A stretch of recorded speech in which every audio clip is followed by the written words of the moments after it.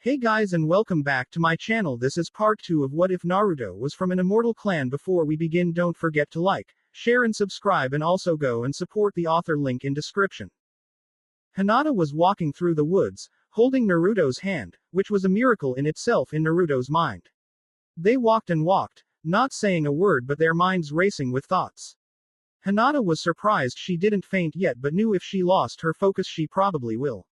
Naruto, on the other hand, was nervous as he'll ever be.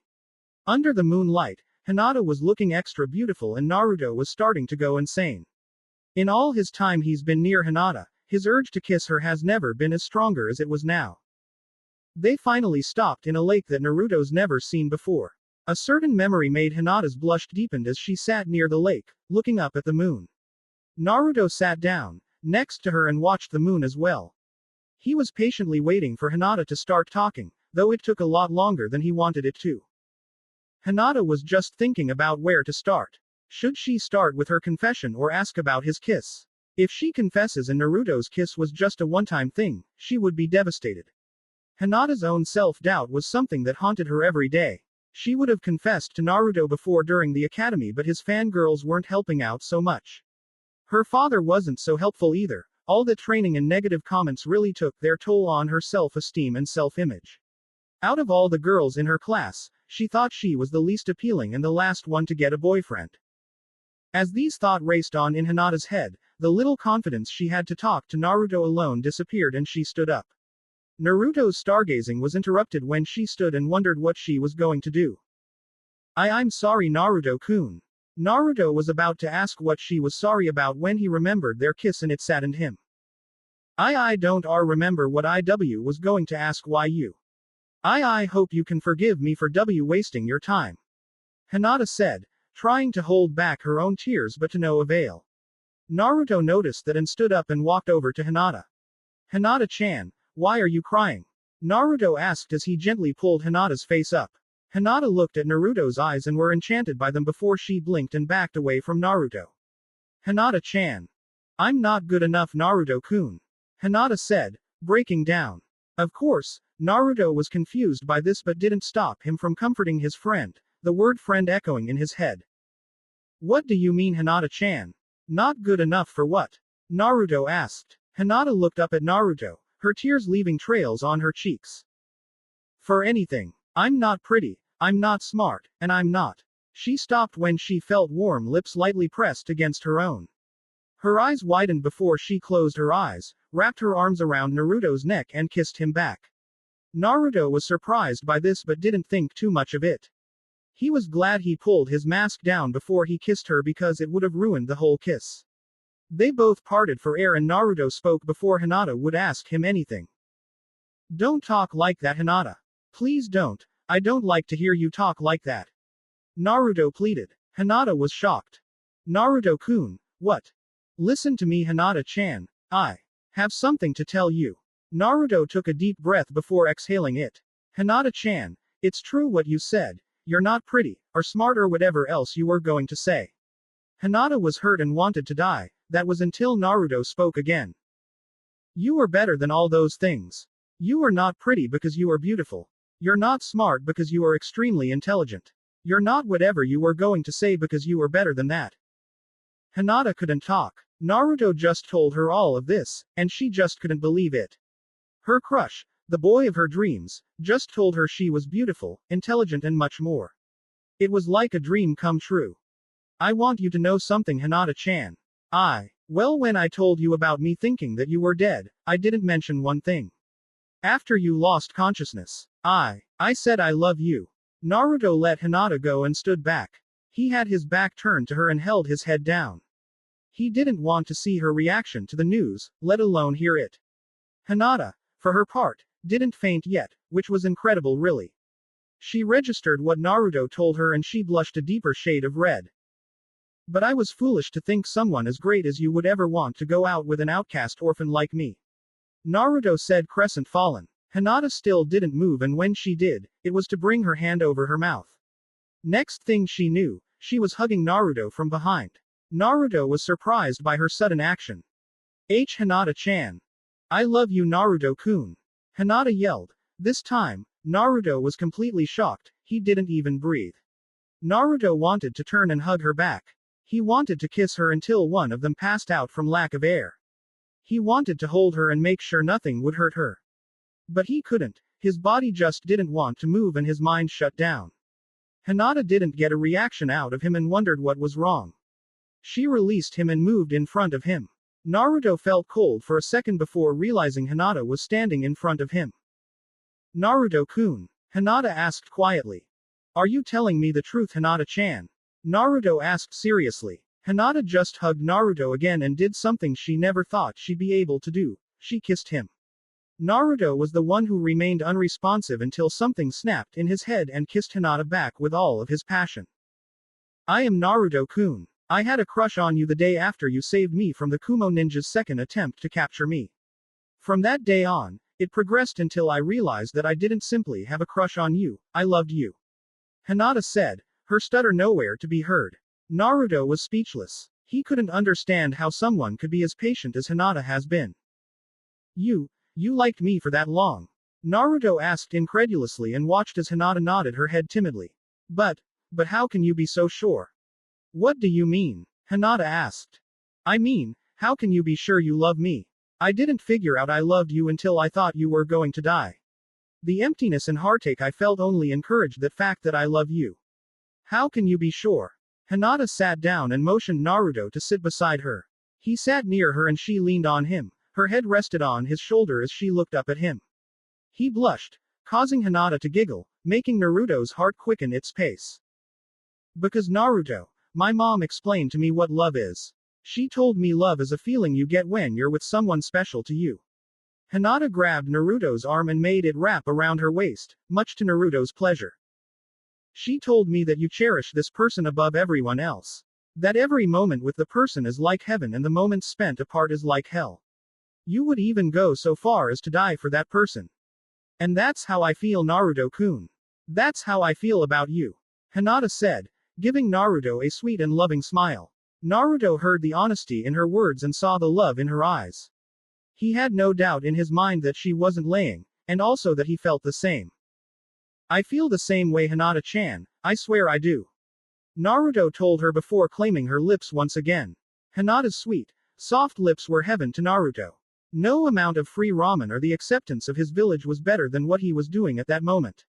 Hinata had never felt so happy before in her life. After her mother's death, Hinata didn't think it was possible to feel such happiness like the happiness she was feeling at the moment. Naruto laid back against the ground, bring Hinata with him. They both lay on the cold ground as the moon shined brightly over them. When they finally parted, Naruto gave one last kiss to Hinata's forehead before he closed his eyes. Good night, Hinata-hime, Naruto said, holding Hinata closer to his body. Hinata smiled at what Naruto said and snuggled his chest with her cheek before going to sleep. Good night, Naruto-kun. With that, both fell asleep, both dreaming of a better tomorrow with the ones in their arms. That's so sweet. My son's a charmer, just like Minato was. Kushina said as she and Haku watched the two genius sleep in each other's arms. Haku held a small smile on her face. Don't be upset, Haku-chan. I'm sure there's someone out there for you. Kushina comforted while patting her back. Haku smiled at Kushina and nodded. I'm sure of it too, Kushina-san. As the days progressed, so did Team Kakashi and Team Kurenai training. With Zabuza and Kushina, as Every calls her, they trained Naruto and helped improve his swordsmanship. Granted, they did have him use replacement swords seeing as he broke his old ones. Everyone else had been able to successfully do the tree climbing exercise and was now sparring. While half the team still protected Tazuna, the other half trained or rested. On this particular day, Naruto was training on his reflexes as Haku threw her Senbon needles, aiming to disable the young genin. Haku has been having internal conflicts with herself since the night she saw Naruto and Hinata confess their love for each other. She didn't know what she was feeling, but it was a negative emotion, one she did not want to deal with. The training with Naruto was not helping her emotions stay in line. It became even worse when he removed his shirt. Every emotion she felt was starting civil war within her, and it took every ounce of her willpower to not charge Naruto and kiss him. Haku blushed at that thought. She never knew she could even think like that. She stopped throwing her Senbon needles and thought for a while. Naruto wondered why Haku suddenly stopped throwing her Senbon. Hey Haku, what happened? Naruto yelled, bring Haku out of her thoughts. She looked on and still didn't do anything. Naruto sighed as he walked over to Haku. Haku, what happened? Why did you stop throwing Senbon at me? As weird as that sounded, Naruto needed to know, it's in his nature to be curious. Haku's hand then shot off and quickly removed his mask and she slammed her lips onto his. Naruto didn't even get enough time to react, he had his eyes wide open and didn't move. Haku had her eyes closed and for a moment, she felt sweet and utter bliss. Naruto regained his equanimity and back away from Haku. What the hell Haku? Haku broke down and cried into her hands. I'm sorry Naruto. I couldn't help it. I just don't know what I'm feeling anymore. Haku said in between sobs. Zabuza and Kushina, both of which were supervising the training, could say nothing at the moment. Both were too shocked to add anything to the conversation. When Kushina finally did regain her composure, she held Haku and told Naruto to head for the house. She also told Zabuza to go with him. No way. Zabuza replied. He suddenly felt Kushina's killer intent. Of course it didn't scare him, though he did note that he shouldn't anger a woman. Fine. Let's go brat. Listen eyebrows, I got a name. Naruto yelled, seeming to have overcome his shock quite quickly. They could be heard arguing as they continued their path to Tazuna's home. Okay now Haku-chan, I want you to explain what you meant. Kushina asked. Kiba, Hinata and Sasuke sat outside Tazuna's house and watched the waves of the ocean rush out of the water, only to hit the shore and dissolve. Kiba sat too close to Hinata for her comfort. Sasuke just leaned back on his chair and closed his eyes. So Hinata, how have you been? Kiba said nonchalantly as he put his arm around her shoulder. Hinata tensed up and just wanted to back away. Unfortunately, she was sitting at the edge of the bench and her only exit was to climb over Kiba, which was something she didn't want to do. I've been okay Kiba. Kiba leaned down until his mouth was mere centimeters near Hinata's ear. I can help you become better. Kiba said lowly. Hinata involuntarily shivered at his tone. Kiba then moved his head near Hinata and almost planted a kiss on her lips until something stopped him. It was the sudden killer intent coming from across the lawn. When Kiba looked up he saw a furious-looking Naruto standing next to an intimidating Zabuza. Zabuza had a smirk on his face as he saw the dog boy sweat and cower under Naruto's killer intent. Zabuza was starting to like the boy more and more with each passing day. What do you think you're doing Kiba? Naruto said calmly, making Kiba flinch. Kiba composed himself after Naruto lightened up his killer intent. Kiba stood up and walked up to Naruto. Hinata and Sasuke watched in interest, wanting to see how it would all turn out. What is there a problem? If Zabuza had an eyebrow, he would have cocked it by now. He wasn't told in full detail but he had heard of Naruto and Hinata confessing their love for each other. Now the mutt had basically challenged the brat's feelings. A wicked smile appeared under his bandages and Zabuza watched on in amusement. Yes, there is dog breath. It's not like she's your girlfriend. Naruto was about to retort but couldn't. Kiba was right. Naruto and Hinata spent more time together but they never brought the subject up. That didn't mean that they were a couple, did it? Deciding to find out whether or not they were together, Naruto appeared in front of Hinata in a blink of an eye, holding her hand and giving her a serious look. Hinata, would you like to go out with me? Naruto asked. Hinata didn't hesitate as she kissed Naruto in the lips, once again much to Kiba's disappointment. Yes Naruto, I would. Naruto and Hinata hugged, Naruto forgetting his anger and Hinata momentarily forgetting her shyness. Momentarily being the key word, as she fainted 5 seconds later in Naruto's arms. Naruto sighed before picking Hinata up and carrying her into the house. The day the bridge was completed was the day of great relief to everyone, including Zabuza. As they made their way across the bridge, Inari stopped Naruto to talk to him. Naruto, I just want to say, thank you. Thank you for giving me and the town hope again and I'm sorry about how I acted when we first met. Naruto smiled down at Inari and ruffled his hair. No problem Inari, and remember, I wasn't the only one who fought here. Inari looked at the rest of Naruto's group and smiled. Naruto then rejoined his group and they walked on. While they did so, a townsperson yelled out. So what are we going to call the bridge? Tazuna replied. The Great, but Inari had other ideas. The Great Ninja Bridge, Inari said, causing many of the people to agree. Tazuna ruffled Inari's hair and smiled. The Great Ninja Bridge, huh? That sounds like a great name.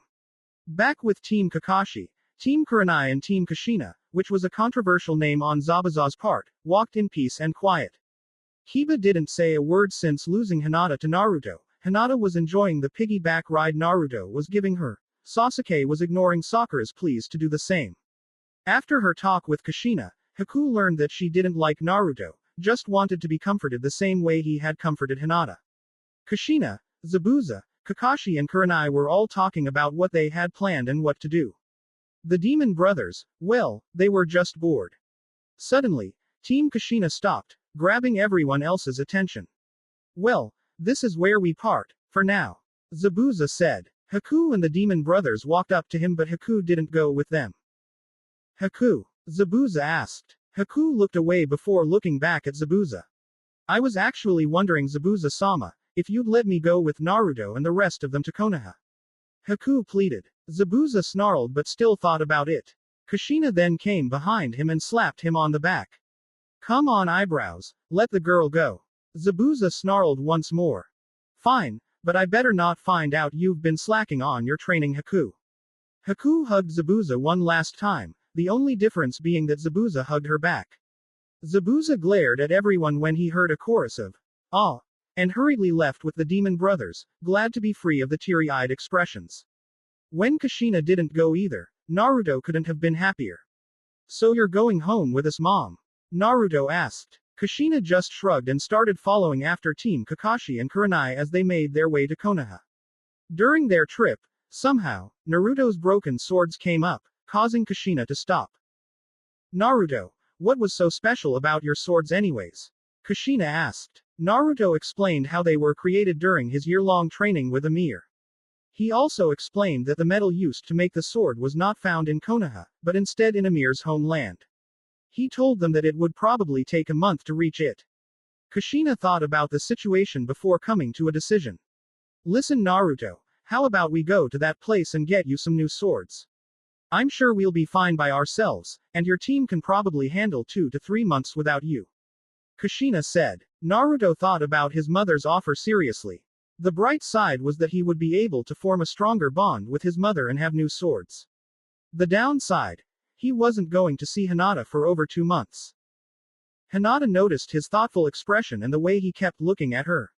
She knew what he was thinking and why he hadn't gave Kushina his answer. It's okay, Naruto-kun, please go with you mother to get new swords, I'll be okay. We'll be okay, Hinata said. Hold Naruto's hands. Naruto took another second before nodding his head. He then lifted Hinata's hands up and kissed them. Hinata blushed at his gesture and it deepened when Naruto kissed her with everyone watching. He broke it off, much to her disappointment, which was evident on her face. Naruto chuckled and hugged Hinata one more time before going with his mother in the opposite direction of Konoha. Hinata watched in sorrow as Naruto walked further away from her. She then felt a hand touch her shoulder. She looked up and saw that it was Kakashi-sensei. Don't worry about him, Hinata. I'm sure he'll come back in one piece. Kakashi said, trying to comfort the love-struck genin. Haku placed her hand on Hinata's other shoulder as well. Yes, Hinata, I'm also sure he will return. Hinata nodded her head and they continued their walk back to Konoha. 1 month later. Naruto and Kushina arrived at the weaponsmith's house Naruto told her he went to when he first arrived. In the entire month, they walked and walked until they were tired of walking, then they would spar, or Kushina would train him. When they didn't feel like doing either, they both talked about their past. Sometimes Hinata would come up, and Kushina could only listen with glee as he talked non-stop about the girl. Hey old man, you still here? Naruto yelled. A man with brown hair, blue eyes, a mustache and beard appeared from inside the small shack he lived in. He wore a sleeveless muscle shirt, and long pants, with a studded leather apron, and armbands. In retrospect, this man was very intimidating, and should have been shown the proper respect, a fact which didn't escape an apprehensive Kushina. However, one good look at Naruto and his face lit up with joy, allaying her fears immediately.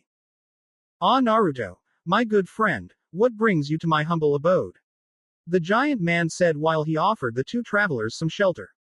Kushina was still wary of the giant man but entered his home after Naruto. Well, I have horrible news. My swords were damaged beyond repair and I was hoping a man of your stature would be able to make me a new one. Naruto asked. The giant man looked at Naruto with a calculating stare. I don't know, Naruto. The sword I made you was difficult to make, and the metal alone is pretty pricey. Do you have enough money to pay for it and my services? Yaba Tsukurite, the giant man, asked. Naruto tensed after he remembered that he gave all of his money to the small girl and her mother. He hung his head in defeat. No, Naruto replied. Kushina was not about to let their trip here about be wasted because of the lack of money, so she took out almost all her money and gave it to Yaba. Is that enough? Kushina asked impatiently. Yaba counted the money and then smiled. With this, I could be able to make your sword 10 times stronger than it was before. Yaba stood up, leaving an excited Naruto and a flabbergasted Kushina in his living room. You may stay here as you wait for your sword to be made, Naruto. It will take me a day or two for me to make it, so make yourselves at home. Thank you, Mom. Naruto yelled as one thought consumed Kushina's thoughts. I wasn't expecting him to take it all. Back in Konoha, Hinata and Sasuke were waiting for Kakashi to arrive at their training spot. 3 hours later Kakashi arrived, but not alone. Hello guys. Kakashi greeted, Haku following behind. Hinata and Sasuke noticed this but thought nothing of it. You're late, Sasuke stated. Sorry, but I got lost in the road of life. Kakashi excused lamely. You already used that 1K, Kakashi-sensei, Hinata said. Besides, I thought Naruto told you to take a map last time. Sasuke added, making Hinata saddened by the fact Naruto was still gone. Kakashi noticed this, so he changed the subject. Anyways, I called you here because I want to introduce to you your replacement for Naruto, Haku. Kakashi said, making Hinata trip over her own feet and Sasuke to cock an eyebrow. But Kakashi-sensei, it's not like Naruto-kun will be gone forever. Hinata said fearfully, hoping she wouldn't have to eat her own words later. That's true, Hinata, but this is only temporary. Haku will be promoted to Chunin when Naruto returns. Until then, you three will be working together and taking on D-rank missions. Everyone, Haku included, sweat dropped. Kakashi watched his team's reaction and I smiled. Great, now come on, I'm sure Tora has escaped by now. This in turn caused his team to groan. I love being in charge. Kakashi commented. About a week later, Hinata suddenly gets a bad feeling. A feeling that tells her something happened to Naruto, something bad. She didn't know what, but she prayed he would be okay. 1 month and a half later. Iruka Amino, teacher in Chunin to his wonderful village, the village hidden in the leaf. Today though, he wasn't a teacher. No, today, Iruka was a normal Chunin who was assigned to guard the front gates with fellow Chunin Kotetsu Hagane. It was pretty uneventful. Some merchants came into the village to sell their products and a couple of tourists entered as well. Iruka sighed as he lay back on his chair as he thought back to last year's graduating class. Specifically, one blonde-haired masking-wearing kid. Iruka had heard of his C-rank mission turn A rank, and when Kakashi returned, they told him that Naruto didn't arrive with him though another girl did. When he asked Kakashi where Naruto was, Kakashi told him it was a secret, so Iuka's patience had been firm, until 5 weeks ago when it had begun to slip, his self-control dwindling. In the far distance, a figure was limply making its way closer to Konoha. They seemed to be dragging something, and were wearing a black cloak that covered every part of their body, not even their face visible. The person seemed determined to arrive to Konoha, not stopping for anything while keeping a constant pace. As close as the person was, he or she was still a fair distance away from entering Konoha. The person cursed and continued to whine about their luck. The person then heard the sounds of ninjas jumping in the background. It turned and waved to get their attention. A silver-haired man who wore a mask over his face with the usual Konoha Junin attire jumped out of the trees. Followed by a solemn boy with raven hair, a blue shirt with the Uchiha symbol on it and white pants. Also there was a girl with long brown hair tied in a ponytail, a light blue Chinese shirt and blue Anbu pants, and another girl. She had midnight blue hair, a thick tan sweater and dark blue capri pants. The silver-haired Junin stepped in front of his group. Do you need help, ma'am? The Junin said. Cut the crap, Kakashi, and help me get back to Konoha. The cloaked person said weakly, and by the sound of its voice, was a lady. Oh, and who might you be? The cloaked woman fell on one knee and used the huge thing she was dragging, which was a huge sword, to help support her.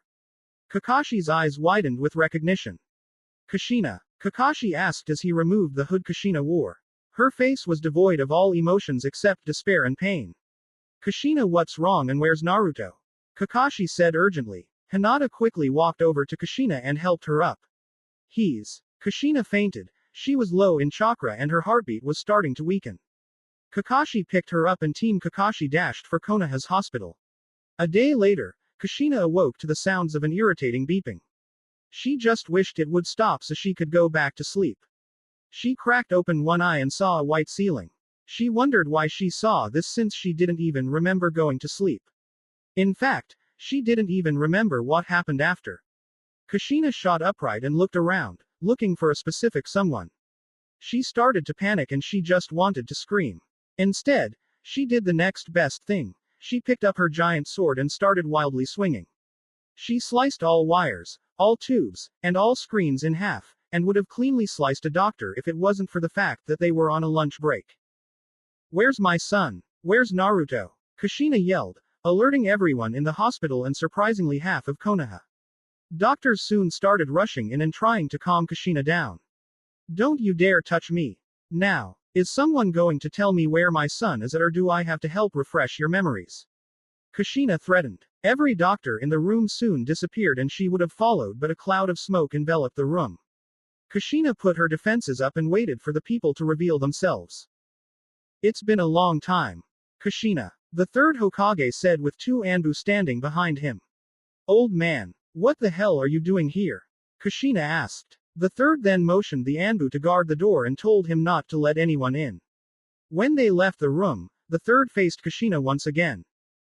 Do you know where you are, Kushina? Kushina looked around and then back at him like he was stupid. In a hospital. Okay, but in which village? Look, old man Hiruzen, I don't have time to play 20 questions, I need to find Naruto and I need to find him now. Kushina said. She then made a huge X on the hospital wall and kicked it, knocking the wall down and out of the hospital. She was about to leave the hospital when Hiruzen, the third Hokage, stopped her. We need to know what happened first. Hiruzen said. Kushina sighed in defeat and was about to begin, but again Hiruzen stopped him. After we summon his teammates, I don't want you to repeat what you're about to tell us. Kushina hesitantly agreed and looked down. She saw that she was changed into the hospital gown and growled. She saw her old clothes on the chair next to the bed she was in and grabbed it. She went into the bathroom and changed. When she came out, Hiruzen ordered his Anbu to summon Team Kakashi into his office. After that, Hiruzen and Kushina went to his office. When Team Kakashi was walking to the Hokage's office, they didn't even know what to expect. After running into Kushina without Naruto, they were worried tremendously. When they entered the Hokage's office, they saw an impatient Kushina gripping her sword tighter and tighter. She looked up and snapped. It's about time you all came. While you were casually walking over, Naruto could be lying in a ditch somewhere dying, or even dead. Hinata blanched with hurt, which went unnoticed by most. Kushina though was not like most and she sighed. Try Yin to calm down. I'm sorry Hinata, I'm just worried. Please take a seat so we can begin. Hiruzen said. After Hinata and Haku sat down in the only two chairs in the office, Hiruzen nodded his head towards Kushina, signaling her to begin. Okay, well I guess I should start from the beginning. Flashback. Naruto and Kushina were walking back to Konoha after Yaiba finished making Naruto's new swords. After testing his new swords, Naruto realized two things. One was that his new swords was sharper and could cut through more stuff than his old sword. 2. He had to get physically stronger to handle his sword better. So, with the help of Yaiba and with the money of his mother, he had new weights on his arms. The cool thing about it was that the more chakra you added to it, the more weight would be added to it. After you release the chakra, not only does the weight lessen, but the chakra returns to the user in full, preventing chakra depletion. On the way back, Naruto and Kushina were talking about a new training schedule with him and his team while passing by a rocky area on a huge mountain near Kumogakure. Kushina felt something wasn't right, like someone was watching them. Then, A huge avalanche of rocks collapsed and headed for Naruto and Kushina. Kushina was able to jump out of the way, but Naruto was not so fortunate. Naruto's foot got caught under a rock and tripped. He looked up and saw the rocks rolling towards him. In a last-minute decision, he covered his head and waited for the rocks. Kushina would have saved him, but she was too late. She was able to dig Naruto out from under the rocks. He was still breathing but was unconscious. She kissed the top of his head and thanked God her little boy was okay. Fate would be against Kushina though, as several Kumo hunter nins appeared and surrounded her and Naruto. She growled and cursed her luck. Hikari Kururugi, you are wanted for the assassination attempt against the Mizukage. You are wanted by every hidden village and your bounty would greatly help Kumo prosper. You can either come peacefully or we could kill you now. One hunter nin said. Kushina's anger was starting to reach critical point. Okay, I see. Maybe we can ask your son there what we should do. Another hunter nin said. Big mistake. That hunter nin was sliced in half, Kushina's sword firmly gripped in her hands. Anyone else wants to ask my son what you should do? Kushina asked dangerously low. The reset of the hunter nins jumped on Kushina, trying to kill her with the Senbon needles or kunai in their hands. Kushina just swung her sword and more than 3/4 of the hunter nins were dead. The remaining ones jumped back. The first hunter nin nodded his head at his only surviving comrade and made some hand signs. When he finished, he stuck his hand out at Kushina. Lightning style. Lightning needle jutsu. Lightning appeared to struck the hunter nin's hands and then shot off to Kushina. She blocked it with her sword but it knocked her back. Unable to react fast enough, Naruto's body was pushed back and sent over the cliff. Kushina watched helplessly as her son fell and reached the ground. She couldn't see how he landed or if he even landed at all. The trees surrounding the ground blocked her view. She then stood up and picked up her sword. How dare you make me drop my son? Kushina yelled as she sliced the second hunter nin in half, leaving the captain alive. In her fit of rage, she just savagely attacked the ninja, not caring that he gave a scratch from time to time. After a grueling 10 minutes of fighting, Kushina was able to behead the last hunter nin. After coming down the mountain, Kushina looked everywhere for Naruto but it proved pointless, she wasn't able to find him. She looked desperately for her boy and after finally reuniting with her son, a month later they are once again separated. She finally snapped and dropped to her knees and sobbed. She sobbed and sobbed until the sun started to set. She knew crying was not going to help and since she couldn't find his body, there might be a chance he was still alive. She got up and dusted herself off. Once she completed this small task, she started running as fast as she could for Konoha, hoping that she could get a search team to help find her Naruto. End of flashback. Hinata was bawling by now and didn't know when she'd stop. The rest of Team Kakashi mourned the loss of a valuable teammate. Hiruzen looked down and made a silent prayer for the young genin.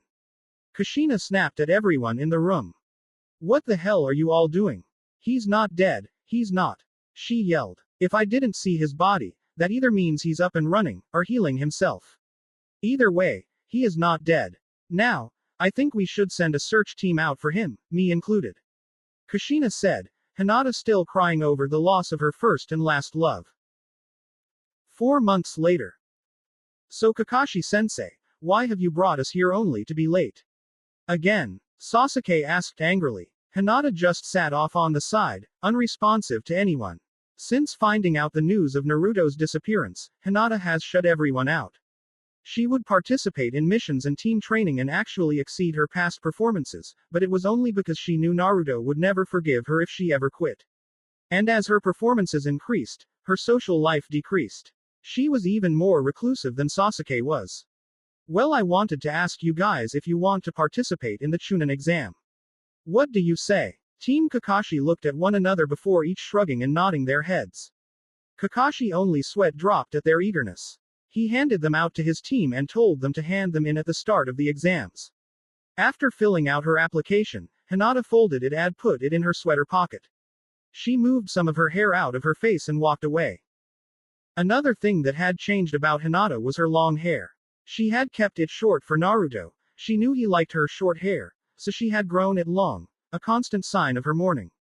She no longer had anybody that she wanted to look good for. On her way home, Hinata bumped into a kid a little older than her. She took a step back and walked around him and the blonde-haired girl next to him. Sorry. Hinata said passively, but the other kid still wasn't happy with the apology. He spun Hinata around and gripped her shirt. He brought her up and snarled. Yeah, you should be sorry. You almost made me fall. The kid with purple paint on his face said. Hinata noticed the bandaged up thing on his back and wondered what it was before replying to the kid. Sorry, I guess, she said nonchalantly. This angered the other kid even more and cocked his fist back and let it loose. Hinata didn't even blink as the fist stopped an inch from her face. She saw that a sheathed sword stopped his fist by blocking his entire arm. When she saw who blocked the guy's fist, she was stunned. The guy who stopped the other guy's fist had dark silver hair, cut just short enough to show his Kumo headband. Check out Wizard Kensai Muguruma's picture to see how his hair looks like. He had the darkest blue eyes Hinata's ever seen, and he had a long cloak that its collar went all the way up, blocking some of his face, something similar to Shino's sweater. His cloak was brown and covered his whole body. The only other thing she could note about this mysterious aide was that he wore black ninja shoes and had another sword under his cloak. He was as tall if not taller than the purple-faced ninja. I don't think we should fight before the Chunin exams start. Besides, it's impolite to hit a girl. The silver-haired ninja said. The guy with the purple paint on his head just scoffed as he let Hinata go. So how about I hit you? He said angrily. He cocked his fist back again but stopped short when he saw the silver-haired kid's team arrive behind him. One was a girl about the height of his blonde teammate. She had dark brown hair that reached to the small of her back. Her skin was tanner than the silver-haired kid's was and she wore the same cloak the silver-haired kid had except it was a lighter brown than his. Her light brown eyes were glaring at the purple-faced ninja as her Kumo armband shined from the sun's rays. His other teammate was a little more intimidating. He had long coal-black hair in a ponytail that reached down at the small back and was as tall as his silver-haired teammate. He had the oddest eye color. It was a golden yellow-like color. This guy wasn't as dark as his other teammates but his skin pigments did look healthy. On the outside, his cloak was a midnight blue while the inside was a dark blood red. He had a strong-looking jaw and had an athletic body as far as anyone could tell. He gave a hard stare at the purple-faced ninja that dared him to say something. How about you walk away from us before I do something I might regret? When the silver-haired kid's male teammate said regret, his eyes flashed and sent a shiver down the other ninja's spine. It was at this time that the silver-haired kid decided to speak again. I don't think your other teammate would want that now, would he? Suddenly, sand started to spin around an area next to the blonde Kuinochi and a red-haired boy appeared. He looked like he never once fell asleep. Stop making a mockery of the Suna Konkuro, you're embarrassing your homeland. The red-haired boy told Konkuro. Gaara, it's not my fault. Konkuro started saying but was interrupted.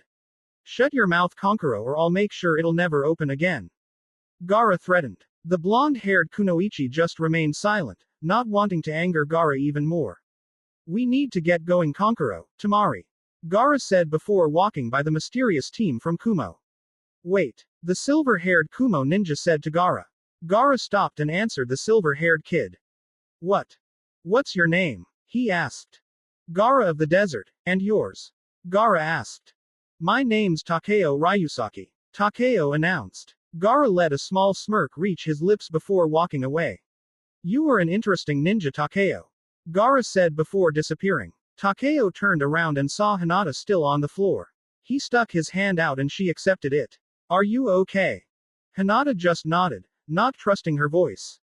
Good, come on guys, we should be going to our hotel.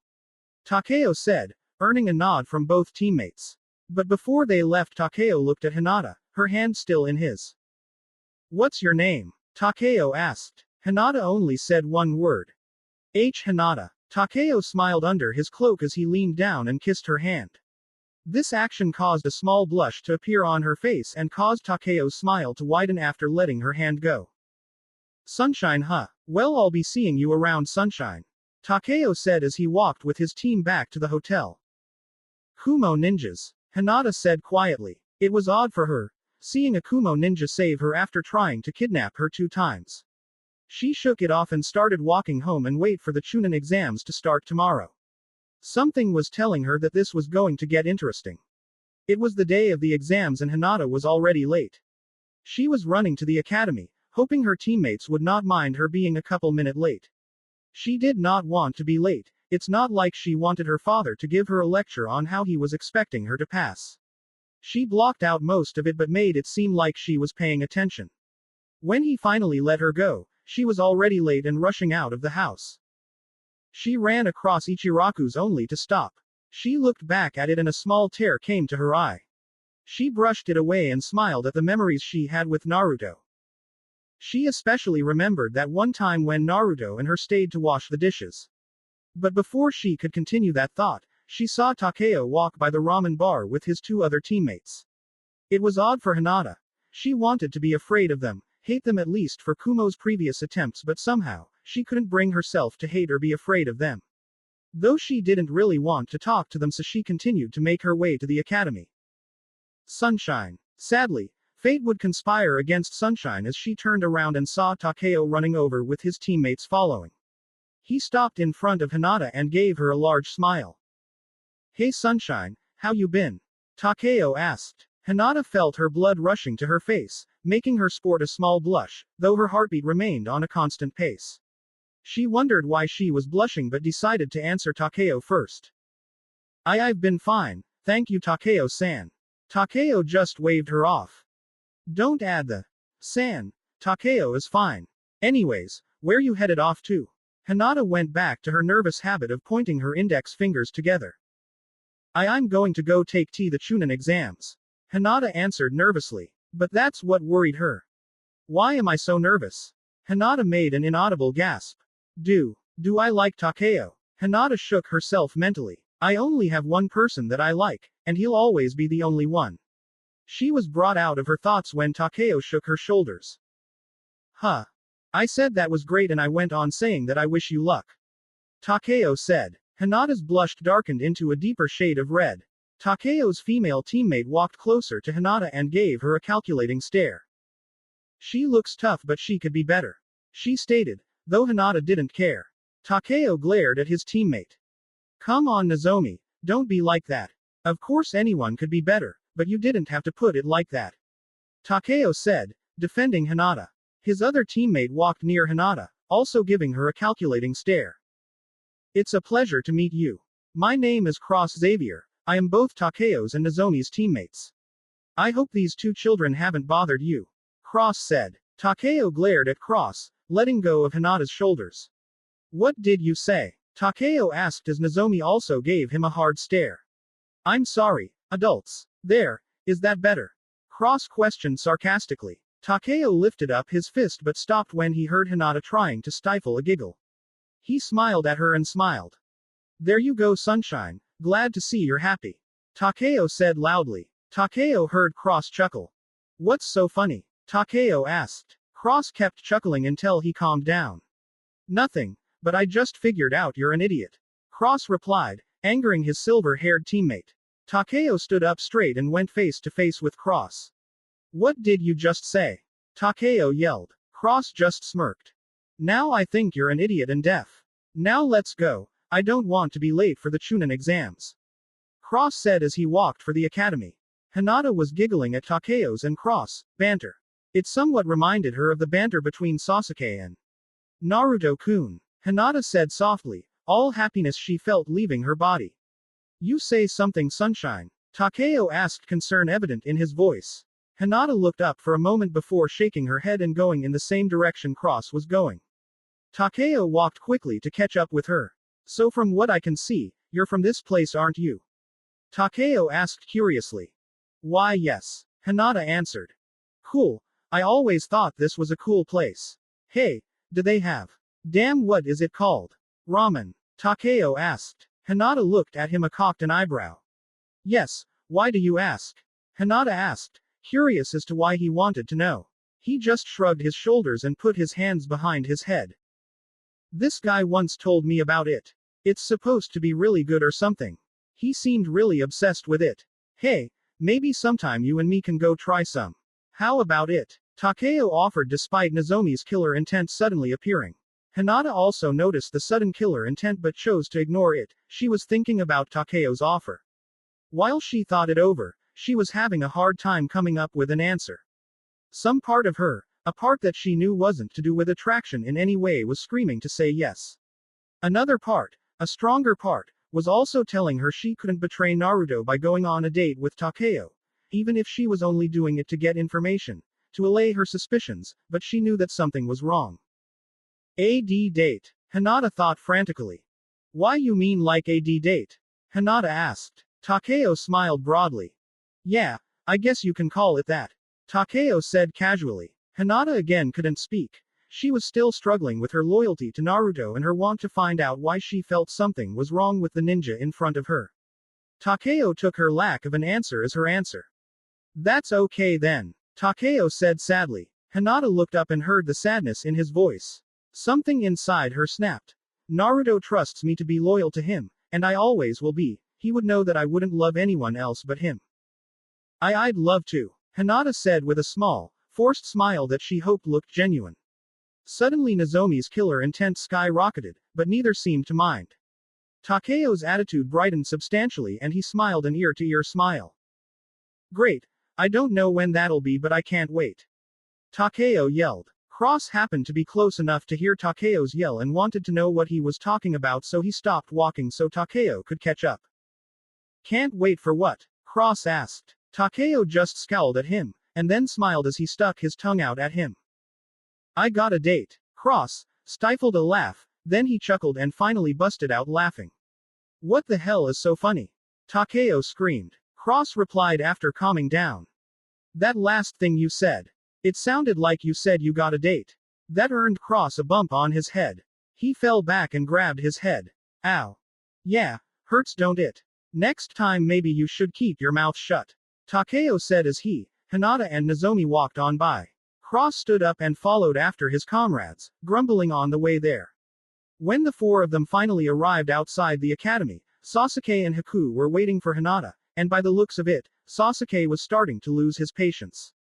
When he saw Hinata and the Kumo ninjas arriving, he was glad and confused. Who are these losers? Sasuke asked Hinata. Cross didn't like how Sasuke called them losers. We're not losers, Cross retorted. Sasuke gave one look at Cross before saying. I call them like I see them. A kunai flew past Sasuke's face, leaving a small cut on his left cheek. He looked to see who threw the kunai and saw Nozomi with her hand still out. The only loser here is you. Mock me or my friends again and next time it won't just be a scratch. Nozomi said lowly. She retracted her hand and put it on her hip. Sasuke just growled and grunted as he looked away. Haku, meanwhile, walked up to Takeo. How do you know Hinata? Haku asked. I don't. We just met. Well, officially. Takeo said. He stuck out his hand and smiled. Nice to meet you. I'm Takeo Ryusaki. Haku shook his hand and gave him a smile of her own, oblivious to Nozomi's killer intent. My name's Haku. Nice to meet you too. Can we go take the damn test now? Nozomi said impatiently. Takeo looked at her and shot her a look that yelled, calm down. Nozomi registered the look before administering one of her own saying, what? Takeo sighed and looked at Hinata. When Hinata looked at Takeo, she felt as though a strong genjutsu was placed on her because she thought she saw a little bit of Naruto in Takeo. Guess she's right. Let's go. Team Kumo and Kakashi walked up to the academy and went to the room they were told to go to. On the way there, they passed by a class that had a genjutsu over it. Takeo looked at it curiously and watched as a genin was shoved back, landing on her back. Hey, come on. Let us through. The brown-haired genin pleaded. She had her hair in a bun and had a light red Chinese shirt and green capris with her blue ninja shoes. Two genin were standing in front of the supposed exam room, kicking everyone out of it. No chance, we're just cutting down the casualties. We're actually doing you guys a favor by not letting you through. You should be thanking us actually. One of the genin said. The next genin who tried to get by the two genin was a black spiky-haired genin with a green shirt underneath some weird-looking protective vest. He wore green shorts and black ninja shoes. He too was knocked down after trying to enter. Lee. The brown-haired genin yelled in concern. I'm okay, Tenten. Lee said as he stood and moved behind a crowd of genin forming at the door. Hinata tensed up when she saw her cousin join up with his team. Before Sasuke could react, Sakura appeared behind him and hugged him from the neck. Sasuke-kun. What a surprise. Sakura yelled. Nozomi covered her ears and Sakura's high-pitched yell almost deafened her. Takeo laughed at Nozomi and Cross only smirked. She saw their reactions and didn't like it one bit. What do you think is so funny? The sounds of Sasuke struggling to free himself could be heard in the background. Nothing. Takeo said, fruitlessly trying to stifle his laughter. Cross just shook his head with a smirk, finding her facial expression hilarious. Hinata herself was trying not to laugh after seeing Nozomi's face when Sakura yelled. She was lucky Nozomi wasn't looking at her. Nothing. Well then stop laughing or all. You'll what? I dare you to do something. Takeo said, trying to call her bluff. Nozomi just smirked and looked away. Takeo realized what she was doing and tried to stop her. You know I was kidding, right? You don't have to do anything. Is it the dare? Is it because I triple dog dare you not to do something? Come on, I was just kid. Damn it, Cross, you can at least help me out. Takeo yelled at his friend. Cross just shrugged his shoulders. Do I need to remind you that she's angry at you too? You know. Takeo's right, Nozomi, there's no harm done. You don't have to do anything drastic. Cross agreed. Nozomi's smirk just grew and she walked away. Nozomi, come on. Damn it. You know we're screwed, right? Takeo asked. Cross nodded his head, hoping whatever it was she was going to do wasn't going to be as painful as it was last time. Hinata watched on in fascination. It was incredibly funny how Takeo was, and to her surprise, she actually enjoyed being with him. Again sporting a blush, her thoughts returned to the earlier idea of her crush on him. It's only because he reminds you a bit of Naruto, but he isn't him. She kicked herself mentally at how weak her argument sounded. Sunshine. She was brought out of her thoughts by Takeo. Huh. Okay, you're awake. I thought you somehow managed to sleep while standing up. Anyways, me and my team got to go, I'll see you later.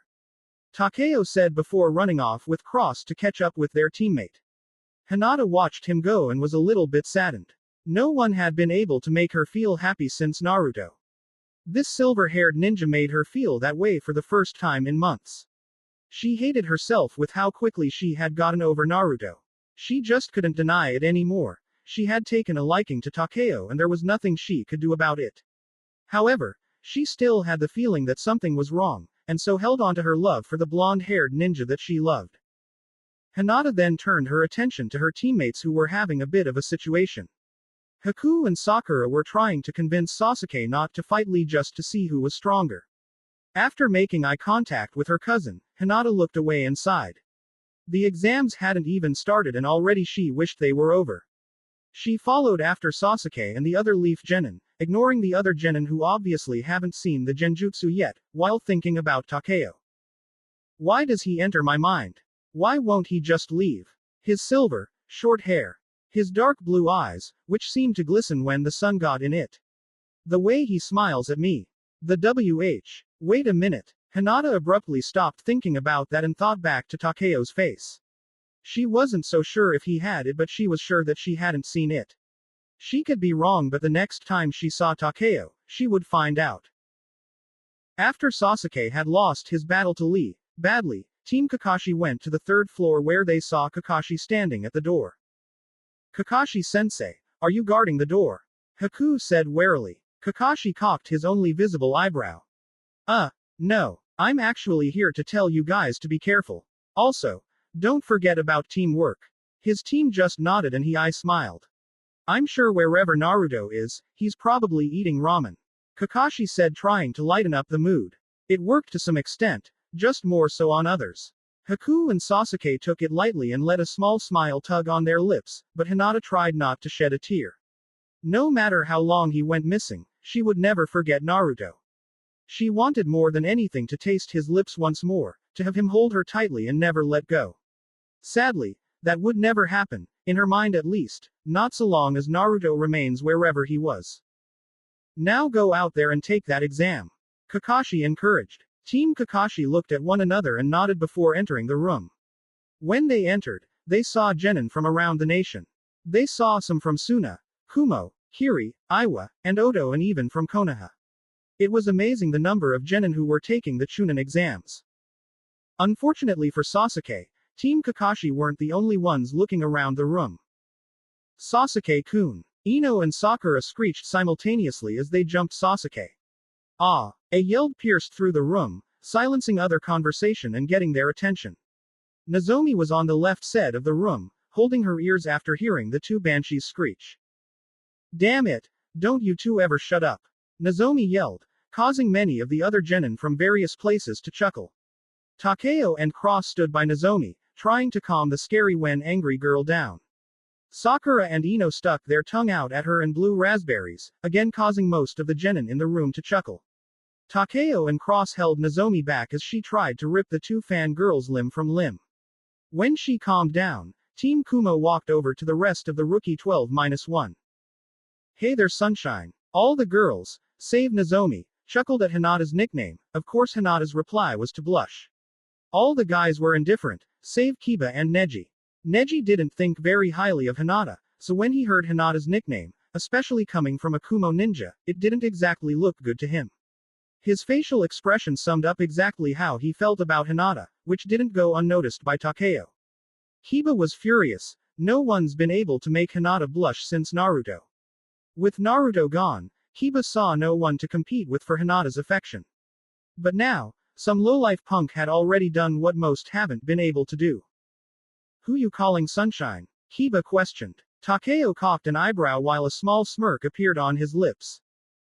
Why Sunshine of course. Takeo stated like it was the most obvious thing in the world. Kiba's veins popped out as his animosity for Takeo grew tenfold. Cross, seeing his expression and the fact that Takeo's innocent smile wasn't helping, he stood between Kiba and Takeo and tried to calm Kiba down. Whoa there little doggy, let's not. Cross didn't finish as he was sucker punched in the face by Kiba. Who are you calling? This time Kiba didn't finish as Nozomi gave him one of her own sucker punches. Her breath was shallow and controlled as she tried to control her anger. What the hell was that for? Kiba yelled. What the hell do you think? Before he could answer, a Konoha genin with silver hair and glass walked up to them. Hey, you guys might want to keep it down. He warned. Cross, not really like the vibe he got from the Konoha genin, looked at him suspiciously. And why is that? Takeo asked warily. Because then everyone here will mentally put a bullseye on you. What's your name? Nozomi, who was also suspicious of the genin's intentions, said after getting up from the sucker punch he was given. Kabuto Yakushi. Takeo lowered his sights and saw him holding cards. What's with the cards? Takeo asked. Kabuto looked at the cards in his hands and chuckled. These are info cards I collect. You see, this will be my 7th attempt in the Chunin exams. Though my past failures didn't go to waste as I have information on ninjas from Konoha and from other nations. Kabuto explained, raising Nozomi's and Cross suspicions. What if they get into the wrong hands? They may lead to the downfall of many in this room, in and out of the Chunin exams. Nozomi said. Probably, but these cards only respond to my chakra, so it'll be okay. Kabuto reassured, though Cross still wasn't convinced. Well, let's see what they can do. Takeo yelled. Kabuto smirked and took out his cards. Well, give me any kind of description. Blonde, tall, skinny, fat, short, odd. Anything. Kabuto said eagerly. Rock Lee. Sasuke started, though someone else continued in his place. Gaara of the Desert and Neji Hyuga. Takeo said, surprising himself with the second person he asked for. He silently growled at his stupidity. I'm not supposed to let my emotions get control over me. Takeo thought. You know their name. That's no fun. Kabuto applied some of his chakra to 3 different cards and everyone watched as the 3 aforementioned ninjas' information showed up. Let's see. Quite impressive. Rock Lee with his team have completed over 50 D rank missions, 22 C rank and 1 B rank. What he lacks in ninjutsu and genjutsu, he makes up for in taijutsu. It says here he is an expert in hand-to-hand combat and pretty handy with a bow staff. Gaara of the Desert. It says here he's done 14 C rank missions, 7 B rank and 8 A rank. It also says that he always returns from his missions without a scratch. That's incredible, almost unbelievable. There's not much else in here about him, weird. Neji Hyuga. In the same team as Rock Lee, so you already know the number of missions. Says here that he's been trained in the art of the gentle fist. He's a branch member and is considered a prodigy in the eyes of his clan. His Kekkei Genkei is the famous Byakugan, very impressive. Seems like this year's genin are tougher than last year. Wait, what about him?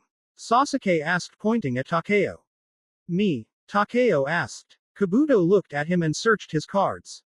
Strange, there doesn't seem to be a card on you. What's your name? Kabuto asked. Takeo Ryusaki. Kabuto searched his cards again but still didn't find him. Kabuto raised an eyebrow and looked at Takeo. Who are you? Takeo just smirked. I thought your cards had information on everyone here. They do, even that small group from Oto. An Oto ninja, not from them, cocked an eyebrow. Let's show them just how small our group is. The leader said as he and his team charged. He threw a fist at Kabuto but Kabuto blocked it. You're going to have to do better than that. Kabuto's eyes widened and he fell to his knees. He soon threw up and saw that his glasses were cracked. Whatever the Oto ninja had done, he wasn't able to see it. Humph, pathetic. A sword was then placed on the throat of the Oto ninja who spoke. He looked to his right and saw Takeo with an odd-looking sword. It had completed no guard. Its grip was black with small inscriptions that made no sense. The whole thing was black except the blade, which was a pure silver color much like Takeo's hair. The blade was also thicker than most swords the Oto nin seen before. Let's wait until we start the exams, I think that'll be in everyone's interest. Takeo said dangerously low, putting more pressure on the Oto's neck until a little blood leaked from his neck. Suddenly, a smoke bomb blew up in the room and a voice boomed out. All right maggots, sit down in your designated seats and shut up because I am not going to repeat myself. You, Oto and Kumo, you don't want to be disqualified before the exam starts, do you? Both Takeo and the Oto nin shook their heads, causing the loud Konoha ninja, Ibiki Morino, to smirk. Good, now sit down and I'll explain how this is going to work. Ibiki explained how they will be taking a written exam with 10 questions. If they get caught cheating 5 times, they would be kicked out of the exam. Ibiki gave them 45 minutes to answer the first 9 questions before he gave them the 10th questions. Hinata was lucky or unlucky enough to sit right next to Takeo. He smiled at her before he looked down at his own paper. Hinata's blush returned yet her heartbeat remained the same, which seemed odd to her. After a moment, however, she gave herself a small smile. He'll always be the only one. Candidate number 38, you and your teammates get up and leave, you're busted. One Chunin in the room yelled and 3 genin stood and walked out of the room. Hinata panicked but was glad she wasn't called on. When she started reading the questions, she knew that she didn't know any of the answers.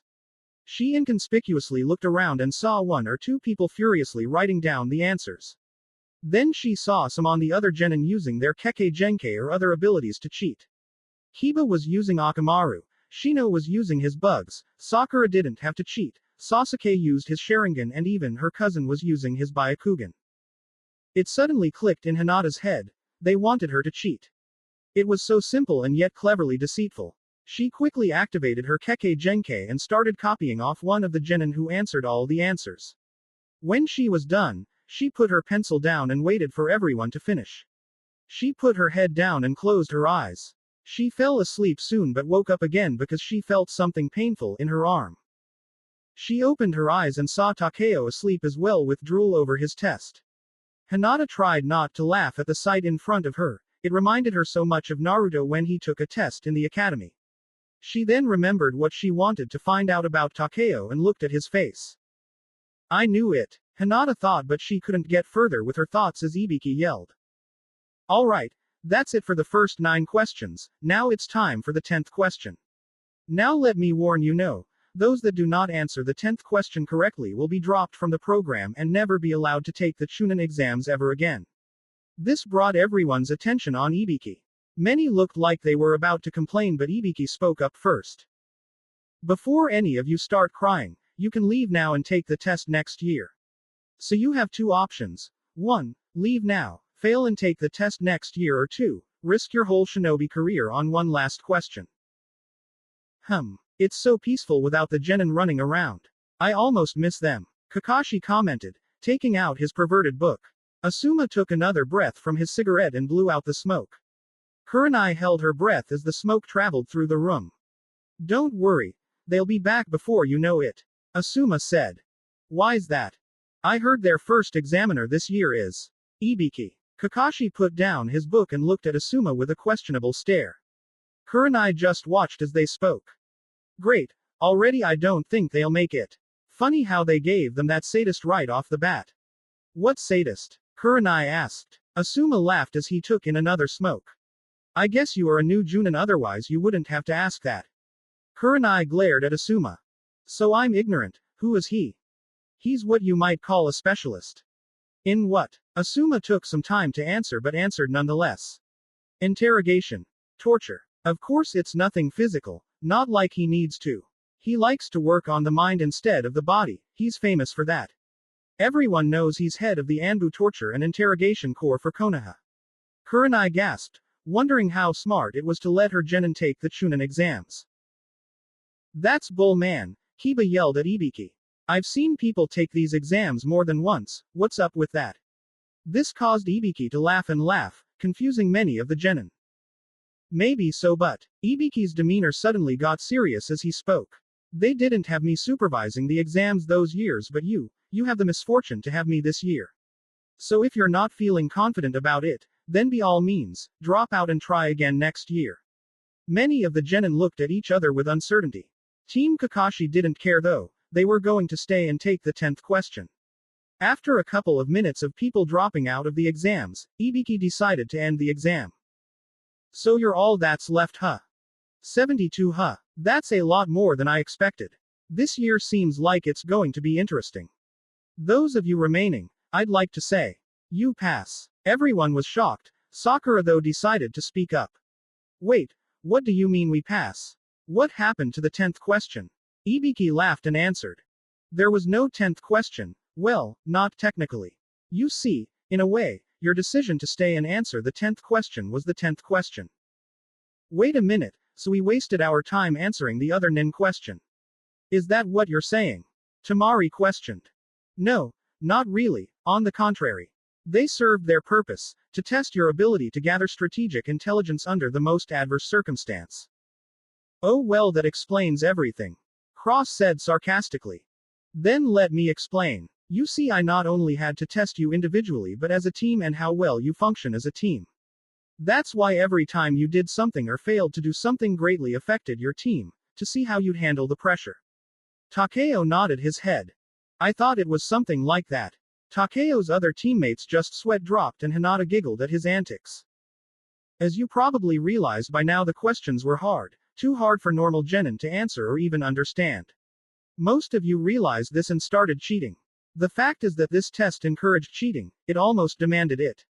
Of course, it wouldn't help if you couldn't copy off of someone with the right answer, so I had two Chunin who already knew the answer sit in with you.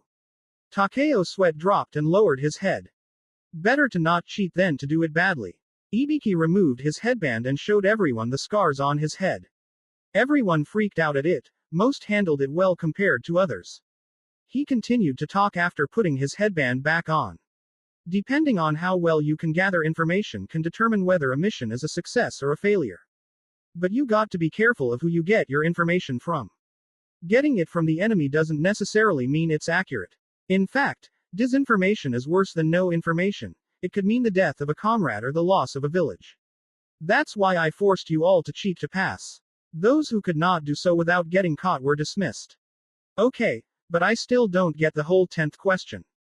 Tamari asked again. It's simple really, it was the whole point of the whole test. As I mentioned, the whole point of the test was to test your teamwork. I gave you two options, both difficult choices. You could play it safe and try again next year, though it meant that you and your teammates failed. Or you could take the risk and try to answer the 10th question even though you knew that if you got it wrong, you could fail and ever become a Chunin. A lose-lose situation, but Chunin face this sort of situation every day. Ibiki took a long pause and exhaled loudly. Let me give you a hypothetical situation. Say you were given a mission where you had to retrieve a scroll from an enemy base. You have no idea how well guarded it is or how many are guarding it. Furthermore, you have reason to believe they're expecting you, so you could be walking into a trap. So do you pass the insane mission just so you and your comrades could live another day, to avoid danger? No, you will have many more missions that'll seem almost suicidal in retrospect. But that's not what you think about. You think about the success of the mission and the discipline and courage you need to complete your goal. Most genin resolve were now unwavering, knowing they made the right choice. Ibiki smiled at the genin before he jumped back and saw a small black ball open up and spread out a sheet that announced the arrival of the second examiner. Listen up, you punks. My name is Anko Mitarashi and I'll be babysitting all of you brats for the next part of the exam. Anko yelled. Most of the genin were surprised and Ibiki sighed. You're early, Anko. Ibiki stated. Anko looked around and hung her head. You're getting soft, Ibiki, she said. Ibiki just shrugged. He honestly wasn't expecting these many genin to have the guts to continue the test. Come on, let's go to the next part of the exam. It'll take place in the Forest of Death. Anko smiled as she licked her lips in an animalistic way. Takeo just smiled and scoffed it off. Hinata's reaction wasn't as daring as Takeo's. She didn't really care. Takeo stood up and offered his hand to help Hinata stand. Thank you. Takeo nodded his head as they left the room.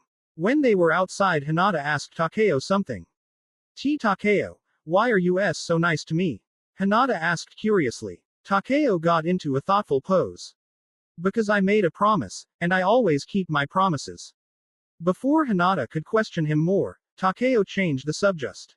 As they made their way to the Forest of Death, two pairs of eyes followed a Cetane person in the group. The two ninjas hidden in the shadows saw Takeo casually place an arm over Hinata and talk to her while she giggled and blushed. Why should I wait for them to enter the damn forest? Growled the shorter ninja. The taller ninja just smiled, letting its hair flow freely in the air as the ninja felt its comrade's killing intent rise. Don't like what you're seeing?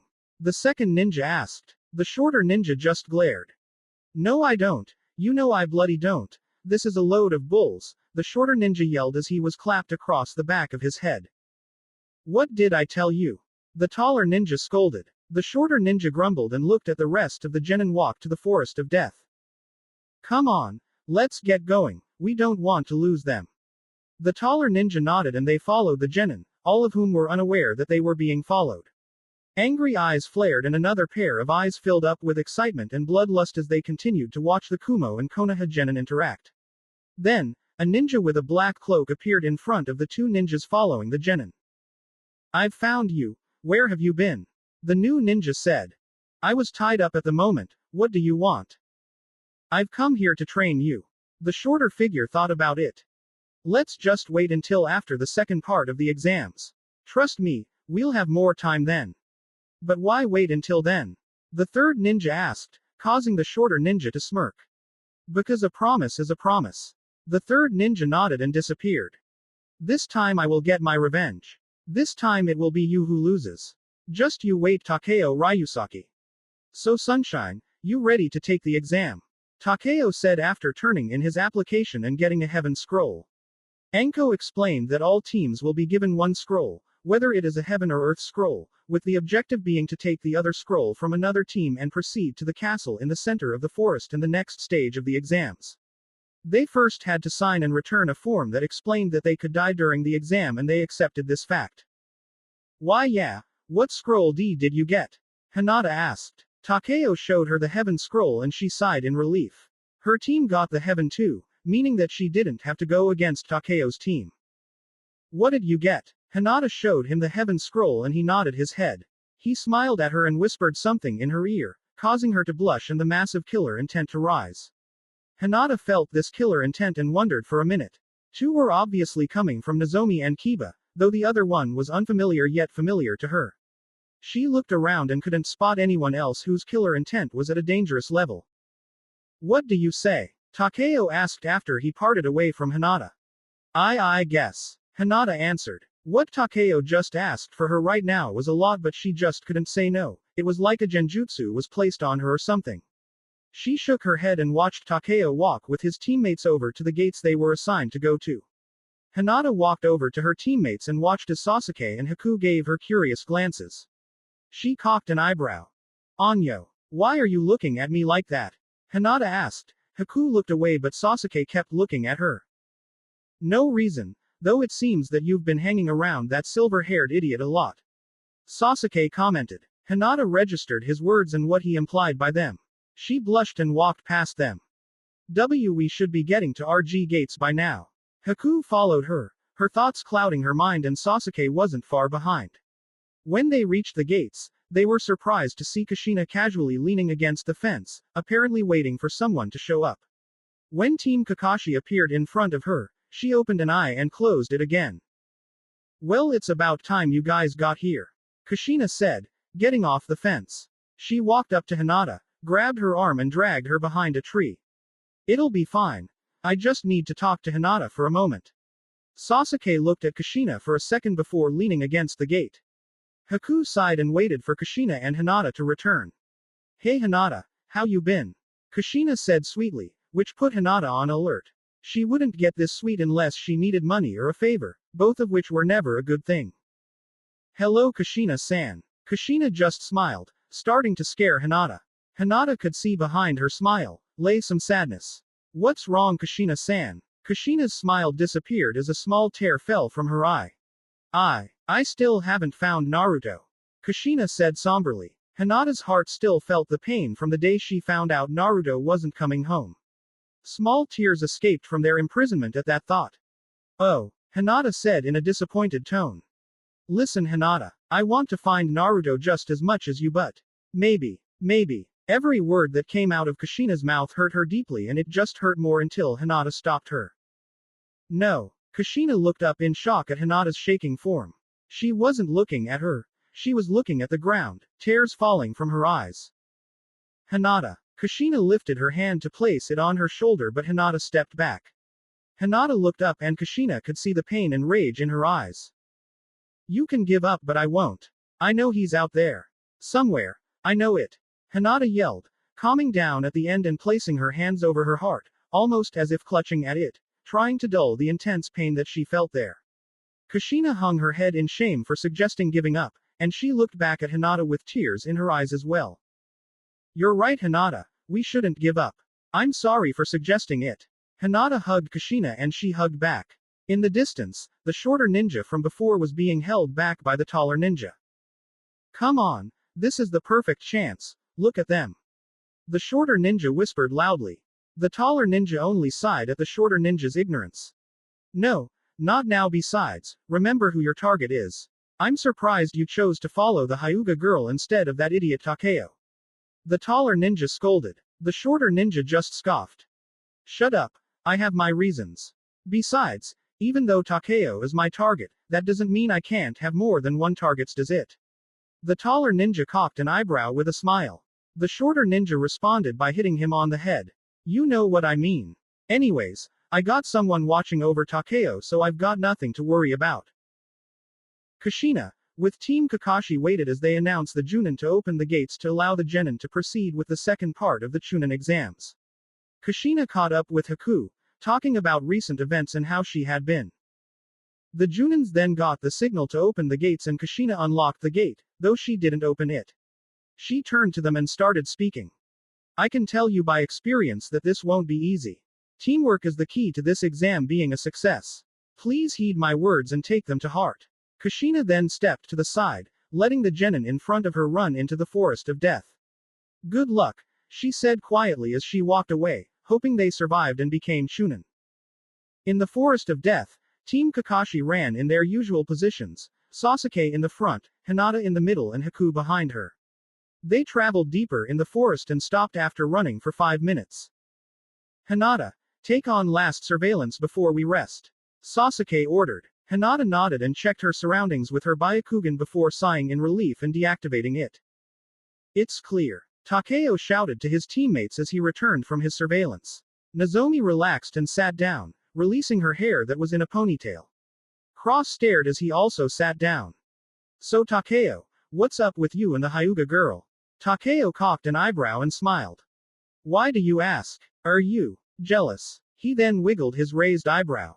Nozomi blushed but pouted. I just want to know what options are open. Nozomi retorted. Cross scoffed and closed his eyes. Nozomi focused all her rage on Cross. You got something to say. Cross opened an eye and sighed. You say you want to know what options are open. That is ridiculous, you are jealous. There are only 2 options, either Takeo or none at all. Cross stated, causing Nozomi to see red. Before anyone could make a move, Team Kurenai appeared, Kiba smirking arrogantly. Oh hey, it's dog breath, what do you want? Takeo asked sarcastically while Cross stood up. Kiba walked up to Takeo and puffed his chest out while Shino and Sakura stood back, clearly not wanting to get involved. I came here to tell you something. You better back off Hinata, she's mine. Kiba growled, but a smirk appeared on Takeo. I'll tell you what. I will continue to see sunshine if I want to, and if I don't, that'll be my decision. Now how about you back off? Kiba growled again but was pushed back by Cross. What the? You and I have a score to settle, mutt. Now stand and fight me. Cross yelled angrily. Kiba stood up and smirked. Nah, you're not the one I want to fight.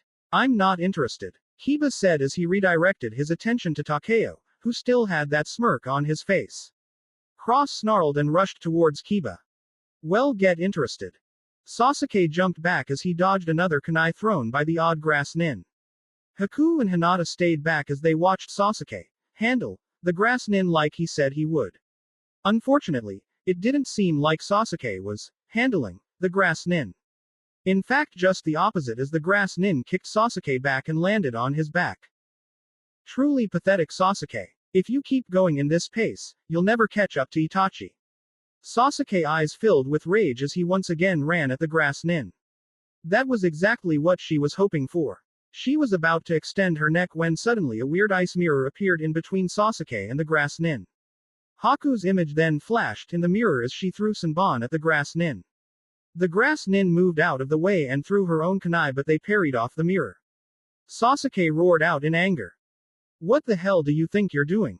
I told you I'd handle it. Haku just looked back before continuing the attack while replying. You were losing, and if you lose, you might die.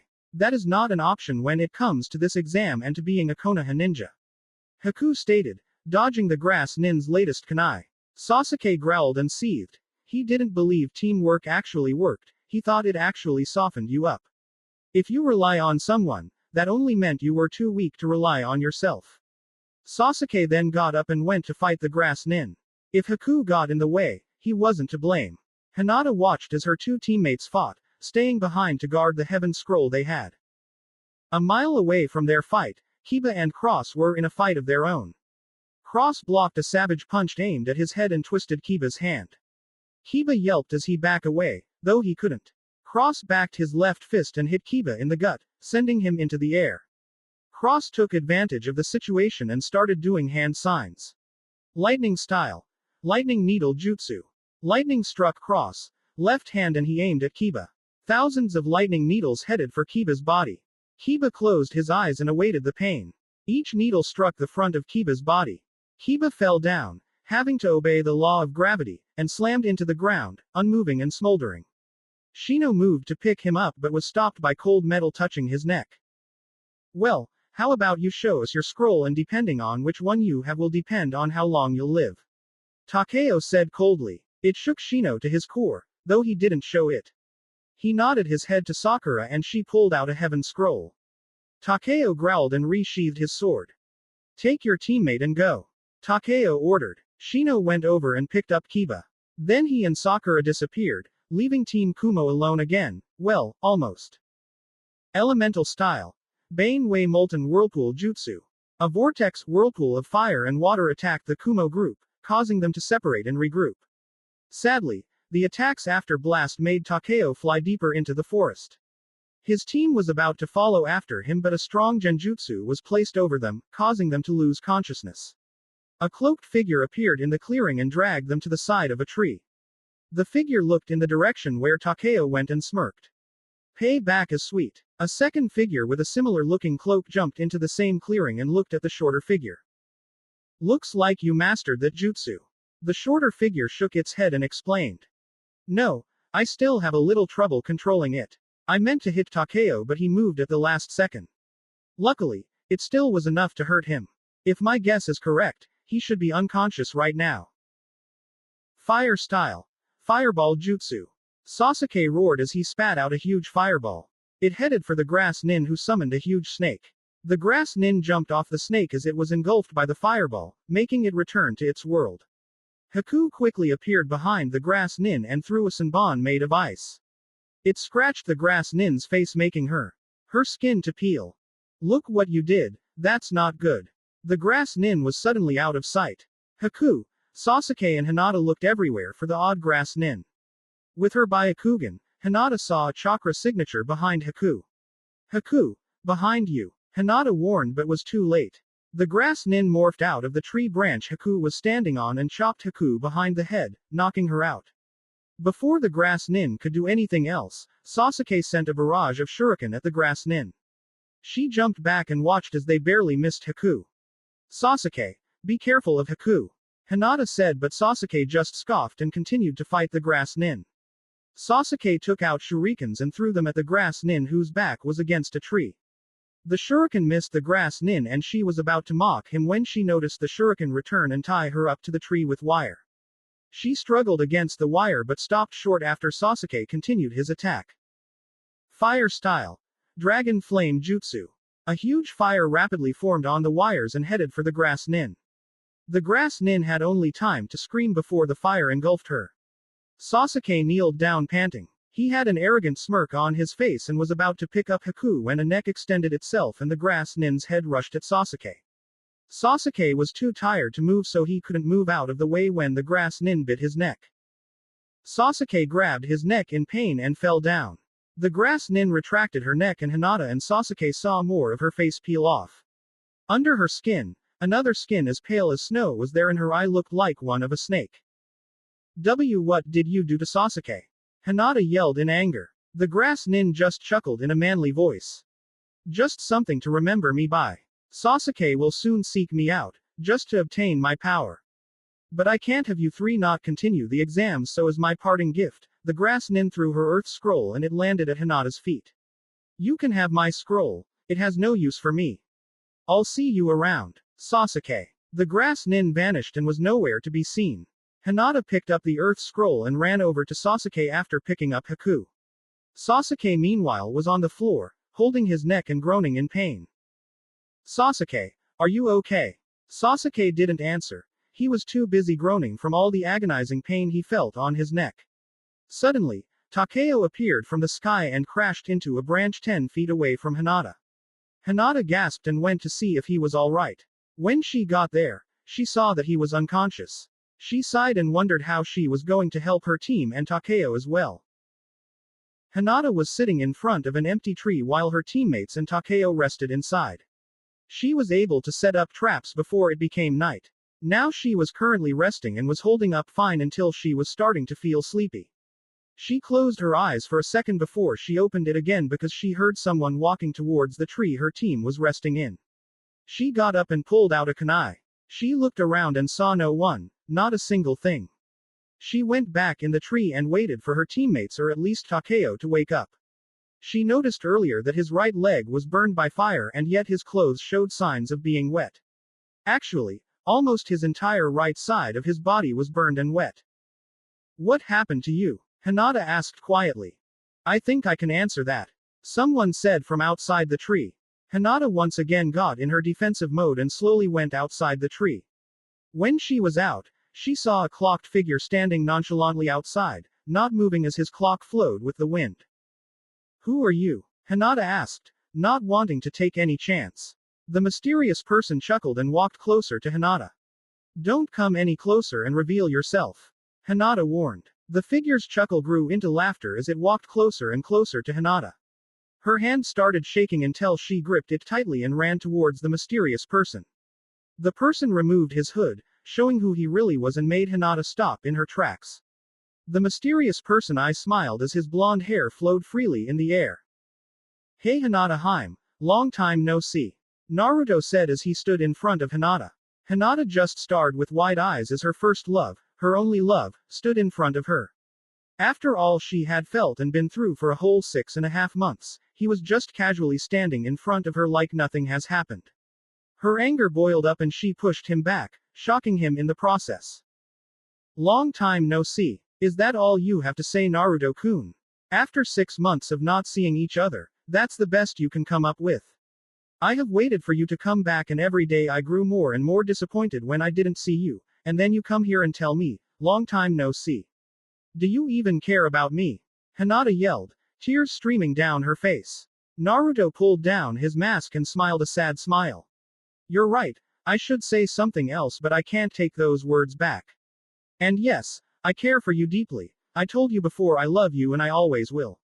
Naruto leaned down and kissed Hinata softly on the lips before she could respond.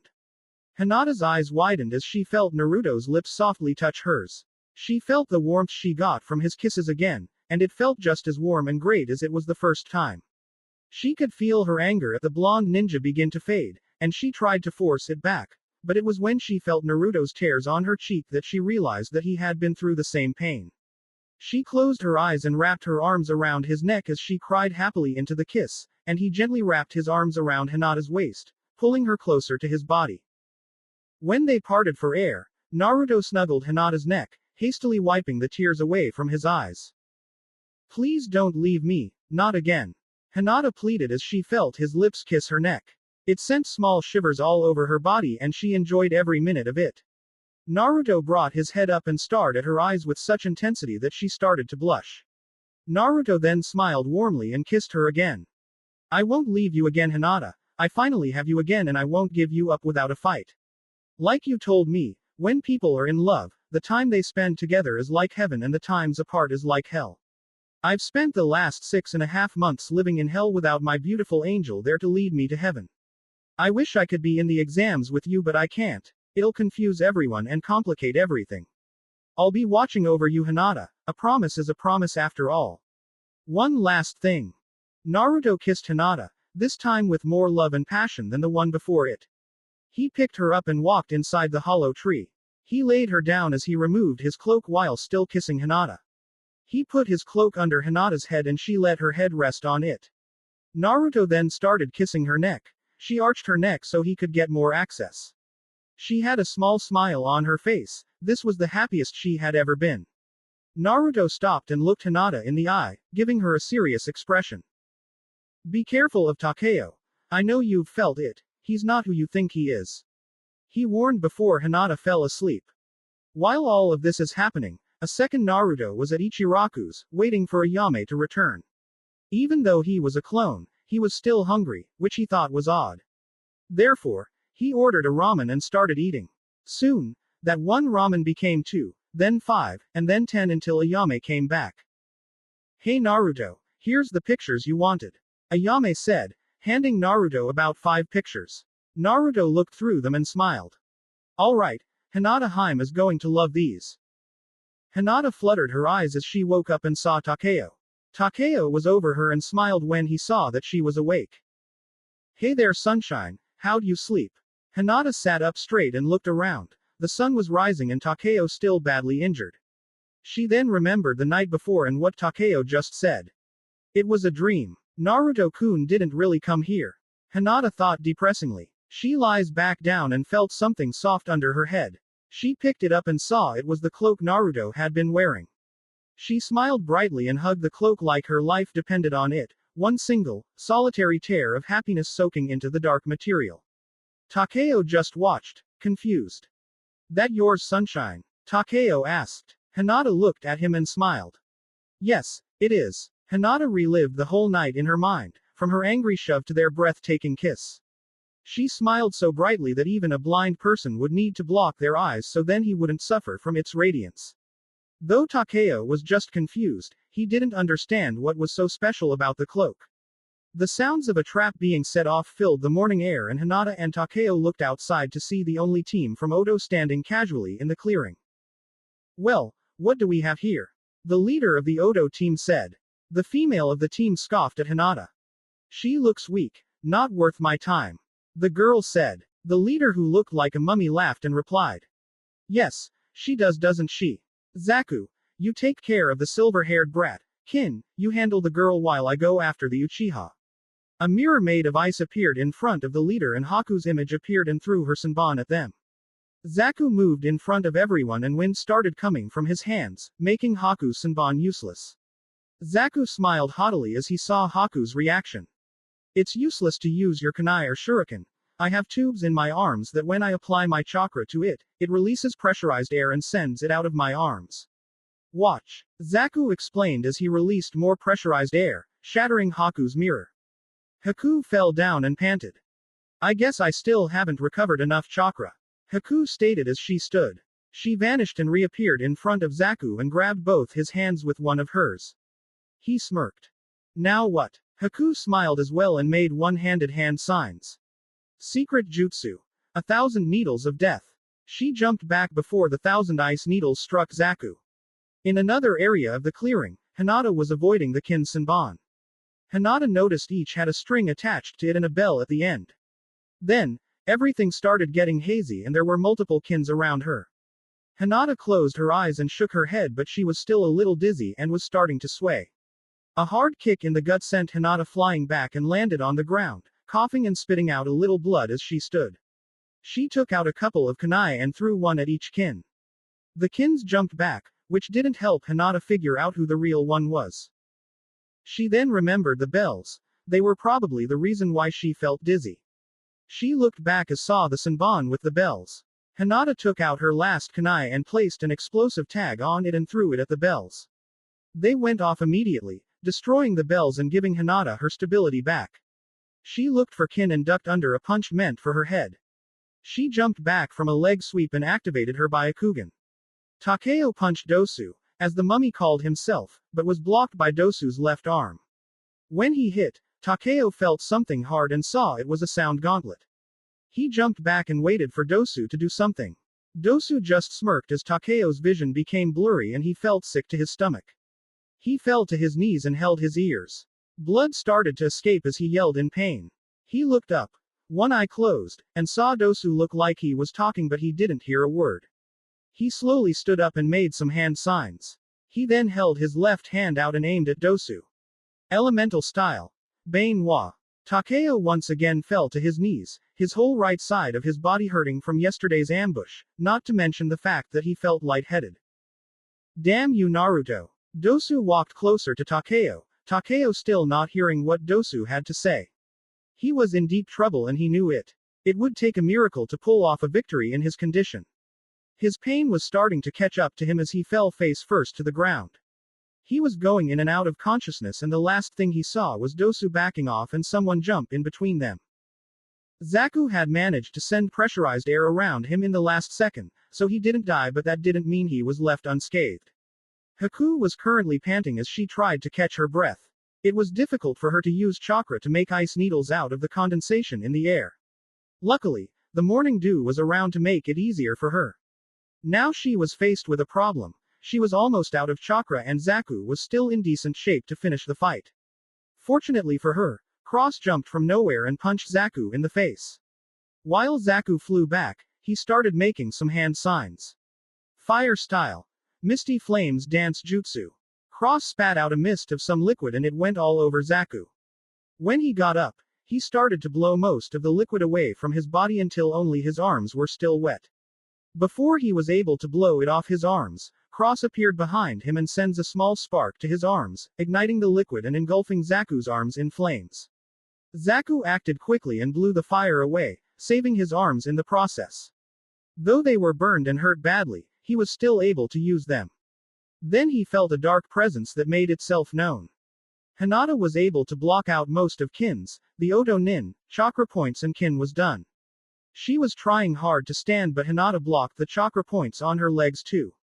To make sure she wouldn't cause trouble, Hinata swiftly hit her in the back of her head and knocked her out. Hinata turned to Takeo unconscious on the floor and Nozomi in front of him, preparing a jutsu. When she finished, Hinata saw Nozomi hold her hand out and lightning shoot out. Lightning style. Shattering thunder. It struck Dosu but then he disappeared and replaced with a log. He ran out of his hiding spot and punched her in the back. Dosu was about to continue his attack when he felt a sudden evil presence behind him. He turned and saw Sasuke standing outside with some purple aura moving around him. Zaku smiled, moved away from Cross as he regrouped with Dosu. That's who Orochimaru-sama wants us to kill. Humph, doesn't seem like he's worth Orochimaru's time. Zaku then held his hands and let go of the pressurized air. Zaku wait. But it was too late. The air was released and destroyed everything in its way, which was Sasuke. The air kicked up dust and surrounded the area. When it cleared, Sasuke was nowhere to be seen. Zaku smirked arrogantly and scoffed. That was sad. What did you say? Zaku turned and saw Sasuke, but before he could completely turn, Sasuke backhanded him, sending him flying. Zaku righted himself and faced Sasuke.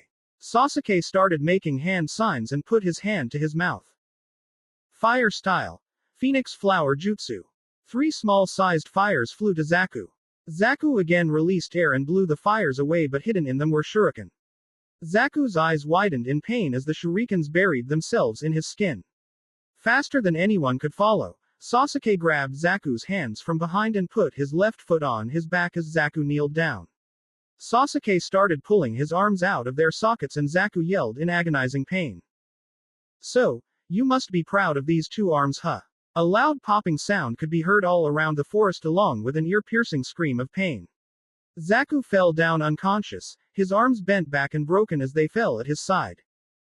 "You're the only one left standing," Sasuke said as he walked closer to Dosu.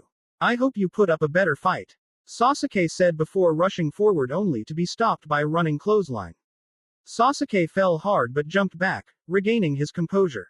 When he saw who stopped him, he scoffed. "Who the hell are you?"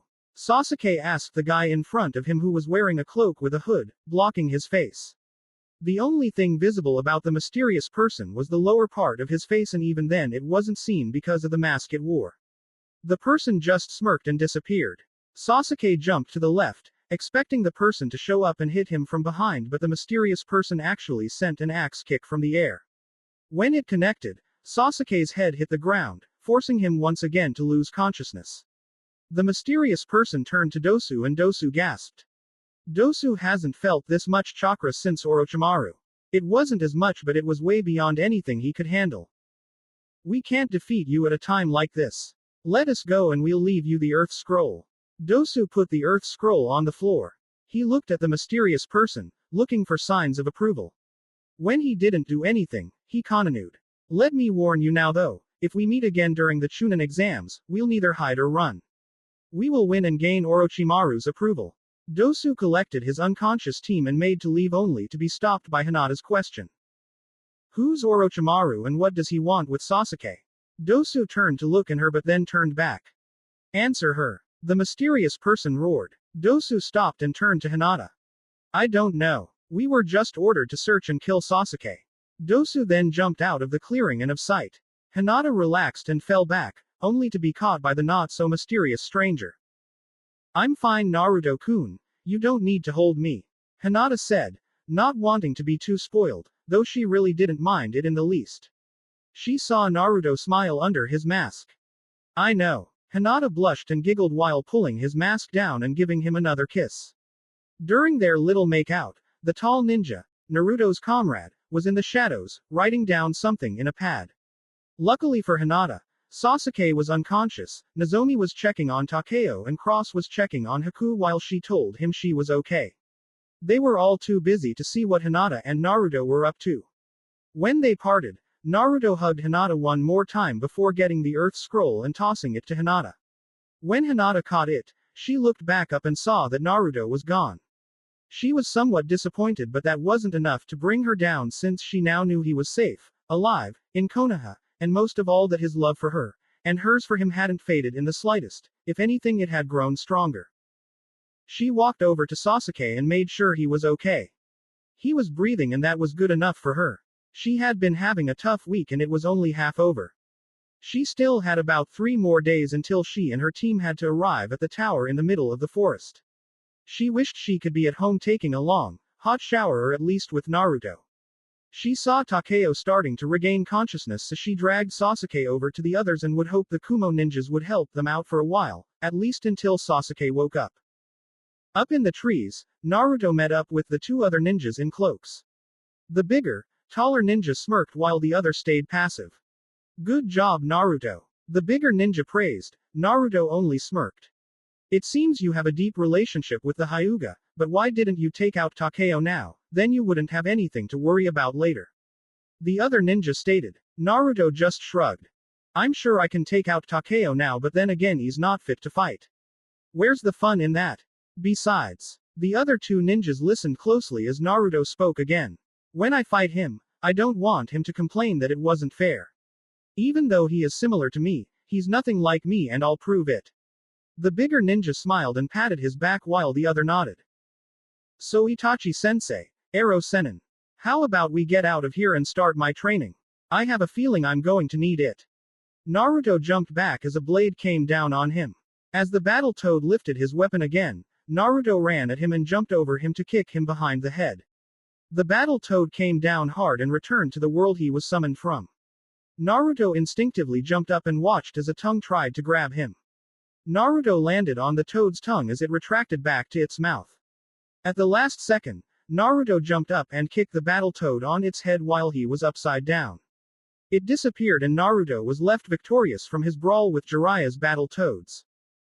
Naruto was amazed that Jiraiya hadn't gone off to continue what he calls his research. That's basically how he met him, while he was conducting his research. Naruto sighed. He couldn't believe everything he went through the last 6 months. He looked up and saw a bird fly by, passing under the sun. The sun was free to shine on the earth without the interruption of clouds to get in its way. It was a nice day right now, though Naruto couldn't enjoy it.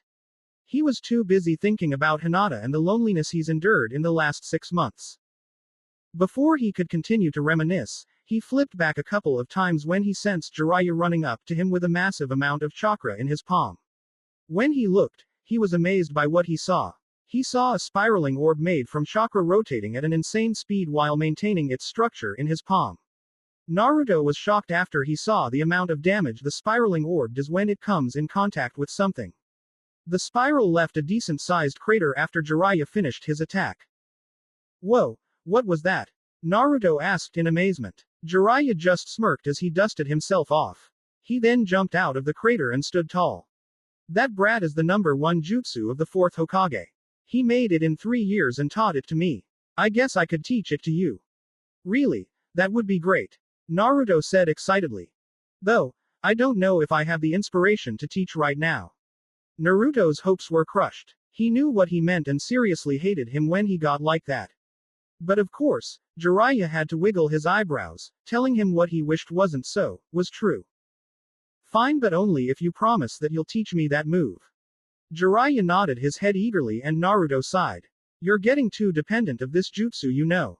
After some hand signs, Naruto ended on the modified ram sign. Sexy jutsu. Naruto vanished in a puff of smoke and was replaced with a naked, blonde-haired girl who had certain parts covered with smoke that mysteriously didn't disappear. Please, Master Jiraiya, please teach me that move. I would be eternally grateful. The girl said in a seductive voice. On the inside, Naruto was resisting the urge to throw up. He can't really believe he created this move. In all honesty, he made it shortly after he met Jiraiya to convince him to train him. It was a double-sided blade for Naruto. It worked against older or perverted men and got him in a lot of trouble with girls and women. Obviously, he refrained from using it when in the presence of a female. Nozomi made sure to make him understand this. The only time he would use this is in a tight spot or when Jiraiya is acting stubborn. Alright, of course. Jiraiya agreed, a small amount of blood coming down from his nose. The blonde girl sighed and poof and away. Naruto was then seen in her place with a solemn expression. Jiraiya's perverted smile disappeared and he pouted for a second before getting into a serious mood. Okay, now before I teach you this move, we got to head into town to grab some stuff. Since we're still in the Forest of Death, that's pretty far from town, and since you want to watch your girlfriend fight in the preliminary rounds that's about to start, you go there while I get the equipment. Jiraiya told Naruto. Naruto was disappointed yet ecstatic. He really wanted to learn that jutsu, but the disappointment disappeared when he heard Hinata going to the preliminaries. He nodded and was about to head for the tower in the center of the forest but remembered something. If I find out that you were in the hot springs doing your research, I hunt you down with Akio, and you know how she feels about perverts. Naruto threatened. Jiraiya tensed up and chuckled sheepishly. Have fun, kid. Jiraiya said before leaving in a swirl of leaves. Naruto sighed and headed for the tower. He knew Jiraiya was going to peep on the women in the spring, so he would settle on getting him back later. After I see Hinata Haim fight and kick ass. Datbayo. Naruto stated as he drew closer to the tower. He stopped soon and jumped back as a shower of kunai almost hit him. Naruto grabbed a kunai that flew past him and threw it back in the direction of where he first saw the kunai coming from. He heard the sound of a clone dispersing and he cursed. Come on out. I know you're there, Tem. Naruto yelled. gripping his kunai. He really missed his swords and now was the perfect chance to get them back. The sounds of leaves rustling could be heard all over him. Naruto braced himself for anything, knowing how cunning his opponent could be. He heard an evil laugh echo in the forest, not knowing exactly where to pinpoint it. Very well, Naruto, Takeo said as he appeared with about 20 more shadow clones, each carrying 2 swords. The supposed leader swung both swords in each hand, showing of and occasionally making them touch, scratching the blade. Naruto growled as he saw this and wanted to attack, but with his year training with Amir, he knew it would be unwise. TCH. What is it you want now, Takeo? I'm not after your life at the moment, so you should be enjoying the time you have left in this world. Naruto said in a low, threatening voice. Takeo just kept his smirk on his face and watched as Naruto stayed in his stance. I know. I'm not here to defend myself. I'm here to make sure you don't enter the tower. You see, I know you're going to hide in the shadows as you watch Sunshine fight. Don't call her that. Don't give her nicknames like you're in love with her or something. You are not me, you're not even human. Naruto yelled, his patience slipping while his aggression and killer intent grew. True, I'm not human, but Takeo said slowly. Who said I wasn't in love with her? Takeo said lustfully. Naruto clenched his fist and teeth together. She is a very sexy girl, very ripe. I love them that way. When she first saw me, she forgot all about you. She didn't even know you were still alive, and I think she didn't care. She just had eyes for me, and that's how it's going to stay.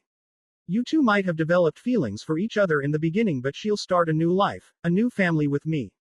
I promised you that I will win her over, whether you're there to stop me or not. Takeo said as his clones readied their swords. Naruto knew what Takeo was doing. He'd done it before, and that's how he's standing there at that moment. Naruto, though, wasn't going to fall for it. He smiled mirthlessly as he spoke up to Takeo. You Tem, I know what you're trying to do and it's not going to work. I know how you think, how much of Tem you could be. I'll warn you now. Naruto held his fist out, pointing at Takeo and his clones. I'm not here to play. Elemental style. Bane Wei Molten Whirlpool Jutsu. Naruto said as Takeo's eyes widened and jumped out of the way as the rest of his clones were destroyed from the flying whirlpool of fire and water. Unfortunately, Naruto was able to turn the attack at the last second and hit Takeo's left leg. He supported his leg as he fell to the ground. After adjusting to the pain, he looked up and saw Naruto looking down on him, like he was going to give him his judgment. Tell the real Takeo that I can't wait to do this to the real him. Naruto told the last Takeo as he did some hand signs and stopped on the tiger sign. Fire style. Fireball Jutsu. Naruto inhaled deeply and exhaled a fireball, cremating the last clone, making it disperse and leave him alone. Naruto fell to a knee and panted. He wasn't sure if he could handle more clones. After a couple of minutes, Naruto stood up and walked to the tower. He hoped that the little detour didn't make him miss Hinata's fight. Just thinking about Hinata got his spirits up and started running again. Just wait for me, Hinata Heim. Naruto said to himself. Shikamaru lazily waited as the Hokage finished lecturing them about how important this exam was. He really just wanted to go to a roof and watch the clouds pass by. They were less troublesome than his life currently was. He unenthusiastically looked to his left and saw his teammates. Choji was eating chips that he got from who knows where, and Ino was currently in deep thought. If he had to take a guess, he'd have to say that she was still reliving the whole Gaara killing thing in her head again. Shikamaru knew it wasn't a pretty sight, or the best thing to see. Of course the kill affected him, but he put it aside as troublesome and to reflect on later. Ino though, she couldn't do that, she probably only saw the guts and blood of those AIM nins flying everywhere. Shikamaru shivered when he remembered what Gaara told his siblings when they asked him why he killed them. They looked at me the wrong way. Shikamaru looked up front and saw a sickly-looking Junin stand in front of the surviving genin, giving instructions of how the test will go. After he explained the rules, he asked if anyone wanted to quit now. Kabuto raised his hands and left. Kabuto was lucky to make it to this round, and it was tempting for Shikamaru to do the same, but he didn't want Ino to get troublesome. In his opinion, they were all pretty lucky. All the Konoha genin who entered the Forest of Death came out alive or were standing in this place. There was also the genin from Suna, Sound, and Kumo. One of the Kumo genin looked like he had better days, but they all looked like that. Though the red-haired genin looked like he just came from a spa. He didn't have a scratch on him and his clothes were intact. In fact, his whole team looks like they never even fought during the exam. Shikamaru would have thought more on this but was interrupted by Ino. Come on Shikamaru, we need to go to the stands, she said passively. Shikamaru cocked an eyebrow as he followed his team to the stands. Ino was usually troublesome and would have yelled at him, but now, she was being passive. That wasn't the Ino he knew, not the one that was troublesome anyway. What a drag, he said when he leaned on the rails, wondering when the fighting will start so the exams could end faster. He looked lazily at the board and watched as it ran through random names. It finally stopped and the first ninjas to fight were Sasuke Uchiha vs Yoroi Akato. Sasuke casually walked down to the arena, trying to ignore the small pain he felt in his neck. He was stopped from Kakashi before and warned him if he unleashed the curse mark's power then he will personally stop the match and deal with him. Sasuke had scoffed at him and told him he didn't need anyone's power, though he did wonder how powerful he could get with that power. Kakashi sighed and hoped he didn't use the curse mark.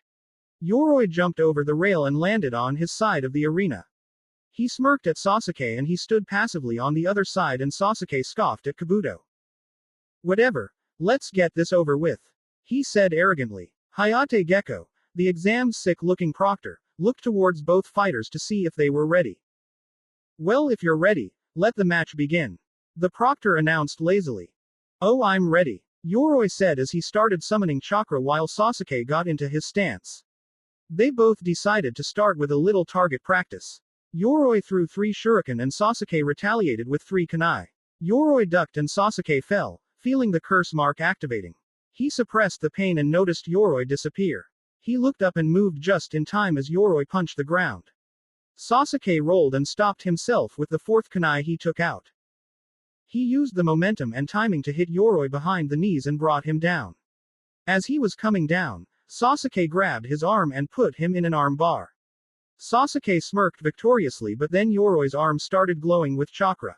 He grabbed Sasuke by his shirt and Sasuke suddenly felt his strength leaving him. He released Yoroi but he wasn't done. Yoroi stood up and grabbed his neck, his hand still glowing with his chakra. Sasuke was starting to feel faint and his vision blurred. His arms limply fell to his side and he closed his left eye. Orochimaru, who was disguised as the Junin instructor for Team Odo, watched on and wondered how the Uchiha survivor was going to get himself out of that. Don't be a waste of time, Uchiha, he thought as Sasuke's arm kept twitching. With the little strength he could summon, he kicked Yoroi back, giving him some space to recover. Yoroi quickly got up and recharged his hand. He ran at Sasuke again and tried to grab him. Sasuke kept dodging and Yoroi barely touched him but it was enough to send Sasuke to his knees and roll away before he could get caught. What's wrong, Uchiha? Tired already? Yoroi mocked. Sasuke growled as some fire-looking black marks started to cover the left side of his face. Sasuke stopped it immediately. He didn't need anyone's help. Orochimaru frowned, hoping that he would use the power. Yoroi grew impatient so he charged at Sasuke, reminding Sasuke of his short fight with Lee. He ducked under the thrust and kicked Yoroi in the chin, sending him flying in the air. Sasuke vanished and reappeared behind Yoroi, placing his index and middle fingers on Yoroi's back. I got to say, I didn't necessarily make this move but from here on out, it's all original. Sasuke spun him to his left and tried to kick him in the ribs but Yoroi blocked it. He was about to mock him but Sasuke rolled under him and backhanded him in the chin, getting a critical hit.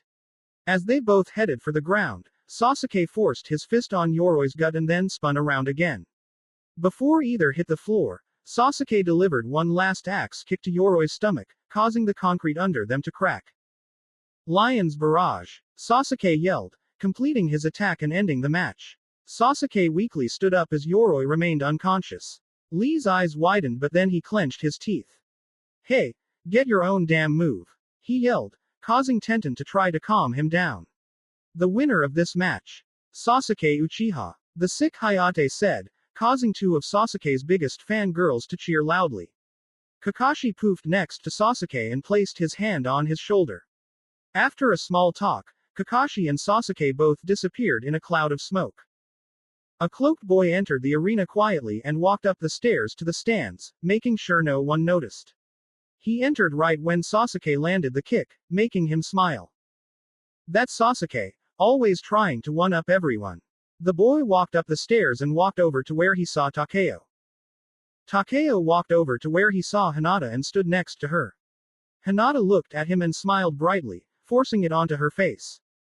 Hey, Takeo said. Hinata waved and waited for the medics to get Yoroi out of the arena. Takeo also waited but then noticed a small killer intent. He looked to his left and saw a red-haired boy walk over to him. He had a midnight blue cloak much like Cross. He walked up and passed him, nodding his head to Haku, confusing her entirely, and leaning against the rail mere centimeters from Hinata. Hinata also noticed the red-haired boy but paid no mind to him.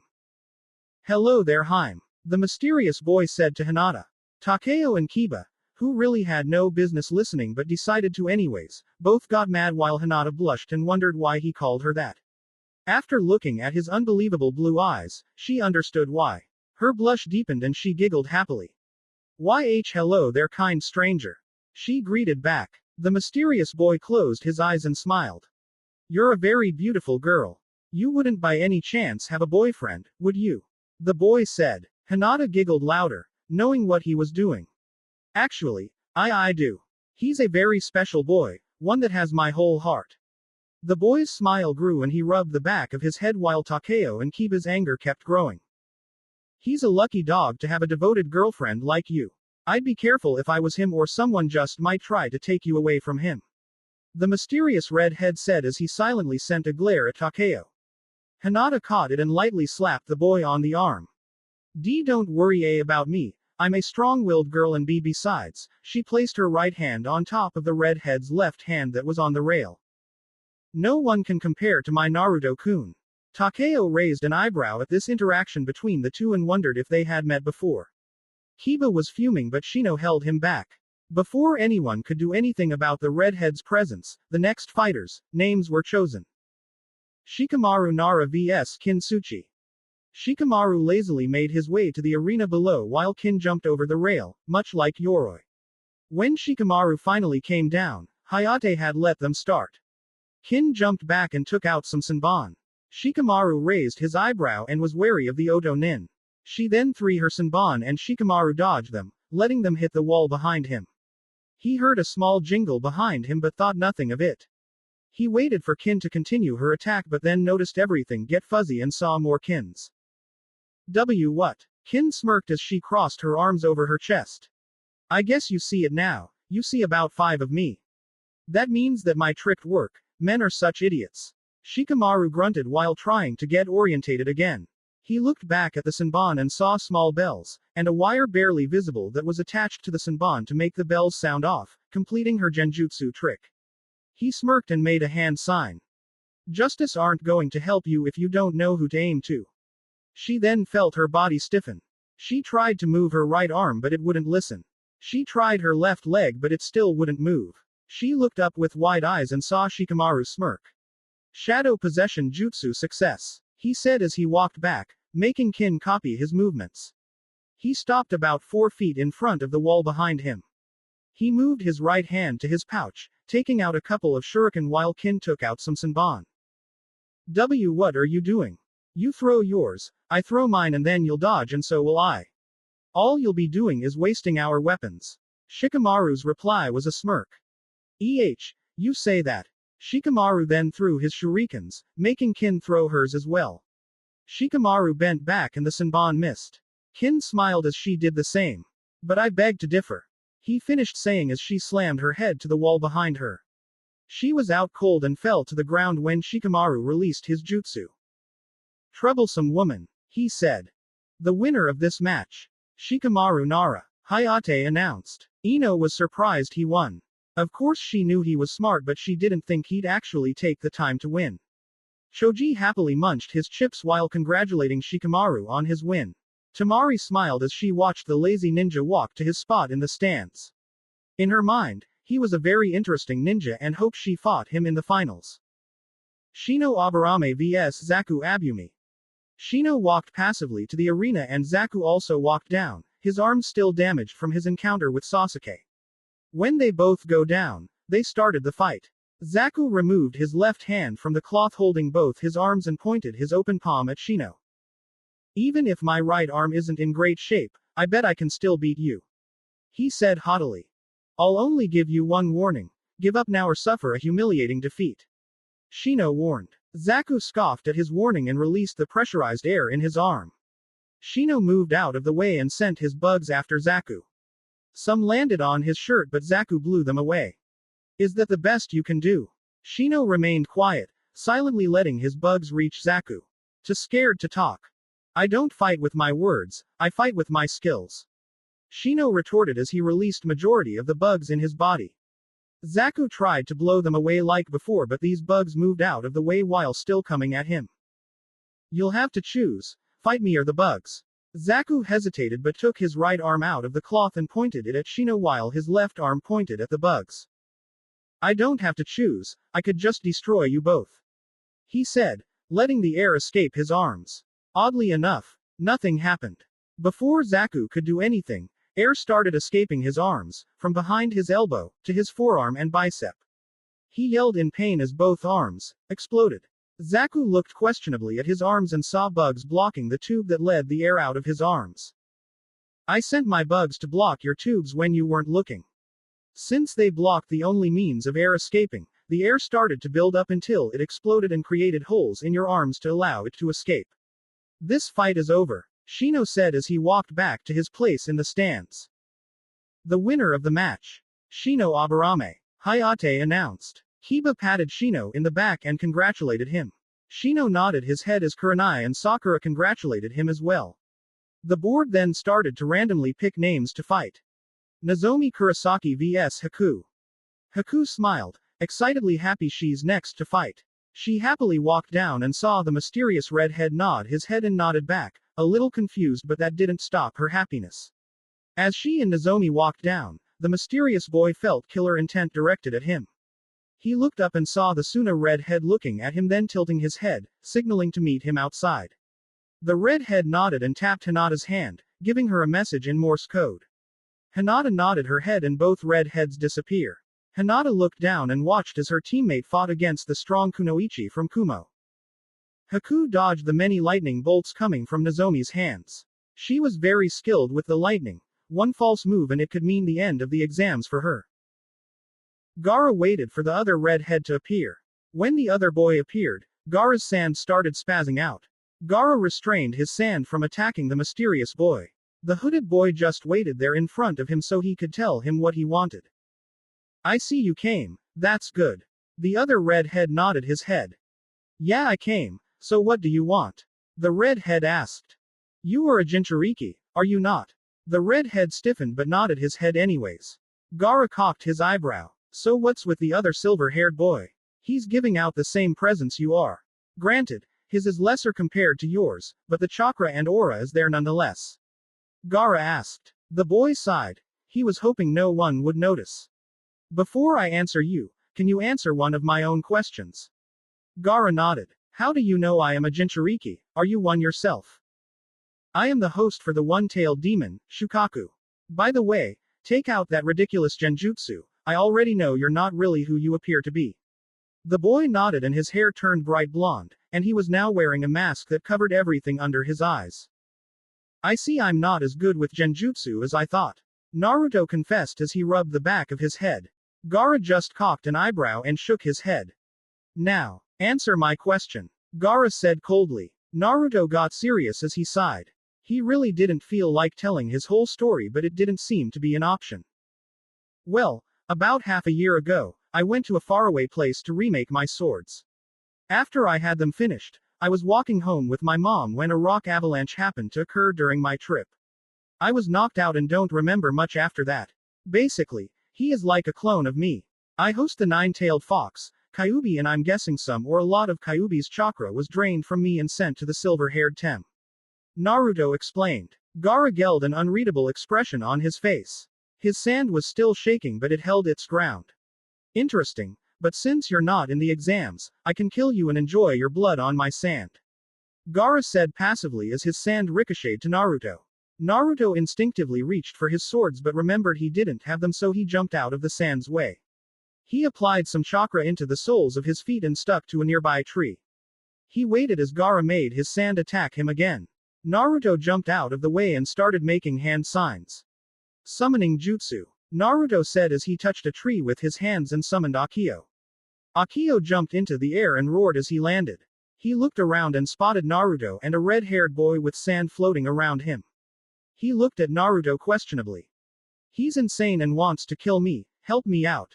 Naruto said. Attack formation Delta. Akio nodded, inhaled and puffed out his chest. Naruto made some hand signs again.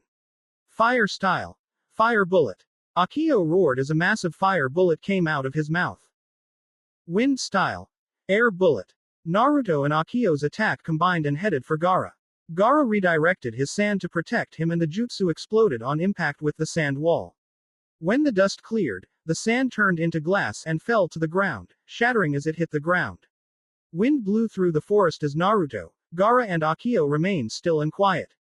A small leaf passed by, signaling them to begin once more. Naruto ran at Gaara as he lifted his sand to fend him off.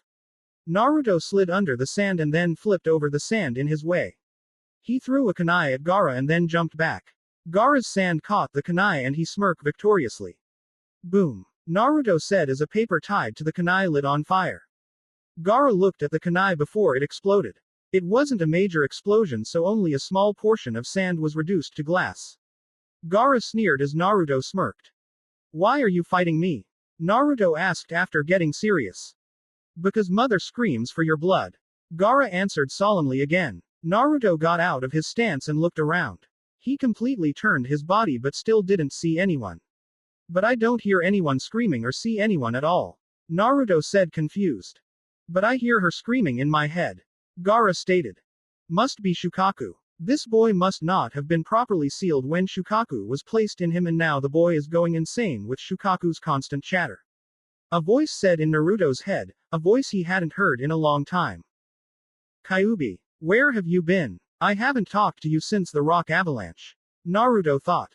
When the rocks knocked you unconscious, some of its chakra moved to your head, temporarily blocking me from your mind.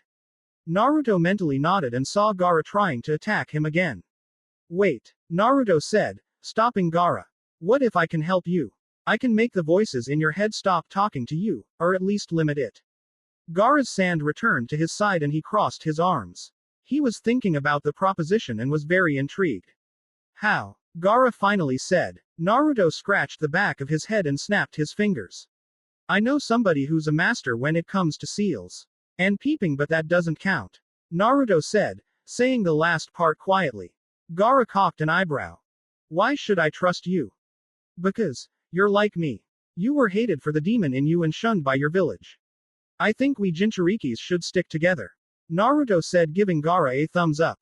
Gaara once again thought it over. Okay, but not now. After the preliminaries, that's when we'll do this. Gaara stated. Naruto nodded and Akio returned to his world. By the way, my name's Naruto Uzumaki. Gaara of the desert. Naruto nodded and then disappeared in a shroud of leaves as Gaara stayed and thought about what occurred. Can I really trust him? Naruto Uzumaki. He thought as he disappeared and reappeared inside the arena. Naruto reapplied the genjutsu and appeared next to Hinata. She flinched but relaxed when she saw that it was Naruto. She sighed and leant into his shoulder and Naruto smiled. Takeo once again looked at Naruto strangely. Who was this guy? He thought as Gaara and Lee were called for the next fight. So what happened while I was gone? Naruto asked Hinata. Well, Haku lost against Nozomi after Nozomi applied some lightning into the ice crystals Haku made. Is she alright? He asked worriedly. Yes, she was just paralyzed for a while, long enough to declare Nozomi the winner. After that, Dosu went against Choji and won. Then it was Cross and Kiba, Masumi and Konkuro, and finally Tenten and Tamari. Cross, Konkuro and Tamari won their matches. Hinata summarized. Naruto nodded and watched as Lee was hitting Gaara like a pinball. He was impressed with Lee's speed and strength. Lee wrapped his bandages around Gaara's waist before he hit the ground and hit him in the gut with his bow staff. Gaara was sent flying down and Lee landed a couple of feet away from him as a cloud of dust appeared around Gaara. Lee was panting but smiling. He was sure he had the match in the bag now. He stood up and walked away. When the dust cleared, Gaara reached his hand out and sand engulfed Lee's right leg and arm. Gaara closed his hand and the sand crushed Lee's arm and leg. Ah! Lee screamed in pain. He went down and held his leg and arm as he tried to suppress the pain. Gaara sat up and was about to send more sand to finish Lee, but he felt something telling him to look at Naruto and saw him shaking his head. Gaara looked at Naruto, then at Lee. He wasn't sure if he should stop now, but he heard the proctor say, "End of the match. The winner, Gaara of the desert." Gaara glared at the proctor but just scoffed and went back to his place in the stands. Naruto let out a sigh of relief and then panicked when he realized something. There was only 3 people left who hadn't fought: Hinata, Neji and Takeo. Naruto knew that Neji was in the same family Hinata was in, so he could trust Neji to hold back if he fought her. It was Takeo that got him worried. The last 3 contenders' names started to randomly show up on the board. It finally stopped and showed the last match's fighters, and Naruto's eyes widened. Hinata Hyuga vs Takeo Ryusaki. Hinata looked at Takeo and smiled as he smiled back. She looked at Naruto and saw that he wasn't smiling. "What's wrong?" she asked. "Hinata-chan, please promise me you'll be careful. Don't mess around with Takeo. He'll hurt you whenever he gets the chance. Just be safe and please end it as quickly as you can and don't get too badly hurt," Naruto pleaded. Hinata looked at him seriously and nodded. She was about to go down the stairs when Naruto's arm stopped her and spun her around. Before she could ask him what he wanted, he kissed her passionately. She kissed him back after getting over her shock and they parted. "I love you," Naruto said. "I love you too," Hinata said, feeling a little lightheaded. Takeo saw their intimate moment and was fuming on the inside. "Well, let's just see how this turns out," Takeo thought as he smirked deviously. Hinata walked down to the arena and waited for the match to start. She was thinking about Naruto's warning and how serious he sounded. "If you're both ready, you may begin," Hayate told Hinata and Takeo. Hinata got into her family's stance and waited for Takeo to get into his. He took out both his swords and banged them together before going into a stance similar to Naruto's. "You better watch it, Takeo. If you seriously hurt her, I'll kill you," Naruto said to himself as he unintentionally released a small amount of killing intent and waited for the match to start. Naruto's grip on the railing tightened and tightened with each passing second.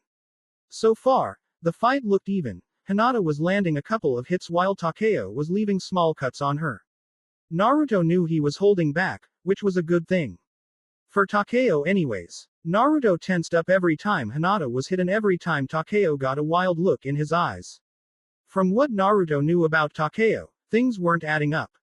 Usually, Takeo either would have finished off his opponent by now or have had more fun with them, but he was stalling. He was stalling for something. For what exactly was something Naruto wished he knew. Hinata ducked under another swift strike from Takeo and sent an open palm to his left arm, wanting to disable it. Takeo jumped back and tried to cut her arm, but she too jumped back. They went into a stare-off and once again started fighting. Hinata was able to close a couple of chakra points on Takeo's arms and legs, but for some unknown reason, he wouldn't stay down and just kept going. It confused Hinata to no end. If his chakra points were closed, then he shouldn't be able to move. She wondered if this was what Naruto tried to warn her about. Takeo smirked as his plan was put into action. All he had to do was stall the fight long enough for Hinata to tire, and after that, it was game over for her and her precious Naruto. He smirked viciously as Hinata continually closed his chakra points only to have Kyuubi's chakra open them again. He ducked under an open palm aimed for his head and parried another palm aimed for his gut. He flipped over her after she tried to kick his feet from under him. He threw a kunai to Hinata's leg and it caught some of her pants, cutting a little off the side. She threw a kunai back at him and it cut a small part of his arm. He held it in pain for a second before the cut disappeared. Hinata didn't have much time to think about that as Takeo was right back on her, making her go on the defensive.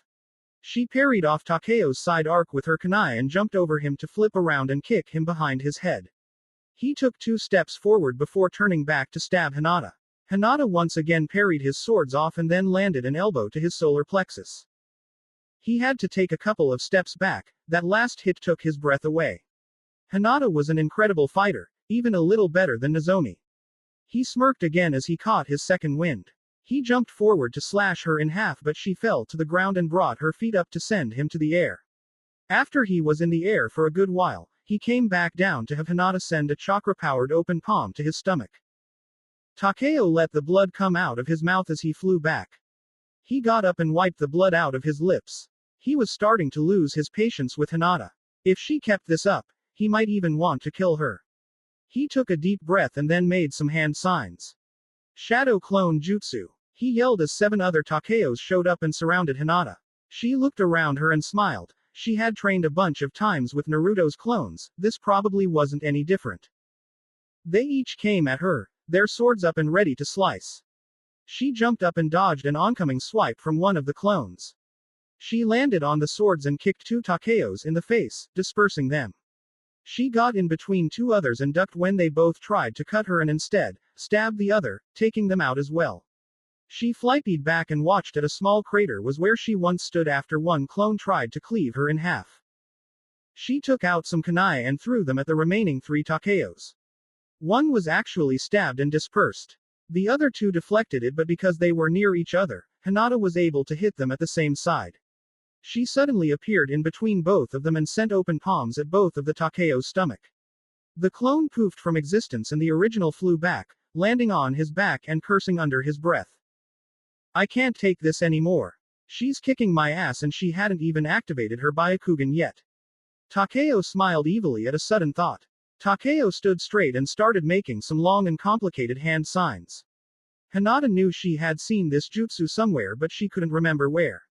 All the Jonin in Naruto's eyes widened, they knew what jutsu he was doing. Hinata-chan, run! Naruto yelled, confusing some people, the ones who didn't know who he really was under his disguise. Hinata looked up at Naruto and then felt an insane amount of chakra coming from Takeo. She looked at him and saw fire and water swirling around his open palm which he suddenly closed. Elemental style. Bane Wei Molten Whirlpool Jutsu. Hinata's eyes widened as the floating whirlpool of fire and water raced towards her. She jumped over the attack but it changed its course at the last minute. She made a few hand signs before the attack engulfed her entirely. Many genin looked on in surprise as Hinata was burned to a crisp. Then a small poof and a log was in her place. Takeo looked surprised before feeling a palm strike hit him from behind. He fell to his knees and coughed up some blood and looked behind him to see Hinata with her Byakugan flaring. I see you're taking things seriously. Takeo said casually. I see you have too. Hinata retorted. She didn't think Takeo would actually try to kill her. If it wasn't for the replacement jutsu, she probably would have fried or worse. She returned to her family's gentle fist style and waited for Takeo to make his next move. Naruto nervously watched as both Hinata and Takeo continued their fight. He turned his head to look at other people's reaction. Tenten seemed passive about the fight, though just a little worried. Ino, Haku, Sakura and Kiba were worried about Hinata. Shikamaru was asleep and Choji. Well, he was Choji. Naruto got really mad when he saw Neji's expression. Neji looked satisfied with the fight, like Hinata deserved to almost get killed. He gritted his teeth together and tried to restrain himself. He focused back on the match and watched as Takeo seemed to be on the receiving end of Hinata's gentle fist. Takeo put some distance between him and Hinata. Hinata really seemed angry about the whole killing thing. Go figure. Takeo thought as he saw Hinata running at him again. He jumped up into the air and applied some of his chakra into his hand and then some of Kyuubi's. Green fire appeared and he threw it at Hinata. She jumped out of the way before getting hit. She rolled and threw a couple of kunai. Takeo deflected them with his swords after unsheathing them and landed just a few feet from Hinata. He was starting to get tired of fighting her. He hadn't expected her to last this long. She had a lot more stamina than she let on. He had enough of this and made about 3 shadow clones. He sent one to Hinata and she immediately sent an open palm at his chest. Instead of the usual poof of smoke, the clone actually exploded. Hinata was sent flying into the cement wall, creating a crater. Naruto's eyes widened. He wouldn't. Hinata got out of the crater, breathing heavily and sporting her left arm. She fell to her knees and watched as Takeo sent his other 2 clones at her. The first clone tried to headbutt her but she jumped over him and pushed him to the wall and waited for the explosion but only heard it poof. She was confused by this before the second clone exploded while her back was turned. She once again flew into the concrete wall and created another crater. She wobbly walked out of it and fell down to her knees, then completely face down. Hayate waited for about 10 seconds before deciding the match over. Before he could do that though, Hinata struggled to get up until she was on her feet again. Hayate tried to convince her to try again next year but she didn't listen. She got into her family's stance and waited for Takeo to continue. HMPF. She should have stayed down, she has no idea what she's getting herself into. Neji said quietly, but Naruto heard it. What did you say? Naruto asked angrily. Neji raised an eyebrow before completely ignoring Naruto. Naruto was about to yell when he heard Takeo speak again. Sunshine, just give up, I don't want to kill you. Yeah, right, she said through her labored breathing. She spit some blood out of her mouth and Takeo shook his head. Okay, but don't say I didn't warn you. Takeo made a weird hand sign and Hinata was about to ask him what he was doing when she suddenly felt her legs go numb. She didn't fall but she couldn't move them at all. A second later, her arms and torso went completely numb as well. The only part of her body she could move was her head but not by much. What did you do? She asked. Takeo was making hand signs as he smirked. I won. Lightning style. Lightning needle jutsu. 1,000 needles shot out of Takeo's hands and a couple hit Hinata. 2 went through her left leg, another 2 went through her left and right shoulder and 1 barely missed her heart. After that, Naruto had stepped in with a battle tiger, his armor deflecting the rest of the lightning needles. After the barrage was over, the battle tiger disappeared and an angry Naruto was glaring at Takeo. Gaara and the rest of the genin watched in interest. Some random guy just jumped in the middle of the fight to save Hinata. Gaara though, was wondering why Naruto would risk his life to protect someone that was as good as dead. He made a mental note to ask him about that later. The Hokage and Jonin wondered how someone that young could summon animals, much less a tiger. No one has seen that contract in over 4 years. When did you inject her? Naruto asked but Takeo just shrugged. I don't know what you're talking about. Naruto then turned his back on him to make sure Hinata was okay. He checked her pulse and it was still there though faintly. Naruto started to panic. He didn't know much about medical stuff but he knew enough to realize that if he didn't do something that second, he could lose Hinata forever. He heard Hayate call Takeo the winner but he didn't care. His mind was running through options but he couldn't find a good one. All it led up to was Hinata's death or his. Hey brat, I got an idea. Naruto was glad to hear someone had an idea. What is it? He asked. I know this jutsu that might help your vixen out, but it requires a lot of chakra and chakra control. If you can't handle it, you might die from chakra exhaustion. Naruto shook his head. I don't care. If it keeps my Hime alive, then I'm all for it. What jutsu is it? Kyuubi sent mental images of the hand signs, told him to place his hands over the wounds and to be careful not to overexhaust himself. He did the hand signs Kyuubi gave him and an orange barrier appeared in his hands. He placed his hands over the wound that barely missed her heart and Naruto saw Hinata's wound start to heal, almost as if it never happened. After that one seemed okay, he went on with the others. Naruto could feel his chakra reserves emptying and he suddenly felt exhausted and just as the darkness was about to overcome him he saw red chakra moved around him and felt his reserves refill.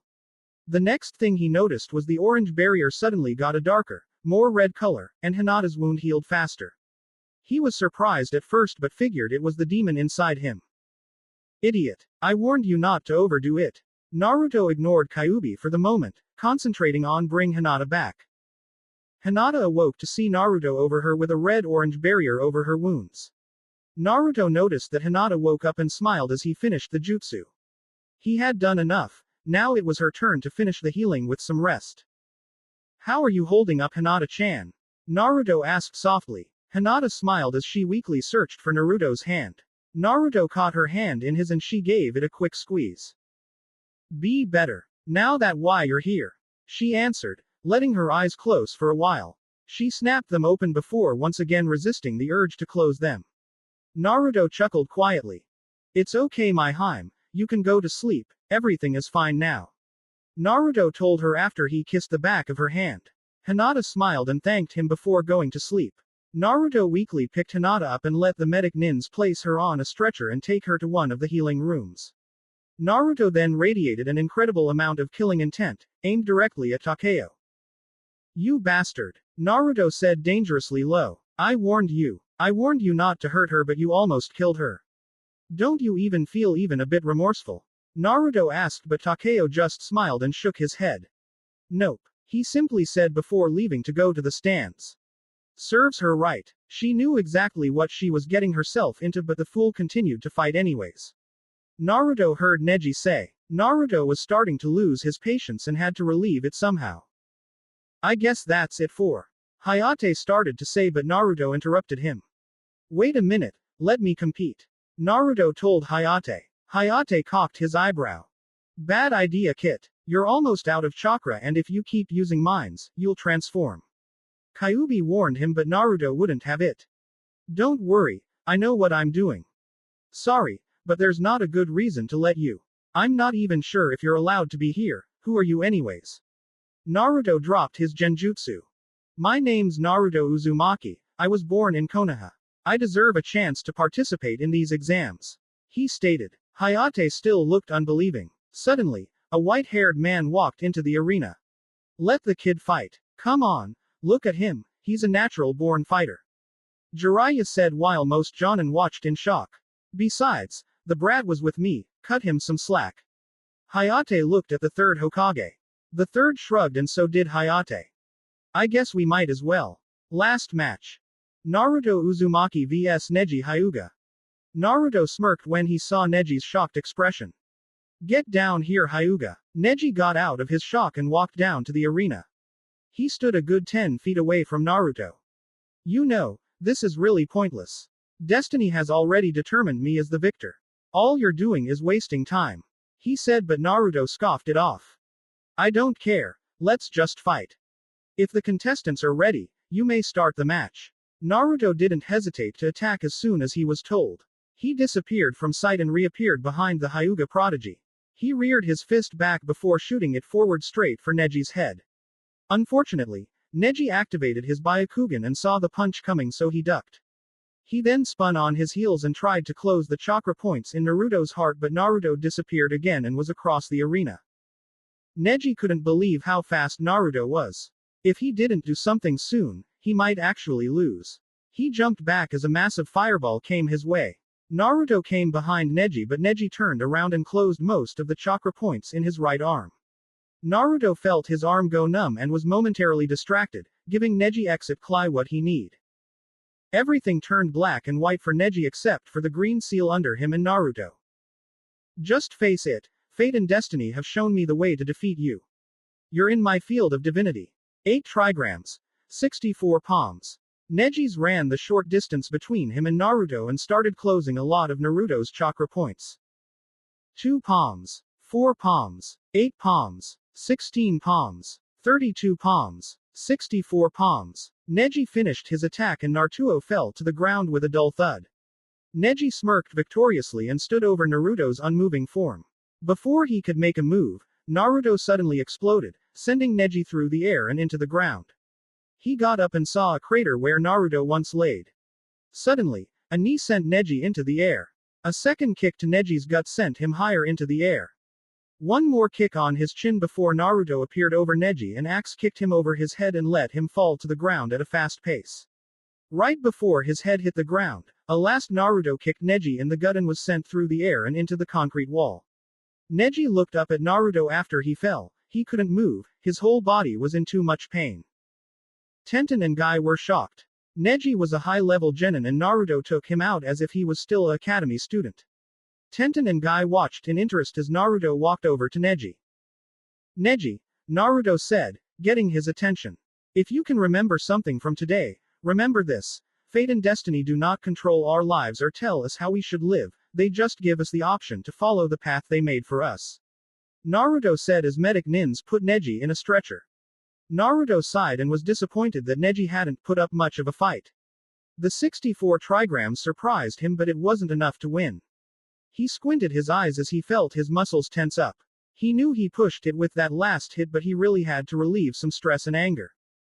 Winner of the match. Naruto Uzumaki. Whatever. Naruto said before vanishing in a small whirlwind. Hayate looked surprised for a second before shaking it off. Can someone tell him who he has to fight in the finals? Haku raised her hand and Hayate went on to explain who'll fight who after calling the finalist down from the stands. Naruto felt someone poke him as he stirred. He then felt someone place something cold on his back, making jump off his seat and into the floor. When he looked up, he saw Haku smiling over him. "Well, hello sleepy head," she said. Naruto smiled back and returned to his seat next to Hinata's hospital bed. She was still unconscious 2 days after the preliminaries. Naruto was starting to worry that Takeo might have done something permanent. Haku would have visited sooner but Hinata wasn't allowed any visitors until today. Naruto was there because every time a doctor was about to come in, he would transform into a nurse or something else like a lamp. "So, is there a reason you came down here or did you want to say hi to me after 6 months?" he asked. Haku placed her hands behind her back and swayed her body back and forth. A little of both. It's been a while since we last seen each other and it's really good to see you again Naruto. Haku told him smiling. "It's nice to see you too Haku. So what's the other reason why you came looking for me?" "I came here to tell you that you're fighting Takeo in the preliminaries." Naruto frowned at Takeo's name but then smiled. Haku's smile widened as she walked to the window and opened it. "And just to warn you," she said as she jumped out of the window. "Warn me? About what?" He wondered but he didn't have to for long. "Naruto." He heard a woman yell. Naruto flinched and prayed that there was another Naruto in the building because the voice sounded angry. Sadly, there wasn't another Naruto because the hospital door to the room he was in sprang open and Kushina was there looking furiously for him. When she spotted him, it only took her a millisecond to be by his side and hug him. "Naruto, it really is you," she exclaimed as she hugged Naruto. "Mom, you'll wake up Hinata-chan. I know you missed me, I missed you too, but this is still a hospital," Naruto said, trying to calm his mother down. He then felt his mother shaking and something wet reach his shoulder. Mom. I was worried. I thought you died, Naruto-chan. I didn't want to go through it again. I already lost your father. And I thought I lost you. I wasn't sure what I would have done." "It's okay Mom. I'm here now. You don't have to do anything but buy me clothes, clean the house and feed me," Naruto said jokingly. He heard his mother laugh and lightly hit him over the head. He laughed too and hugged her tighter. "Yeah right, you'll clean the house and make food for the both of us." She then glanced at Hinata's sleeping form and smiled. "Or maybe someday, Hinata'll do all that stuff for you, you know, after you too," Kushina implied. Mom. Naruto quietly yelled. Kushina laughed again. "I'm kidding. For now anyways. I'm sure you both have a lot of time to," she continued and Naruto tensed up a little. "Mom, I'm serious," he said seriously but couldn't help but smile. He then heard someone giggle and turned around to see Hinata with a hand over her mouth, trying to cover up her giggles. Sorry, I didn't mean to break up tea the moment." Naruto felt his mother let him go and stand on the other side of Hinata's bed. He sat down the chair her was sitting on before Haku came in. He immediately reached for Hinata's hand and held it in his own. Kushina smiled at the picture-perfect scene in front of her, which oddly enough, gave her an idea. "How are you feeling Hinata-hime?" Hinata smiled at the randomness Naruto had. Sometimes he would say her name with Hime at the end and other times it was with Chan. She never said it aloud but she loved when he did that. Nothing was ever predictable when it came to Naruto. Better than before. Her smile disappeared and she looked away from Naruto, confusing him. I'm sorry Naruto-kun. I must look weak to you. I tried my best but," she said but Naruto stopped her. "Hinata-chan, it's okay, there's nothing to be ashamed of. I even had a hard time fighting him," he said. "You even seemed to do better than I did." Hinata looked at him in surprise. "Why you've fought him before?" she asked. Naruto nodded his head and she wasn't sure what to say to that. Luckily, she did have to since Kushina beat her to it. "What do you mean you've fought him before? And where have you been for the last 6 months?" she asked and Naruto flinched. "I've been in Kumo for the last 5 months. In the last month, was replaced, I guess you could say, with Takeo.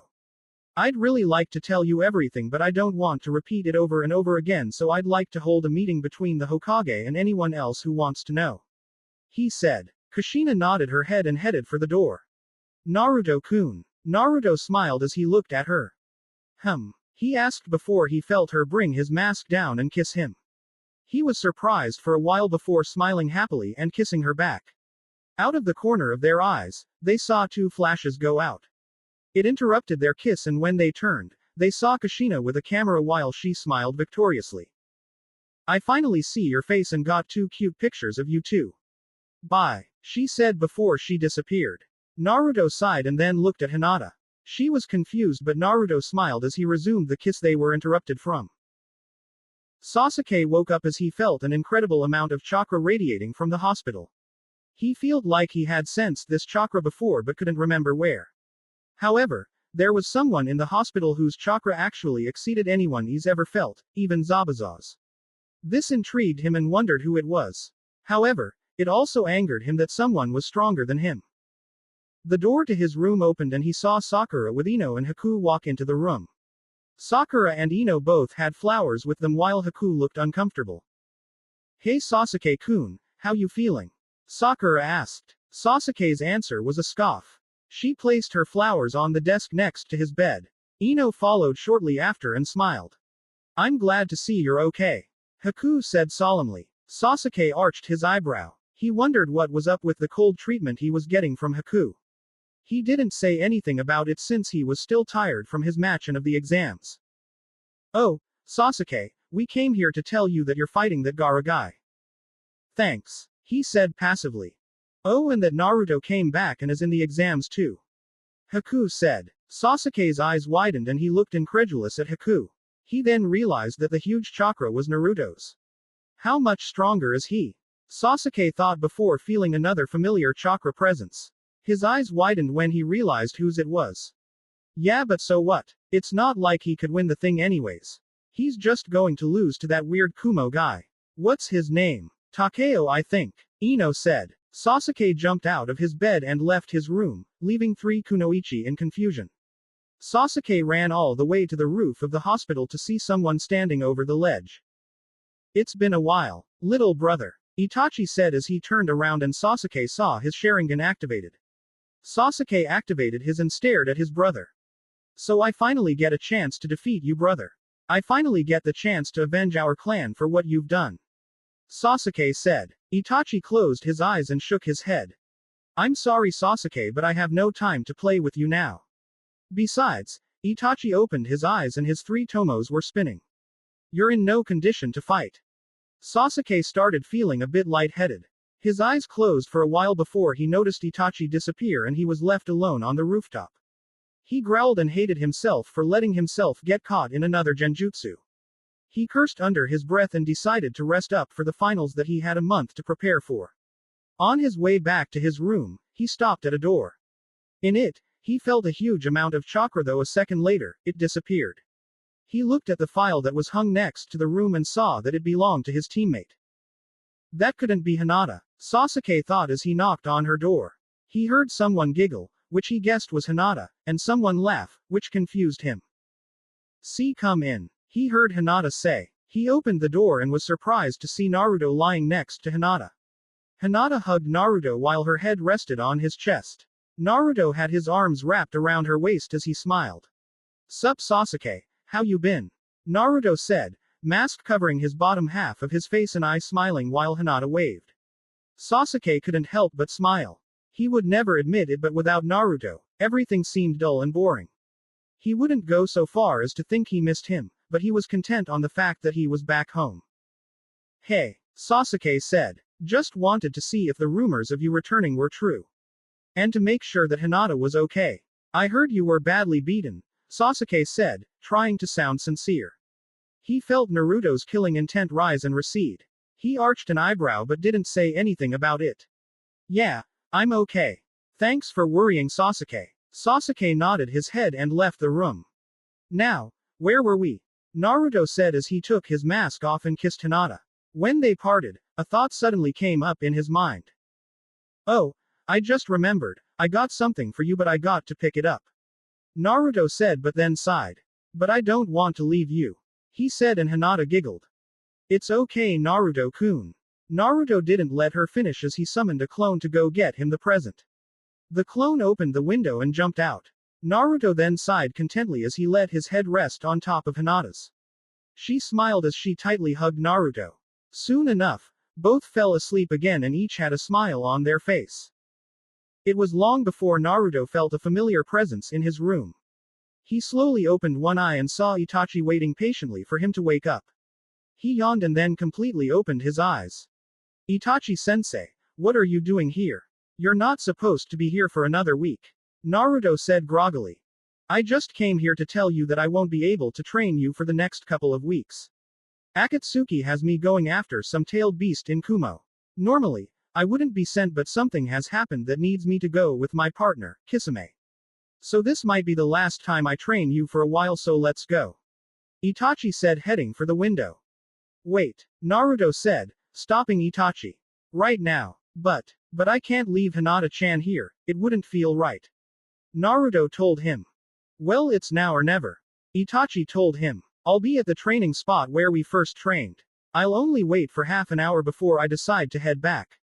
Choose wisely, Naruto. Itachi said before disappearing. Naruto sighed as he thought over his situation. He really needed to train for the exams. But he didn't want to leave Hinata's side. After deciding to leave a clone with Hinata, he jumped out the window to follow Itachi.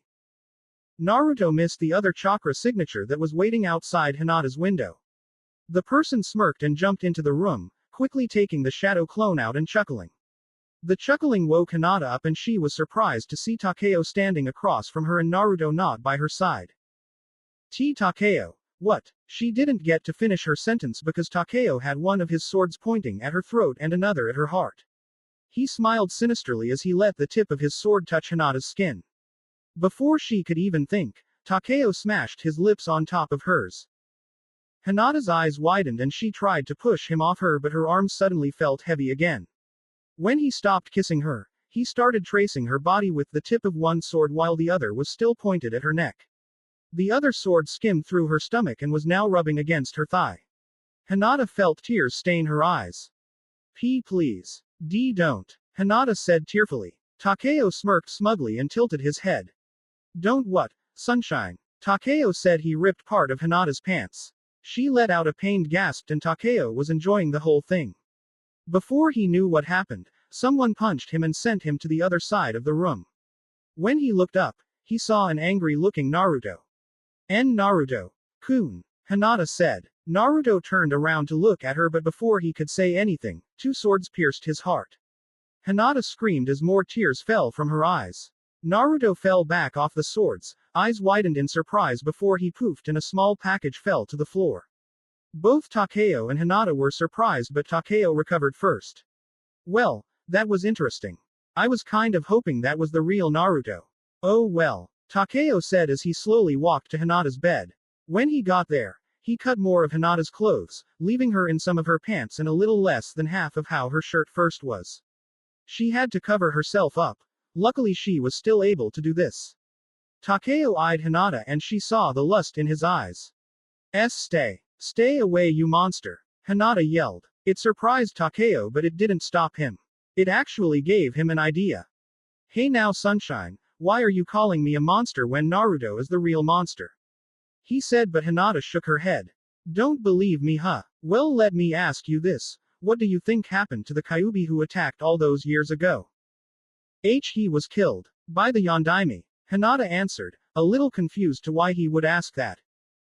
Wrong. In fact, Kyuubi couldn't have been killed, so they settled on sealing it inside a newborn baby. This baby, Sunshine, was born on October the 10th, 12 years ago. Takeo told her slowly. And slowly, it started to register in Hinata's head. You're lying. Hinata said, unbelieving. I'm not lying. Haven't you noticed how he has an unprecedented amount of chakra and stamina, or the whisker marks on his face? How about whenever he gets angry, his eyes turn red and his pupils are slits? Do you think I'm lying now? Takeo said, leaving a speechless Hinata thinking about what he said. I though so. Before he could do or say anything else, a bunch of sand rushed at him and he jumped back right before the sand enveloped him. The sand then moved to Hinata's side and seemed to protect her. Takeo was shocked and looked to his left to see Gaara passively looking at him. Pathetic, trying to take advantage of an injured victim. I should kill you right now. Gaara said. Takeo took in what he said and smirked. Gaara of the desert, what brings you to this room? Takeo asked, genuinely curious though actually irritated. Gaara looked at Hinata before he answered. I was looking for Naruto and since I saw how important she seemed to be, I figured he'd be here. Then I heard a scream come from this room.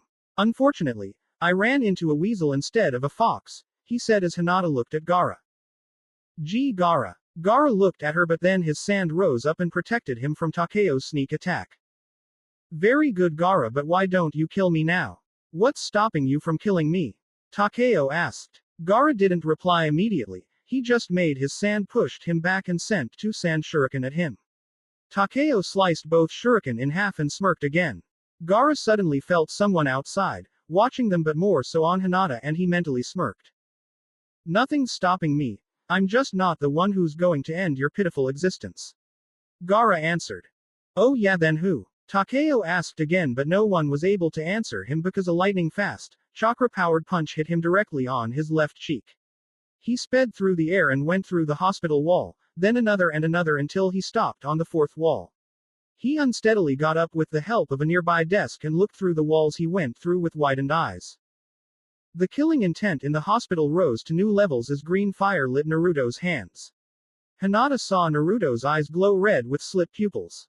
Through his mask, Hinata could see Naruto grow fangs and saw his nails sharpen.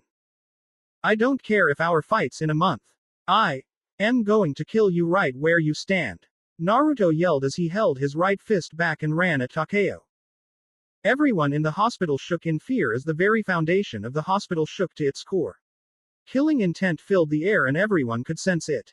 Naruto flung his arm forward, his fox fire still active and watched as Takeo just stared back, helplessly still.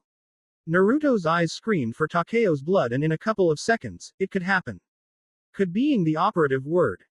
At the last second, a hand shot forward and stopped Naruto's hand as it hovered over the area where Takeo's heart should be. Naruto sneered as Kakashi moved Naruto's hand away from Takeo. That's enough Naruto. We don't want to start a war against Kumo.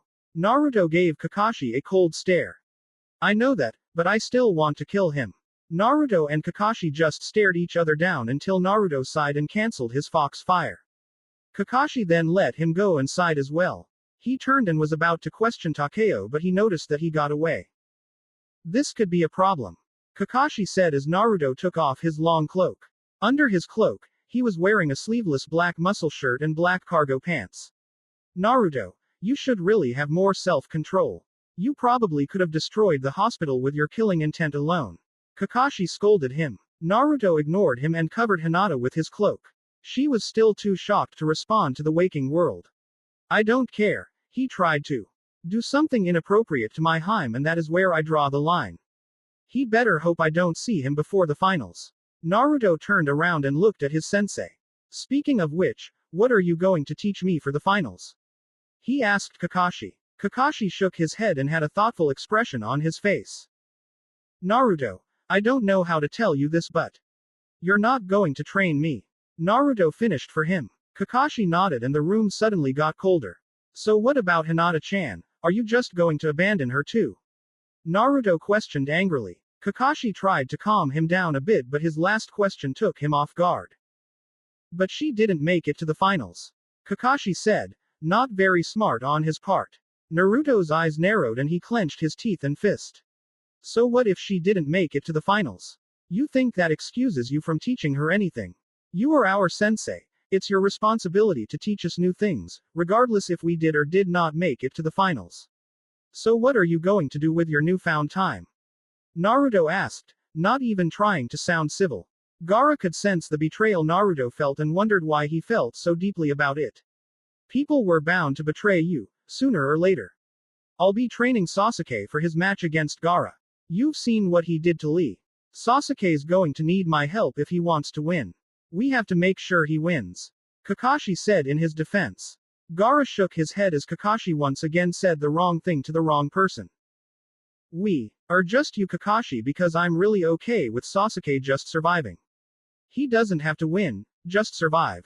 Naruto said with venom. Kakashi flinched under the malice in his voice and was surprised with the lack of suffix. Don't be like that, Naruto. I got you a replacement so you'll get the proper training for the finals. But I'm betting that you didn't get one for Hinata. Naruto asked, earning no answer from Kakashi. That's what I thought. You know what? Screw you and your replacement, even though any replacement who arrives on time would already be a better sensei than you. Naruto, I'm warning you. Kakashi interrupted him, but this only fueled his anger and his desire to argue. You're warning me. You are warning me. So do you suddenly care about me, or are you warning me to stop because I hurt your pride? Kakashi could feel Kyuubi's chakra escaping from Naruto, but it suddenly disappeared.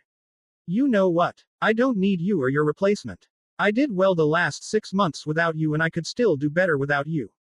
Naruto walked over to Hinata and picked her up into his arms. I won't let anything harm you anymore, I promise. He whispered to her as he hugged her tightly, holding her as if she'd disappear if he let go. He looked Kakashi one more time before facing the window. Some sensei you turned out to be. Come on, Gaara. A promise is a promise. Gaara nodded his head and the three of them disappeared as Kakashi stood unmoving. Naruto, Gaara and Hinata, who was still in Naruto's arms, suddenly appeared on top of the Hokage monument. Naruto looked down at Hinata and saw that she was thinking about something. It was odd for him to see her so quiet. At least this quiet. She would usually say something, but she hasn't said a word. He then looked back up at Gaara as he sat down on the fourth's head. The sun was barely setting and a summer breeze refreshed Naruto. Gaara, do you mind if I have some alone time with Hinata-chan? Naruto asked him. Gaara contemplated this and nodded. I'll be back in 10 minutes. That's as much patience as I have. That's fine. Naruto said, and Gaara shushined out of the area. Naruto sighed and shook Hinata. Hinata-chan. This seemed to bring Hinata out of her thoughts and she looked at Naruto. Why, yes. Are you okay? He asked. Why, yeah. She seemed unsure as she answered him. This worried Naruto. Hinata-chan, what happened while I was gone? Hinata looked away and shut her eyes, as if trying to wish the world away. Takeo, he told me something. Something about you, she said quietly. About me? What did he say? Naruto questioned. He told me that you had the Kyuubi sealed in you. She answered, causing Naruto's eyes to widen and his mouth to drop open. Is it true? Naruto looked at her and then sighed. Before he could reply, Kyuubi asked him something. Are you sure about this? Do you think it's a smart idea to tell her? It's not like I can avoid it now that the Tem told her. Besides, she needs to know what she's getting herself into. Naruto answered solemnly. What if she can't accept the idea and leaves you? That thought never entered Naruto's mind, and now that it has, it pained him to think about it. Then, I guess I'll have to let her go. If she decides that she doesn't love me because of you and me, then I won't stop her. After Kyuubi didn't say any more, Naruto prepared himself for the worst as he spoke again. Yes, it's true. 12 years ago, the fourth Hokage sealed the Kyuubi in me. Hinata's eyes widened. But why? She continued to ask. I'm not sure why, but I was chosen to carry the burden of having a tailed beast in me. I accepted this. So this is why you are hated in the village. Hinata said more to herself, but Naruto heard her. Yeah, so do you. Hate me too? Naruto asked, almost too afraid to ask. It didn't take a second for Hinata to wrap her arms around his waist and bury her face on his chest. Oh, of course not, she said loudly, surprising Naruto.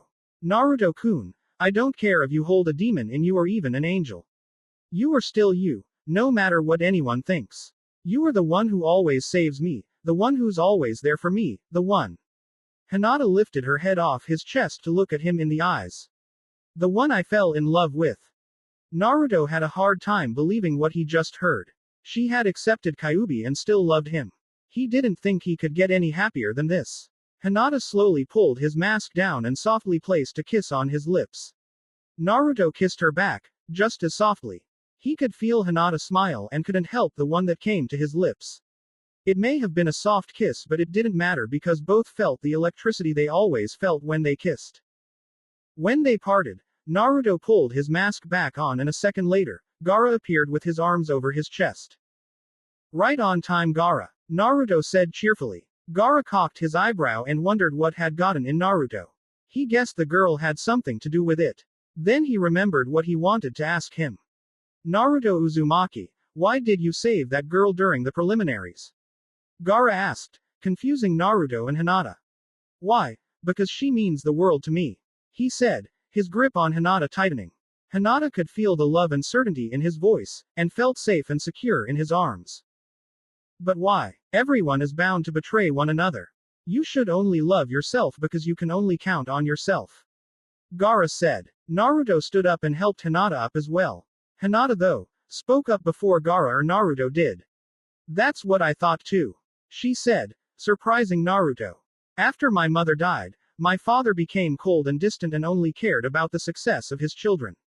After I failed to reach his expectations, he decided to give up on me and train Hanabi, my younger sister.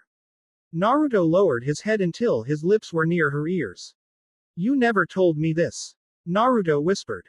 I don't really like to talk about it. I'm sorry I haven't, she whispered back. My father then got me a trainer named Kurenai Yuhi to train me. He decided that since I couldn't be a good Hyuga, then I might as well contribute to the village by becoming a ninja. The one that was supposed to love me and take care of me left me in the care of another. I wondered how I could trust another person again. Hinata continued as a few tears reached her eyes. Both Naruto and Gaara were intrigued by Hinata's story. That's when I started to think less and less of myself and began to berate myself for every little mistake I made. I would have become an empty shell with no self-esteem, no love. She then grabbed Naruto's hand and gave it a small squeeze, Naruto squeezing it back. If it wasn't for Naruto-kun, I didn't think anyone would love me, much less like me if Naruto-kun hadn't showed up in my life. I owe him my life and the best I can give him is my love and my trust. I just hope that is enough. Naruto pulled Hinata into a hug. That's more than enough. In fact, it's more than I could even ask for, he said, closing his eyes in content. Gaara, the interaction with a calculating eye, neither seemed to be lying or exaggerating. They both seemed to need each other as much as they needed air, maybe even more. The point is, Gaara, there's always someone out there to love, to trust. It just might be harder for some than for most, Naruto told him. But I am a Jinchuriki, who would love a demon container, he said in his monotone voice, though Naruto could sense the sadness in it. I am a Jinchuriki and I have someone who loves me. Maybe you just have to look hard for that precious person, Naruto assured him. Gaara looked at Naruto in the eye and for a split second, Naruto thought he saw some hope shine in Gaara's eyes. It disappeared when he and Naruto felt someone coming in their direction. Ero Sennin, come out already, I know it's you hiding in the trees. Jiraiya then comes out from the forest behind Naruto and his vein pops out. I told you not to call me that, Jiraiya yelled. And I told you not until you give up that habit of yours, Naruto retorted calmly. Jiraiya was about to say something else but noticed a barely clothed Hinata in Naruto's arms. So, what are you doing with a cloak-only wearing girl in your arms, Naruto? Jiraiya asked while he wiggled his eyebrow. Naruto blushed and looked down at Hinata and remembered that she was only wearing his cloak. Hinata noticed this too and her blush was 10 times worse than Naruto's. Soon enough, she fainted in his arms. Arg, see what you did, Ero Sennin, Naruto yelled. I said not to call me that, Jiraiya said, slamming his forehead onto Naruto's. Naruto pushed back and yelled. And I said hell no. They continued to headbutt each other, electricity sparking between their eyes. Naruto then felt Hinata stir and he spun on his heels, moving out of the way and letting Jiraiya hit the stone ground head first. Jiraiya then held his head in pain. Hinata Heim, Naruto said and Hinata gently opened her eyes. She tried to stand but her legs still felt a little faint. I'm okay, Naruto-kun, she said with a blush. She was still aware that she was still barely dressed but was too tired from everything that had happened. So you're Hinata, Naruto wouldn't shut up about you, Jiraiya said, getting up from the floor. He's talked about me, Hinata asked. Talked? He wouldn't shut up about you. It was always Hinata's pretty and this or Hinata's brave and that. This kid would even say your name in his sleep. A second Naruto appeared behind Jiraiya and socked him in the head. A large bump appeared where Naruto hit him and Jiraiya turned around and hit the clone in his face, making him poof. Hinata giggled at this and couldn't help but give Naruto a kiss on his cheek. She saw his shocked expression and laughed again. You're very sweet, Naruto-kun, she said, and he just chuckled sheepishly. Oh yeah, there's a reason why I called you here Ero-senin, and it was not to harass me or Hinata-hime. I need you to take a look at Gaara's seal, Naruto said, pointing his head towards Gaara. Gaara had remained quiet the whole time and could say that the moment between Naruto and Jiraiya was entertaining. Ah, the Jinchuriki for Suna. What's wrong with it? Jiraiya asked. His seal is not complete. Apparently, they seal him while he was still in his mother's womb, so they didn't have much to work with. From what he's told me, Shukaku is always talking to him and it's driving him insane. And from what I can see, it doesn't let him sleep. If I sleep, Shukaku would destroy my personality and take over. Gaara stated. Jiraiya eyed Gaara and told him to show him his seal. Gaara lifted his sleeve and showed the seal that was over his right shoulder. Jiraiya studied his shoulder and made some hand signs. When he finished, he placed his middle and index finger against Gaara's seal and Gaara's seal started to change. Gaara cringed in pain until the seal stopped moving and remained still. Gaara eyed his new seal and looked up confusingly at Jiraiya. I'm not entirely sure if I stopped Shukaku's voices, but I'm positive that you are able to sleep again. This is the best I can do, so if something bad happens, I guess I'll be the one to blame. He told Gaara. Gaara nodded his head and turned around. Thank you. Now if you'll excuse me, I have much to think about. Gaara said vaguely, and Naruto wondered what he had to think about. Naruto didn't have much time to think about that as Itachi appeared in the area. Itachi-sensei? Naruto asked, confusing both himself and Hinata. Itachi, as in Itachi Uchiha who murdered his clan? Hinata asked, clearly afraid. Naruto cursed under his breath and wished Itachi hadn't come. Don't worry, Hinata-hime, he's a good guy, I promise. It's a very complicated and long story. So Itachi-sensei, I thought you had to leave to do your mission. Naruto asked. Hinata relaxed a little but was still on guard. I did, and I am. I just thought that since you have a month to train, I might as well train you. He said in his monotone voice. What's up with people and their monotone voice? Naruto thought. That sounds great and all. Naruto wrapped both his arms around Hinata's waist. But I'm not leaving. Not without Hinata-chan. Hinata looked up at him with questioning eyes. Are you sure? I'll probably just hold you back. Naruto placed a finger on Hinata's lips. No, you wouldn't. Trust me. Naruto said. I'm not sure if that's a good idea. Itachi told them. Why not? Naruto asked, a little angry. Because it'll be quite dangerous and she'll probably be safer if she stays here. Itachi explained. That's what I thought too, but today pretty much proved to me that it's never safe. I'd feel better if I knew that I was close to her. Naruto told Itachi, his voice not leaving any room for argument. Itachi closed his eyes and then opened them. I'll think about it. For now, I'll go back and see how far Kisame has gone. Itachi dispersed himself and Naruto sighed. Jiraiya looked at Naruto and then at Hinata. He looked back and saw that the sun was now gone. You know, kid, maybe we should go back to the hospital. They're probably looking for her right now. Jiraiya said. Naruto looked at Hinata and then at Jiraiya. Yeah, you're probably right. Then the three of them disappeared. The area they were in became quiet. Gaara had been walking all over Konoha, thinking about the part he was going to play in the whole invasion. He stopped on top of a place Konoha called Kikyo's Castle. It was an odd name to him, but he couldn't really say anything about it. He was starting to think of telling Naruto of his father's idea of invading and destroying Konoha. Naruto seemed very genuine and could be a very powerful ally. In the coldness of the night, sand erupted from Gaara's gourd and attacked a pillar behind him. A blur jumped out from behind the pillar before it could be destroyed. Gaara turned around and Dosu was standing across from him, seeming to be ready to fight. I have no business with you. Now leave before I make your blood fall on my sand. Gaara warned, but Dosu didn't care. So you're the major piece in Orochimaru-sama's plan, huh? You don't look so tough to me. Dosu said as he ran at Gaara while cocking his fist back. Looks can be deceiving. That was all Gaara said as sand stopped Dosu in his tracks and completely enveloped him. Dosu's only visible eye widened as panic started to set in. And no, don't kill me. I can help you become stronger. Dosu bargained, but Gaara would hear nothing of it. I warned you already to leave me alone and you refused. This is what happens when you get overconfident in your abilities.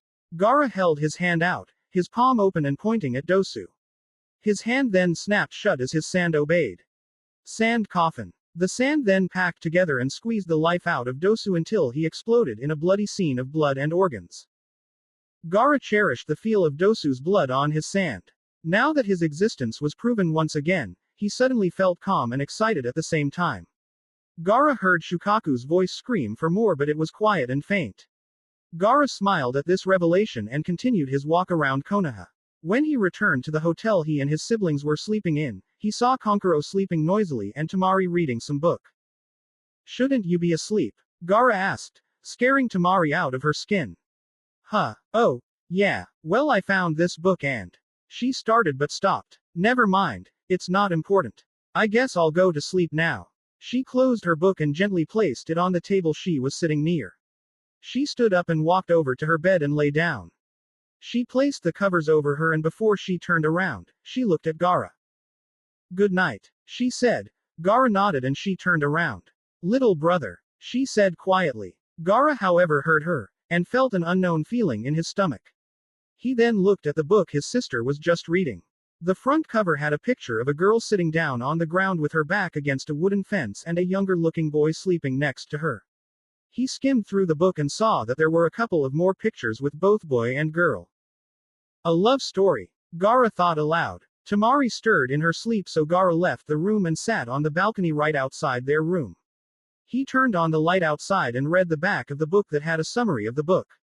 It read, abandoned at the age of 16 and 12, Karen and Ichigo struggle to survive in a world where money and power are everything when they have none.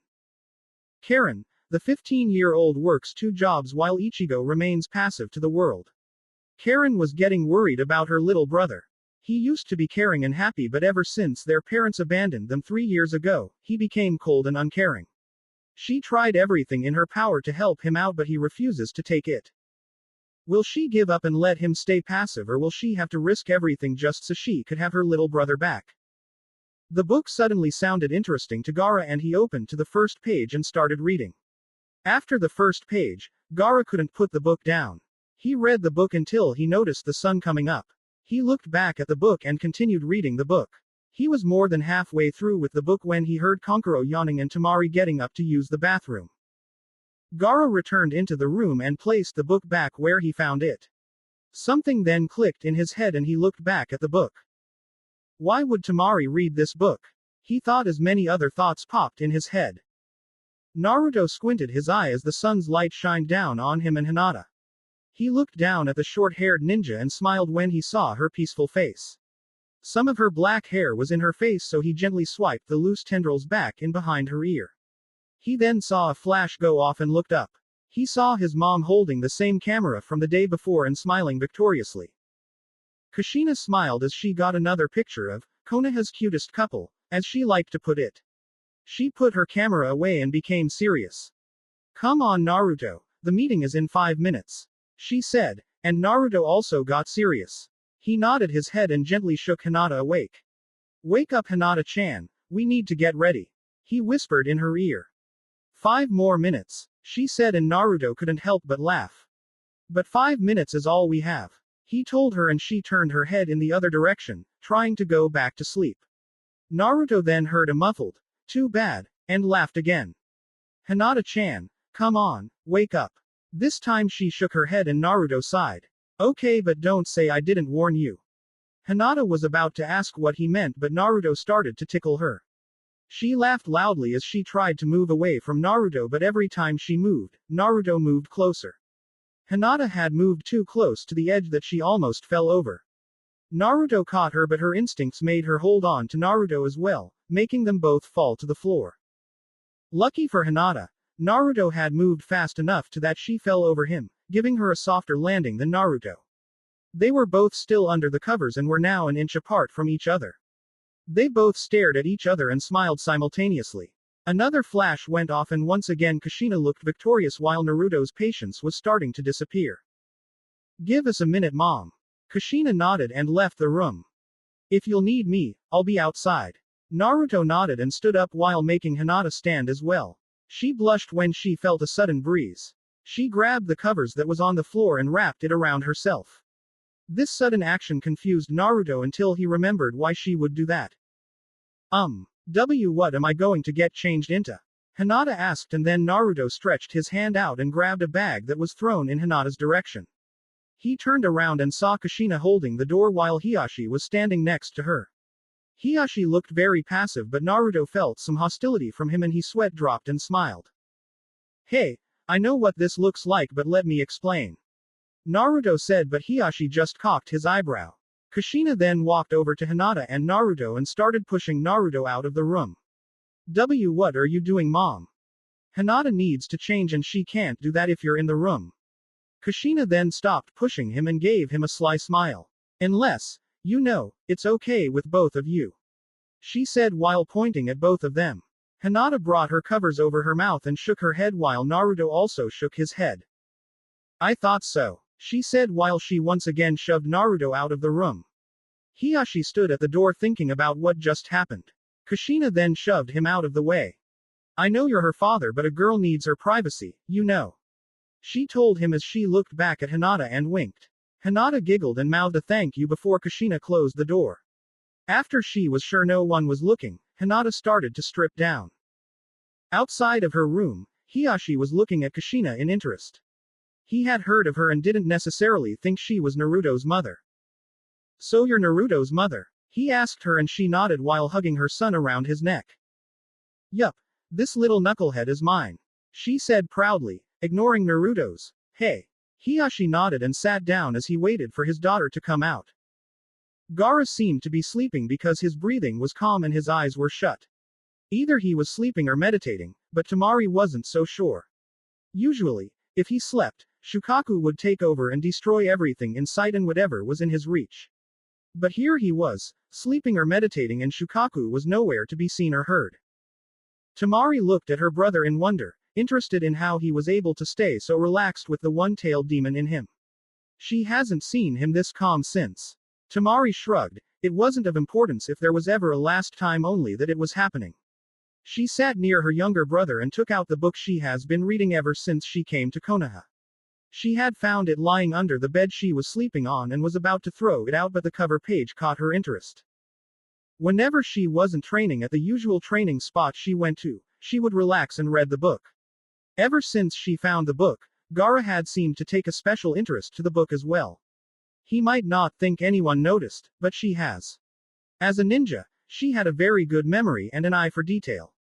Whenever she would put the book down to sleep at night, in the mornings, the book would always be in the same area, but not exactly how she left it. She knew Kankuro would never even think about picking the book up since he's always checking on his puppets. She'd seen Baki pick the book up once, but had immediately put it down and muttered something about worthless books. She then came to two conclusions. She was either going insane or Gaara was the one reading the book. Before any more thoughts could be thought, Gaara snapped, his eyes opened and stood. Sleep well? She asked. It was funny how she had woken up that morning and was surprised to see Gaara sleeping. Everyone freaked out at first, but if Shukaku hadn't taken over, everything was alright. Gaara, though, didn't reply. He just walked out of the room and into the mini kitchen the hotel in Konoha had. Normally, that would be it. No more talking, no more fear, but because of the book, Temari felt like she at least had to continue talking to him, try to at least make a connection with him. She stood up and followed him into the kitchen, coming in to see Gaara looking around the refrigerator. She walked up to him and placed a hand on his shoulder. Gaara restrained his sand from attacking Temari's hand. Temari noticed this but didn't flinch. Gaara looked back at her and she gave him a warm smile. How about I make you breakfast this morning, little brother? She asked him. Gaara seemed to think about this before shrugging his shoulders and walking out of the kitchen. Temari sighed and went to make his breakfast. She took out some eggs, bacon and bread. When she finished, she re-entered the living room and saw Gaara sitting on his bed. With one last breath, she walked over and gave him his breakfast, which he took. Temari smiled when he seemed pleased with his food. It didn't take long for Gaara to finish and he stood to put his dish away. He came back and sat across from Temari, who returned to reading her book while he ate. He eyed her suspiciously and she felt weird under his stare. Is there something I can help you with, Gaara? Gaara didn't reply right away. he was thinking about what he wanted to say. Why did you make me breakfast? You usually make sure you're well kept before you pay any attention to me. Gaara answered with his emotionless tone. I just wanted to make sure you had a decent breakfast. But why? Why have you suddenly had an interest in my well-being? He questioned. I'm not sure. You might not think it, but I've always cared for you. I guess I just thought I should finally do something. She answered coolly. Gaara knew how to read people really well, he had to when everyone hated him. He saw no signs of lying in her voice or her body language. He accepted this answer and nodded. Tamari, what do you think of the invasion? Gaara asked quietly, knowing the possible chance of someone overhearing them. Tamari wasn't expecting a question like that from Gaara.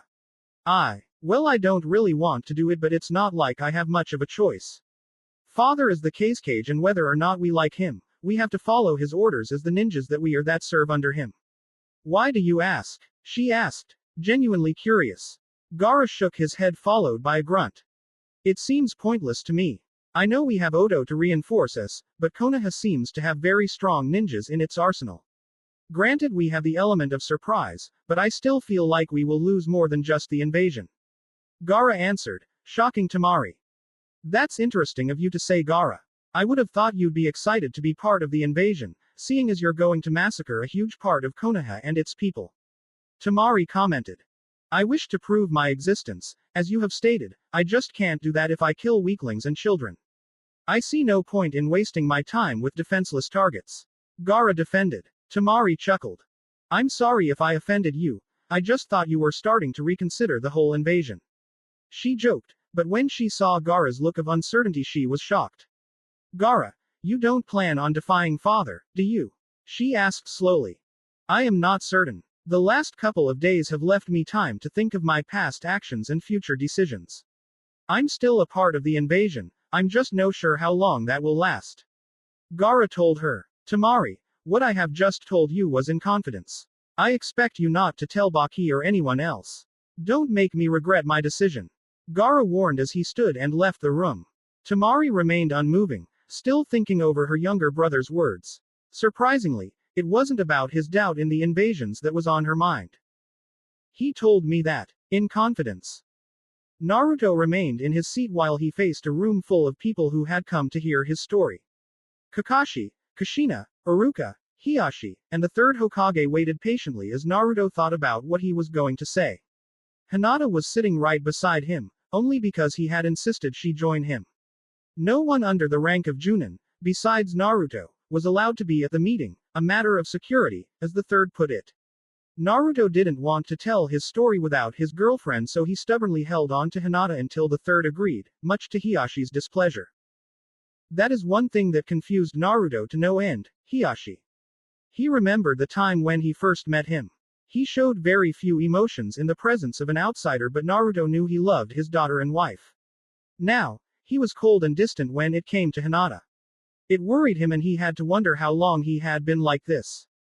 Naruto, of all people, knew when someone was hiding their inner emotions and desires. In his opinion, Hiashi was suppressing many feelings of regret, love and happiness. It seemed to Naruto that since his wife died he had tried to get rid his old life and emotions by burying himself in his work and by expecting too much from Hinata, disappointed in her when she did not meet his demands. Naruto mentally shrugged his shoulders and sighed. What do I know? I'm no psychologist. Naruto then caught Kakashi giving him this odd look. It was a look he hasn't seen before. Though he still felt angry towards his sensei, he was glad he still cared enough to come and listen to where he had been for the last 6 months. Any time now, Naruto. The third said, bring Naruto out of his thoughts. He nodded and started to tell his story. Well, while coming back from getting my new swords, my mom and me were ambushed by Kumo hunter nins and one of their jutsu knocked me out and blocked Kyuubi from talking to me. Hold it, Naruto. I don't think it was a wise decision to mention your prisoner in front of Hinata. Kushina asked. Naruto looked at Hinata and smiled when he saw hers. She already knows. Naruto told them, shocking everyone in the room. And she still wants to be with me. Isn't she great? He added, making Hinata blush furiously. Please continue, Naruto. Naruto nodded and continued. As I was saying, after that, I remember waking up in a bed. At the time, I had amnesia, so I did what anyone in my place would do. I went around the house, yelling in hopes of someone discovering me. Naruto said, making everyone sweat drop. A girl around my age showed up and knocked me out again. The second time I woke up, she apologized and told me it was the only way she could think of that would shut me up. She told me her name was Nozomi and that I was in Kumo. After that, she took me around town and introduced me to a couple of her friends. Months passed and I was accepted as a genin, placed in a team and went training with my team whenever we weren't on missions.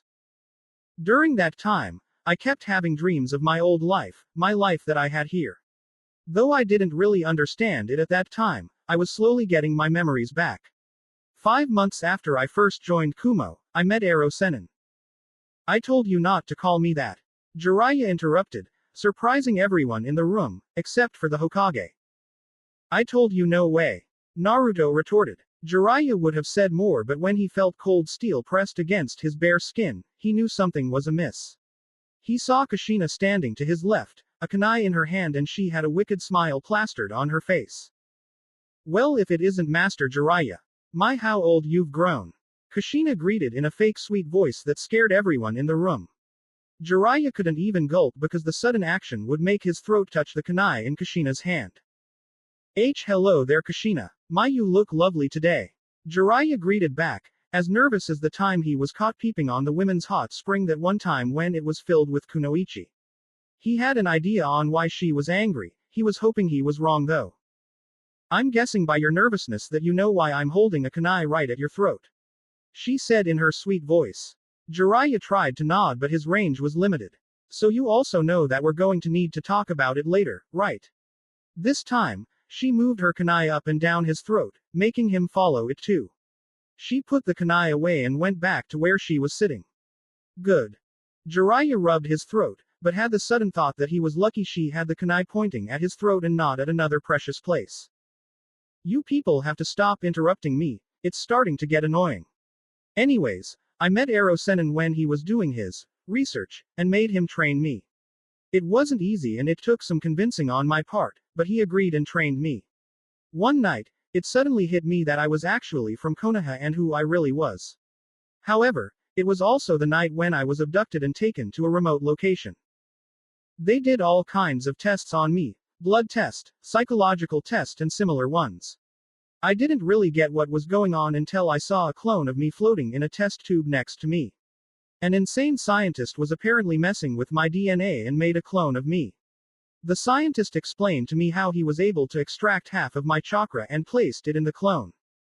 Sometime later, I was forced to battle the clone while most of my chakra was drained. I killed it by blowing up the lab with it still inside.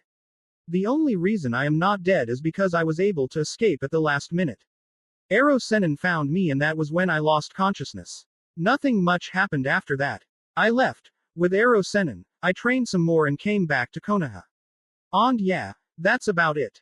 Naruto finished, but while he was telling his story, Hinata couldn't help but notice that he was holding something back, something he wasn't telling them.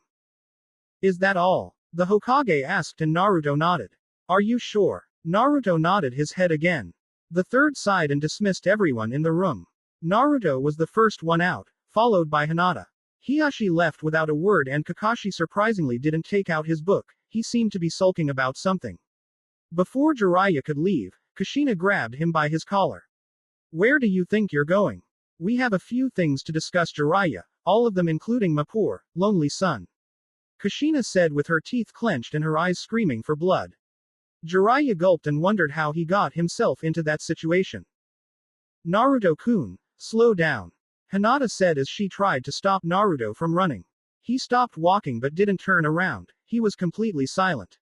Hinata was starting to get nervous, she had never seen him so quiet before, not once. He refrained from turning around and facing her. Deciding to take the initiative, she moved herself in front of Naruto and made him look at her. Naruto-kun, what's wrong? What is making you so upset? She asked, concerned. As soon as he looked into her eyes he knew he wouldn't be able to resist answering her. I know you didn't tell the whole truth back there. You're hiding something and I don't like it when you hide things from me. She looked away as she spoke. It makes me feel like you don't trust me. She said sadly. That immediately got Naruto active. Hinata-chan, please don't think that. I trust out you with me life. It's just. Naruto paused, trying to find out exactly how he could say what's on his mind. Come on, if I'm going to tell you, I want it to be in a secluded place, okay? Hinata nodded. See, can we go to my house? She asked. Naruto thought it was a weird question to ask but nodded nonetheless. She held his hand and led him to her home. When they got there, the Hyuga guards looked at them and nodded. Naruto nodded back and walked into Hinata's house. She led him through the halls and into her room. Hinata's room was pretty simple for someone living in a house full of expensive things. She had a bed that was placed on the left side of the room, a desk on the opposite side, and a small futon near the window. She had a couple of picture frames but not much else. Naruto took another good look of her room before seeing Hinata signal him to sit next to her on her bed. He sat down and sighed as he began to tell his story, the part that he left out. Flashback. Naruto woke up for the third time and saw that he was still confined to the wall like he was an hour ago. He struggled through his chains, but because of the many tests and drugs he was injected with, he was tired and weak. Out of the corner of his eye, he could see someone writing something down as they looked at the computer. The person was in the shadows, so Naruto couldn't see who it was, just that the person was short. The person seemed to figure out something and laughed while Naruto stared in confusion. The person turned his head and was looking right at Naruto. The person smiled as he put his notes down and walked over to Naruto. So you're awake, huh? It's been a while since the last time you've woken up. The person said in a deep and tired voice. Who are you? And what do you want? Naruto shouted through his exhaustion. The person finally stepped out of the shadows and Naruto's eyes widened. No way. You're that guy from 7 years ago. Jiro smiled and cherished the fear visible on Naruto's eyes. Yes, I am. I am Jiro and you are the Jinchuriki for Kyuubi. Jiro once again surprised Naruto. Why, you know? Jiro nodded, his sick smile never wavering. Yes, and it was only because of the demon's help were you able to defeat me and my partner. Though the past does not matter as long as we continue on to the future. So now, I will get my revenge for what you did. Jiro walked back into the shadows to recover his notes. Naruto was about to yell again, but then he noticed something that disturbed him. In a containment chamber of some kind, was a blonde-haired kid about his age floating in it and stripped down. That was only the beginning. In his stomach was a symbol similar to the one he always saw when he summoned his chakra. Also, there was also a small amount of Kyuubi's chakra surrounding him. It wasn't a lot, but it was enough to be visible. Naruto clenched his teeth and once again tried to break the chains that held him in place. How dare you take one of your own ninjas and use him for experiments? And why use Kyuubi's chakra? It's poisonous to others. This kid will die in a matter of hours. Naruto yelled, getting a chuckle for a reply. Shut up. You think I don't know that? I tried using Kyuubi's chakra on one of our ninjas, but he ended up dying in minutes. Haro didn't stand a chance. The experiment was proved fatal and fruitless. Jiro told Naruto. Why do you keep trying if you know it's pointless? Naruto asked. I try because I know this one won't die. And what makes you so sure? Jiro's smile widened into an insane one as he answered. Because this kid is not human. Naruto stopped struggling and relaxed in his chains. Yes, the boy you see in that container is not human. He was made from your generous donations of blood, hair, skin and Kyuubi's chakra. It was very interesting to see how the boy's entire structure was formed from the help of Kyuubi's chakra. It might have taken some time and help, but finally, my work is complete. Jiro laughed maniacally and Naruto couldn't believe it. And with the amount of chakra he absorbed from you, the clone will be powerful enough to gain 2 or 3 tails. Naruto's eyes widened and he watched in horror as his clone started waking up, slowly opening his eyes. The clone suddenly burst through the glass and he fell to the ground. A few seconds later, the clone stood up and his blonde locks started to darken until it was completely black, then into a distinct silver color. Interesting, the particles in his hair seemed to interact with the oxygen particles in the air. But it is not important. Jiro said as he faced Naruto. The clone also looked at Naruto and his eyes sparked. The clone smiled a smile similar to one Naruto smiled whenever he had a mischievous thought. I will name Takeo since that is the alias Naruto had and you will fight Naruto. To the death. I'll finally get revenge on you, and when you're out of the picture, Takeo will abduct the Hyuga girl and Kuma will finally adujutsu. Takeo immediately jumped into action, disappearing and reappearing in front of Naruto, landing a sharp punch to the stomach. Naruto gasped in pain as he felt his ribs crack from the pressure. Behind him, he heard the wall begin to crack. Takeo backs his other fist and sent at Naruto's ribs as they once again cracked, and so did the wall. Takeo continued the assault while purposely ignoring Jiro's demand to stop. With one last punch, which sent Naruto through the wall, setting him free, Takeo turned and faced his creator. I told you to stop. You just destroyed that wall and in the process, some of the equipment. I'll give you a chance to kill him, but not here. Jiro yelled, but Takeo's expression was unreadable. Suddenly, a massive amount of chakra was being focused on Takeo's hands as his hands impulsively went through hand signs and then held an open palm facing Jiro. Without warning, fire and water started spiraling around Takeo's open hand. He closed it and the fire and water rushed right into Jiro, massacring him and destroying the equipment and everything in the room. Outside the hidden building, Naruto crawled into the open space and struggled to get on his feet. He couldn't believe the strength Takeo had, it was unbelievable. The fact that he was able to crawl out of the building before Takeo unleashed the attack was a miracle in and of itself. Naruto dropped to the floor as scalpels and needles flew at him from inside the building.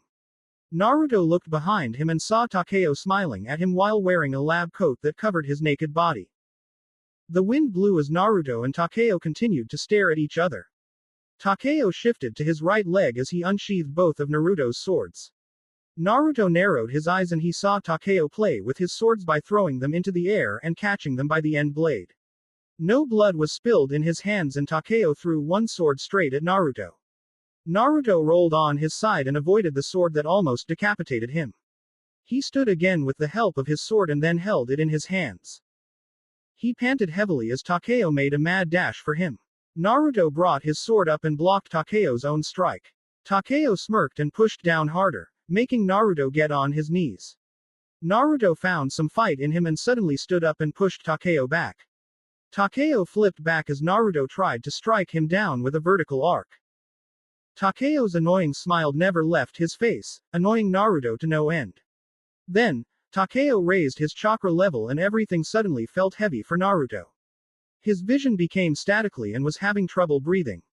His chakra level, it's incredible, Naruto thought as he went down on one knee. He supported himself with his sword and squinted his left eye as he saw Takeo heading for him. Why are you weak? I'm not weak and I came from you. Or are you too afraid to fight me? Takeo mocked. Naruto didn't get angry, he knew what Takeo was trying and it wasn't going to work. Not going to fight. Fine, it'll be easier for me to kill you and take what's yours. Naruto could sense a hidden meaning behind Takeo's words. What do you mean? Naruto warily asked. Like these swords for starters. And when I take your place in the Chunin exams, I'll go to Konoha and take what belongs to you, Hinata. It'll be so fun to finally be able to see her and make her my mate. Leave Hinata out of this, she has nothing to do with you. Naruto yelled. Oh, but that's the thing. Being a clone of yours, I have all your memories and feelings. While you may feel actual love for Hinata, I just feel a lot of lust that you've been suppressing for her and I'll be able to fulfill these feelings after I destroy you. Naruto clenched his teeth together and lifted his sword high into the air. With the small amount of chakra he felt, he suppressed Kyuubi's chakra against the blade. Demon Art. Slicing Chakra Invocation. The chakra rushed off the blade and went towards Takeo. Takeo's own sword lit up with Kyuubi's chakra and swiped it, making it go head to head with Naruto's attack. Takeo's attack was much stronger so it cut right through Naruto's jutsu and straight towards him. Naruto jumped out of the way and felt the backlash of Takeo's jutsu. The after force made Naruto let go of his sword and fly across the field. Naruto willed his body to stand but could not so much as lift his upper body. Is that it? Is that all you have to offer? Naruto eyed Takeo with such hatred that it could freeze hell over. Takeo, though, was unfazed by his cold stare. I can beat the crap out of you. Naruto muttered. Then stand up and fight me. After you take off your mask. Naruto flinched and returned to his feet after Takeo suppressed his chakra. He knows about that too. Naruto thought and went to remove his mask, but then he saw Takeo's smile suddenly waver for a second while he looked to his left. His smile returned and he waved at Naruto. It seems we do not have time to play Naruto, but Takeo walked over to reclaim the other sword. He stood up straight and faced Naruto again. I promise that I will take Hinata from you and destroy you. And I can assure I will complete this promise because it is also my ninja way. Takeo vanished in thin air and a human-sized toad jumped in front of Naruto. Jiraiya could be seen on top of the toad with a small smirk. Need a hand, kid? Naruto felt lightheaded and let his head fall to the ground. His last conscious thought was of Takeo's words. Quote. I will take Hinata from you and destroy you. End of flashback. Hinata remained quiet throughout his whole explanation. She was speechless when he finished and he wondered what was going through Hinata's mind. Hinata, meanwhile, was thinking about how weird it suddenly became. She knew there was something odd about Takeo and how he reminded her of Naruto, and now she knew why. It was even more surprising that the person who tried to kidnap her 7 years ago was responsible for the whole thing. Hinata-chan, are you there? Naruto said while waving his hand in front of her face. She grabbed his hand and stopped it. Why yeah, it's a lot to take in right now. She answered. Hinata then looked up at Naruto. This is very important information that should be told to the Hokage, Naruto-kun. Why didn't you tell him? Hinata asked. Well, because there's nothing he could do about it. Kuma wasn't responsible for Jiro's experimentation, and he can't stop the exams just because of one clone. He would disappoint the daimyo and Konoha would lose much of its respect. I know what I'm doing, Hinata-chan, and I'm going to be the one to settle this. Naruto replied to her, confident in himself to follow through with his words. Still, I think the Hokage should know. It's too late now, and it's not that important. Right now, you need to pack up. Naruto said while standing. Hinata looked at him curiously and watched him head for her window. Wait, but why? She asked and Naruto turned around to face her. Because you're coming with me when Itachi-sensei comes to get me to train. Hinata just stared at him incredulous. He felt odd receiving that look from Hinata. But Itachi said I couldn't come. Hinata reminded him, but Naruto shrugged his shoulders. And I said I wasn't going to go unless you come with us. I won't leave you alone while Takeo is still alive. Naruto said stubbornly. I'm glad that you care, Naruto-kun, but I don't want to be the reason why you don't get stronger. Hinata told him, but Naruto remained adamant. You won't be because you will come with me. Naruto retorted, but Hinata still had one last argument. But what if Itachi doesn't take you because of me? Naruto sighed and walked back to where Hinata. Then I won't go with him. I would rather stay here and make sure you're safe than go off with Itachi-sensei to learn 1 or 2 jutsu. Trust me, Hinata, whether or not I go with Itachi-sensei, I will still become powerful and will make sure you are safe, from Takeo to anything else. I will always be there for you, to protect you. Naruto raised Hinata's hand and kissed it. Being the girl that she was, she blushed from his action. Or to support you, whichever one is necessary. Besides, Itachi-sensei has no personality, it can get a bit boring sometimes. So can we please drop it so you can pack? Hinata giggled and nodded and Naruto smiled as he headed for the window. Hinata then remembered something and stopped him. Wait, Naruto-kun. Naruto barely made it out the window before hearing his name being called. He looked back into the room and saw Hinata smiling at him and holding the doorknob to her closet. There's someone who'll probably want to see you. Hinata opened her closet and Naruto saw Miu sleeping in a makeshift bed.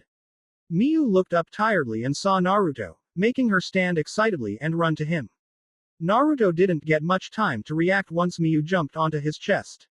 With her speed and momentum, Miu forced Naruto back and he was free, falling into the ground. Naruto hit the ground with a loud thud and Miu relentlessly licked Naruto's cheeks. Even if he felt the pain from his fall, Naruto didn't show it as he stood. He was happy to see Miu again. She was one of the few people and things he missed while he was away. Hinata giggled as she saw Miu get off Naruto and start circling him. It was midnight and all was still. No one moved at all and the moon shined brightly over Konoha.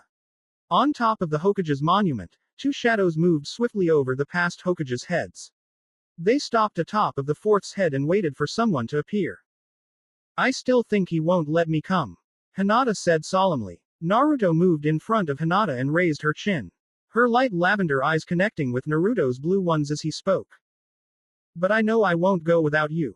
Now relax, it's not like he'll overreact if I tell him I won't go without you. He can be a very understanding guy. Naruto reassured her and planted a quick kiss on her lips. She felt shivers run down her body and she couldn't help but smile. Naruto always made her feel good, whatever the situation may be. Naruto looked across the area and saw Itachi waiting for Naruto. So, are you going to let Hinata join us or are you still against it?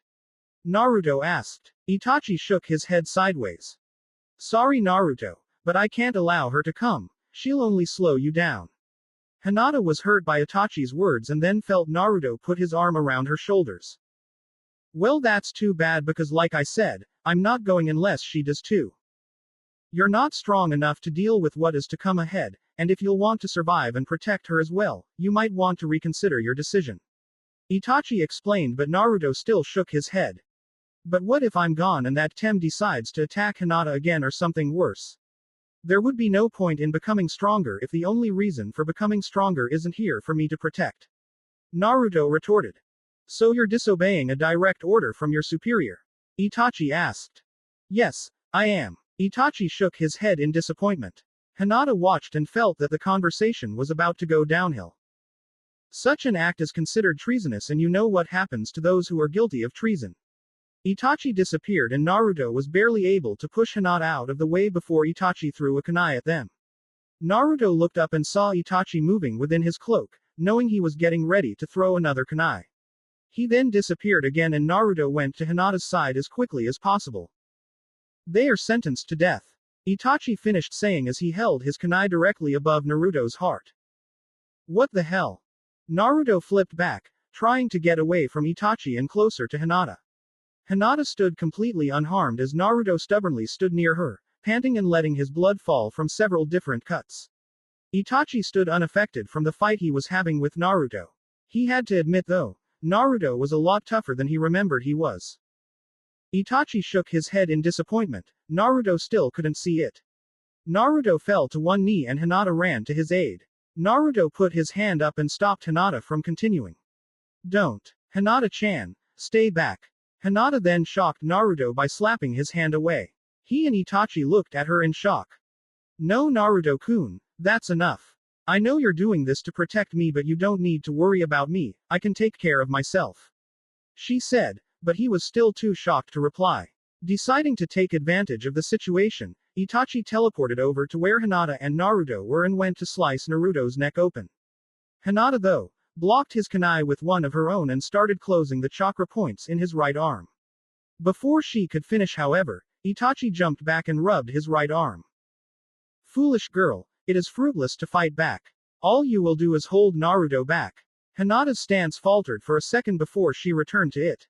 I don't care. I will help Naruto-kun out as much as I can, at whatever price. Hinata said solidly. Itachi moved to attack her and she jumped up, dodging a kunai and threw one of her own. Itachi parried this one off and headed straight for her. For the second time now, Itachi was surprised when someone intervened in his fight. Naruto spat a huge fireball straight at Itachi and Itachi had to give up on his attack just to avoid the fireball. Itachi landed a few feet away but was given no time to rest as Hinata was headed his way, her eyes showing her Kekkei Genkai active. He dodged many of her attacks but some did get through his defense and even got his entire right arm numb. Itachi took no chance in getting his other arm disabled so he started making one-handed hand signs. Hinata jumped back so she wouldn't be so close to him as he readied his hand and chakra. He put his left hand near his mouth, sucked in some air. Fire style. Fireball jutsu. He thought as a fireball headed straight for both of them. They both separated and watched as the fireball flew past them and into a tree. Naruto didn't want to start a forest fire so he made the same hand signs Itachi made and sucked in some air. Fire style. Fireball jutsu. Naruto spat his own fireball, smothering Itachi's fire with his and stopping them both. Naruto looked back to where Hinata was fighting Itachi and was surprised to see that she was actually holding her own against him. However, Naruto could see that Itachi was holding back. Hinata spun under Itachi's left jab and tried to kick his feet from under him. Itachi jumped and avoided her sweep kick and brought his knee up to her face. Hinata leaned back at an impossible angle and flipped back, hitting him on his chin. Itachi however recovered quickly and kicked Hinata in the stomach to put some distance between the two. Naruto though had other ideas. He jumped into the air while grabbing Hinata's hands and swung her around, and when he thought he was going fast enough, he let her go, making her fly in Itachi's direction. She flipped in midair and tried to kick Itachi's chest, but he blocked it with his forearm and Hinata jumped off his forearm. Seeing as he was distracted, Naruto ran closely to the ground until he was 2 feet away from Itachi and jumped up, connecting a right hook with Itachi's chin. Naruto and Hinata smiled, but it disappeared when Itachi disappeared in a cloud of smoke. This got them back on the defensive, getting back to back and looking everywhere for Itachi. Very good, very good. I am surprised at the level of teamwork you both seem to possess. Itachi's voice rang around the area. I see now that I was correct in assuming that you Hinata are no burden to Naruto or to any other you will work with. Naruto and Hinata were both shocked by what Itachi said, that they didn't even notice him walking up to him. Thank you Itachi-sensei. Naruto said after snapping out of his shock, still a little wary of Itachi. Please Naruto, don't believe for a minute that I would actually betray you. This was merely a test to see if Hinata would really hold you back. So does that mean that I can go? Hinata said meekly. Even though she was a great ninja, Itachi knew she had to grow out of her shell to become a better fighter. Yes, you can. Hinata smiled and was hugged by Naruto. She blushed a little, but her smile never left her face. Soon after Naruto let go, he fell to the ground, knocked out and snoring loudly. Hinata started to giggle and could tell Itachi was entertained as well, even if he didn't show it. I guess we will have to leave tomorrow, seeing as he won't awake until tomorrow. You don't mind taking him to his home, do you Hinata?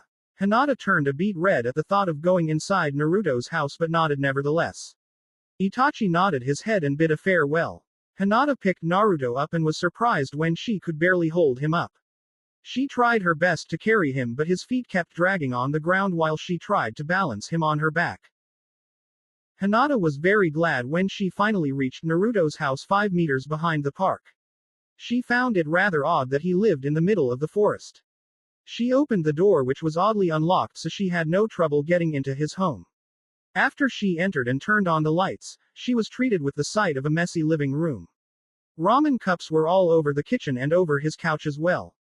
The cushions were also torn apart, and Hinata could tell that Miyu was responsible for that. Speaking of Miyu, she had come out of a room and jumped on Hinata's shoulder. Hinata kind of wavered with Miyu on her shoulder. Even though she still had some growing to do, Miyu was pretty big, bigger than she should have been, but Hinata had guessed she had been eating healthy. Well, for a fox anyway. With Miyu's help, Hinata was able to locate Naruto's room. When she entered, she saw that his room wasn't as messy as she thought it would be.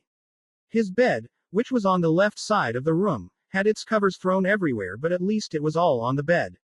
On the right side of his bed was a drawer with an alarm and 3 picture frames. Across the room, his closet was slightly open and Hinata could see all his blue shirts, black sleeveless shirts, black shorts and pants, and his ninja shoes. She giggled when she saw about 10 of his ripped masks on a pile in the corner of his room. She stopped looking around his room long enough to help him lay on his bed. It amazed her how out of it he was, but then again, he did fight for over an hour non-stop against Itachi, who was said to have passed the Chunin exams by the age of 10 and even became an Anbu captain when he was 13. That spoke volumes about Naruto and his own potential. She watched him sleep and couldn't help but smile when his snoring died down and a smile came upon his lips. Hinata-chan, he mumbled. Hinata's smile grew and she leaned down and kissed Naruto's cheek. Hinata giggled when she saw him blush. Even with the small amount of moonlight in the room, it was as clear as day. She backed up a little, heading for the door but not wanting to look away when she suddenly bumped into his drawer, making 2 of his picture frames to fall back on the drawer and 1 to fall to the floor. Hinata panicked and hoped that the glass didn't crack. First, she made the ones on the desk get upright. Thanks to the moonlight coming from Naruto's open window, she saw that the first picture was one of her, Naruto and Sasuke, along with Kakashi, in their team picture. At the time, she was a lot more shy than she was now, and Naruto still had no clue about her feelings. Though to be fair, she didn't know about his feelings at that time either. The next picture made her blush but smile. The picture was when she and Naruto had that awkward moment in the kitchen of Ichiraku's. Hinata had slipped on a sponge and held on to the first thing she could, which was Naruto. Naruto had held on to the sink and had his left arm wrapped around her waist. Her hands had gone on his chest and she had no balance on her feet, making her lean on Naruto. Both of their mouths were inches away from each other and both were looking at each other with so much intensity, Hinata almost fainted. That was when Ayame came into the room and took the picture. Hinata giggled. She didn't even remember seeing Ayame take that picture. She put the picture back on top his drawer and went to leave the room but then stepped on the last picture frame, making the glass crack a little. She flinched and bent down to pick it up. She saw that the glass was broken and she sighed at her clumsiness. She stood up straight and saw that the picture was a recent one. The picture brought tears to Hinata's eyes as she continued to look at it. She then felt two strong arms gently wrap themselves around her shoulders and a chin placed on her shoulder. I like that picture a lot, Naruto said sleepily. Hinata nodded and held the picture close to her. Luckily, glass was not pointing out she wasn't cut. Hinata placed the picture back down and just kept looking at it. Naruto looked at it with her with a smile just as happy as hers. It was the picture Kushina took a day after Hinata woke up after the preliminaries. It showed Naruto looking down lovingly at Hinata while she slept and him pulling her short hair behind her ear. She was so out of it that she didn't really notice the flash or the touch. This picture said a lot to Hinata, all the things she wanted to hear. It told her that he would always be there for her, to watch over her even while they slept, that he would stay loyal and would always be with her to love and support her. Hinata wasn't so sure how she got all of that and more from one picture, but she didn't care. She truly believed that a picture's worth 1,000 words. She turned her head and saw that Naruto had his mask off and was smiling at her. She smiled back at him and he slowly initiated a kiss. Naruto could feel her tears continue to fall and wiped them away. He leaned back and brought her down to his bed, with her on the left side of him. They kept the kiss going until they needed to part for air. With one last kiss to the forehead, Naruto yawned and kept a tight hold on Hinata. Good night Hinata. Hinata tried to resist to fall asleep but it was no use. She yawned as well and snuggled up to Naruto's chest. Good night Naruto-kun. Gaara put the book down as he finished reading the last page. He sighed and stretched as he looked out at Konoha while the moon shined down on it.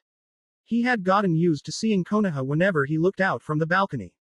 It was such a beautiful and peaceful place that Gaara's doubt in the invasion continued to grow with each passing day. Tamari slowly walked up to Gaara, not wanting him to mistake her for an enemy. Why are you quiet when approaching me, Tamari? Turning around, Gaara faces his sister who's surprised that he knew she was there. Are you trying to sneak up on me so the Suna would finally be free from me and Shukaku? It's not that, Gaara, I promise. It's just that I didn't want your San to attack me, I was just being cautious, is all. Tamari answered. Are you saying that I do not have enough self-control to stop my San from attacking you? Gaara asked again. No Gaara, that's not it. I just don't want to provoke you in any way. Gaara seemed to accept this answer as he didn't speak again. Tamari calmed down a bit and walked closer to him until she was right by his side. They just watched Konoha in silence until Tamari decided to start another conversation. So, are you still unsure if you'll go along with father's plan? Tamari asked. Gaara didn't answer right away. He remained passive as a breeze blew past them. I am unsure of how smart it'll be to partake in it, but I will be part of the invasion. While I still think that it will not end well, I see no reason to not continue as planned. I am a major part of the invasion and even though I despise father, I cannot let him down, whether he be my father or the cage. So until there is a reason for you not to take part in the invasion, you'll still do it. Gaara nodded his head.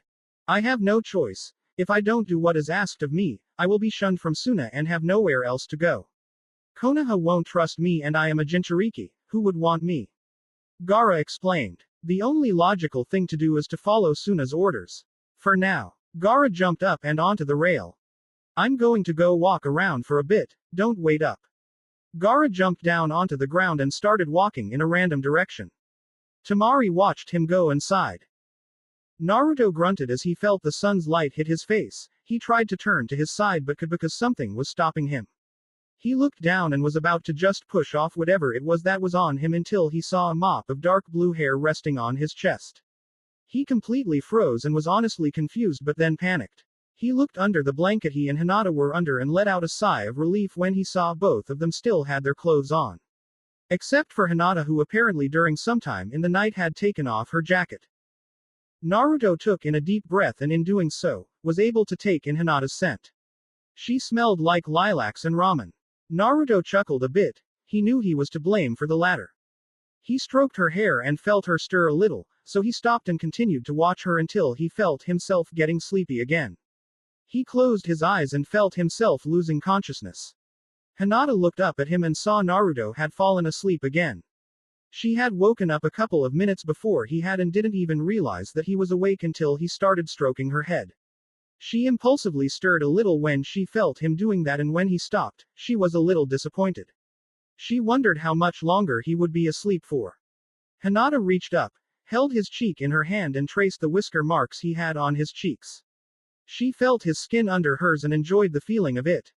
Then Naruto's hand sprung up and held her hand. Hinata gasped and looked at Naruto, who still had his eyes shut. "So you're awake now?" Naruto asked groggily. "Why yeah," Hinata said, feeling her blood rush to her face.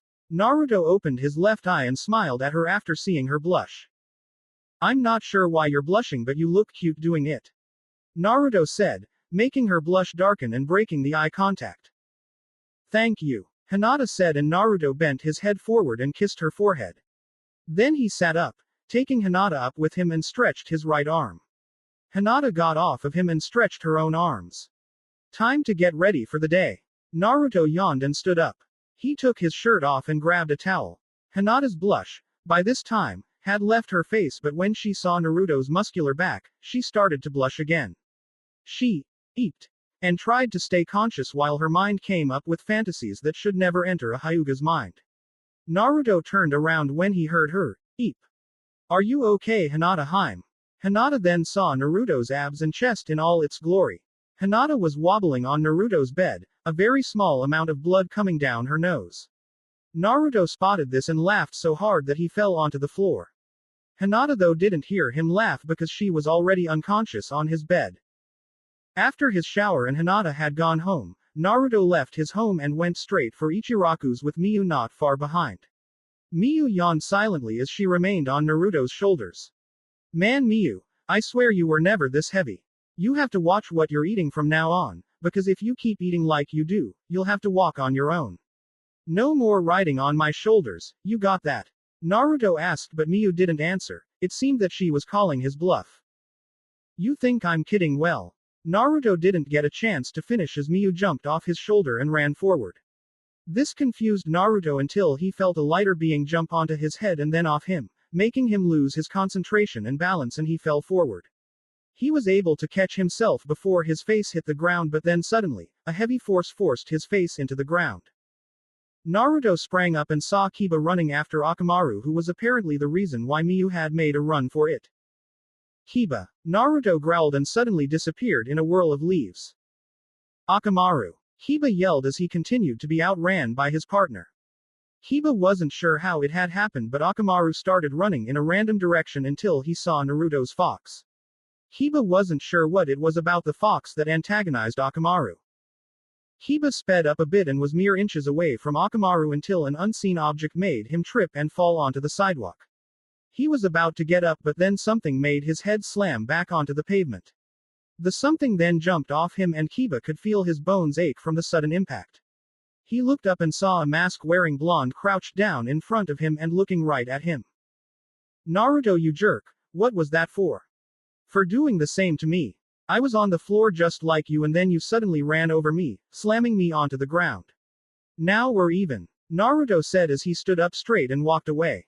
Kiba growled. Now he really hated Naruto. First he took Hinata away from him and now he had taken a cheap shot at him.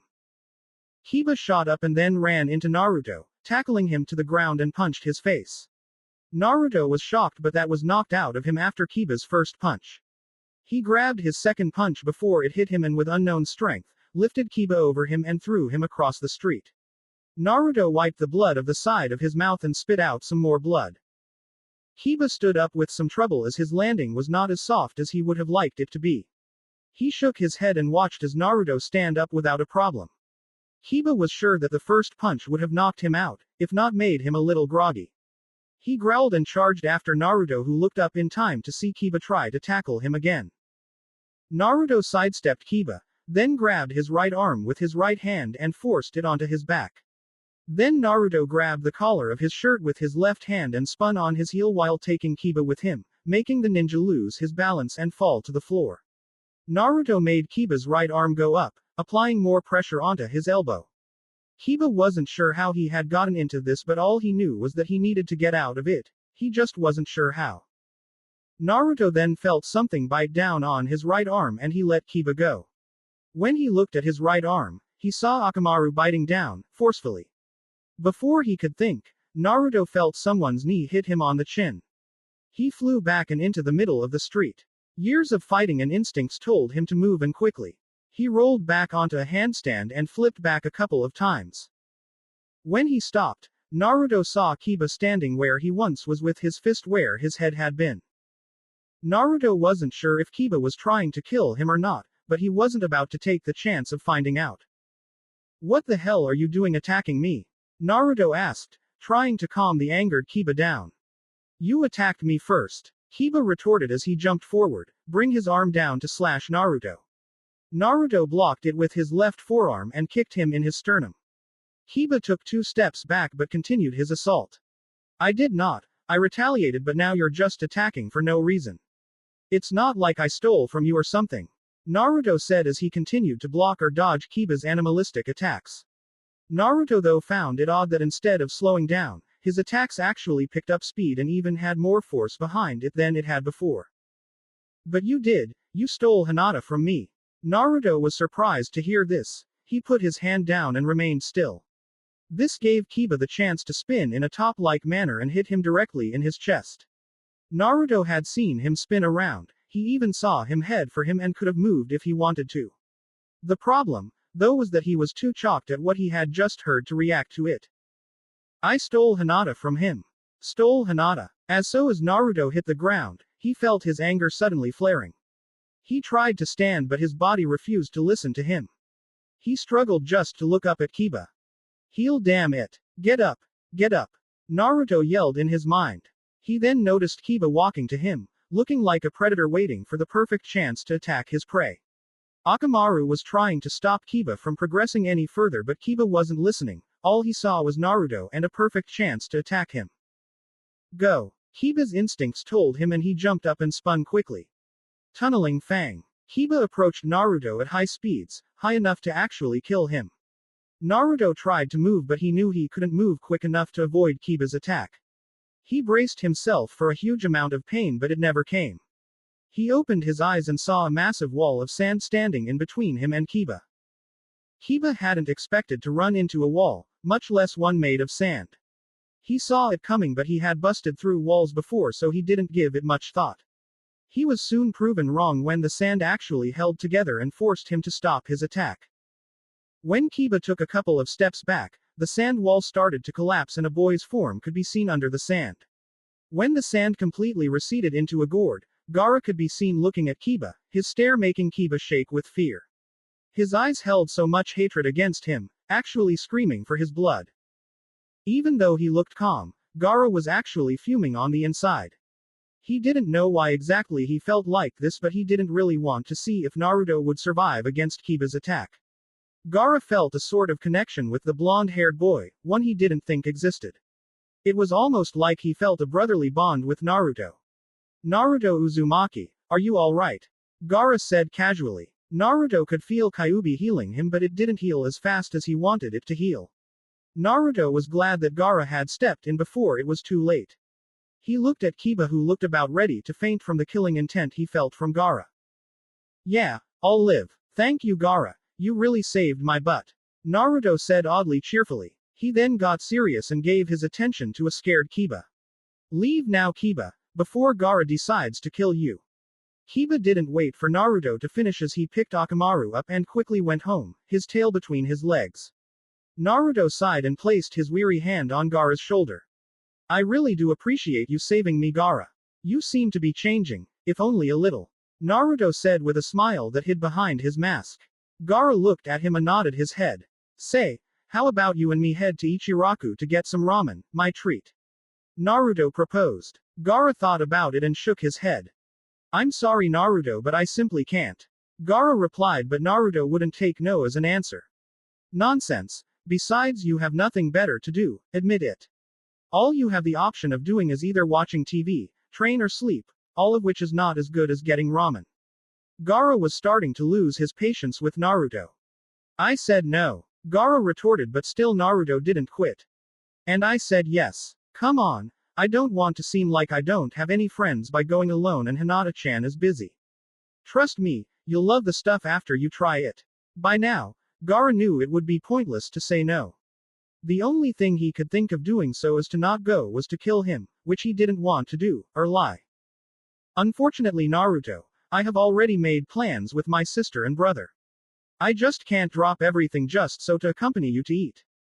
Gaara said as an excuse. Naruto stopped walking and thought about the situation, but then got an idea as he turned into a different direction and continued to drag Gaara around.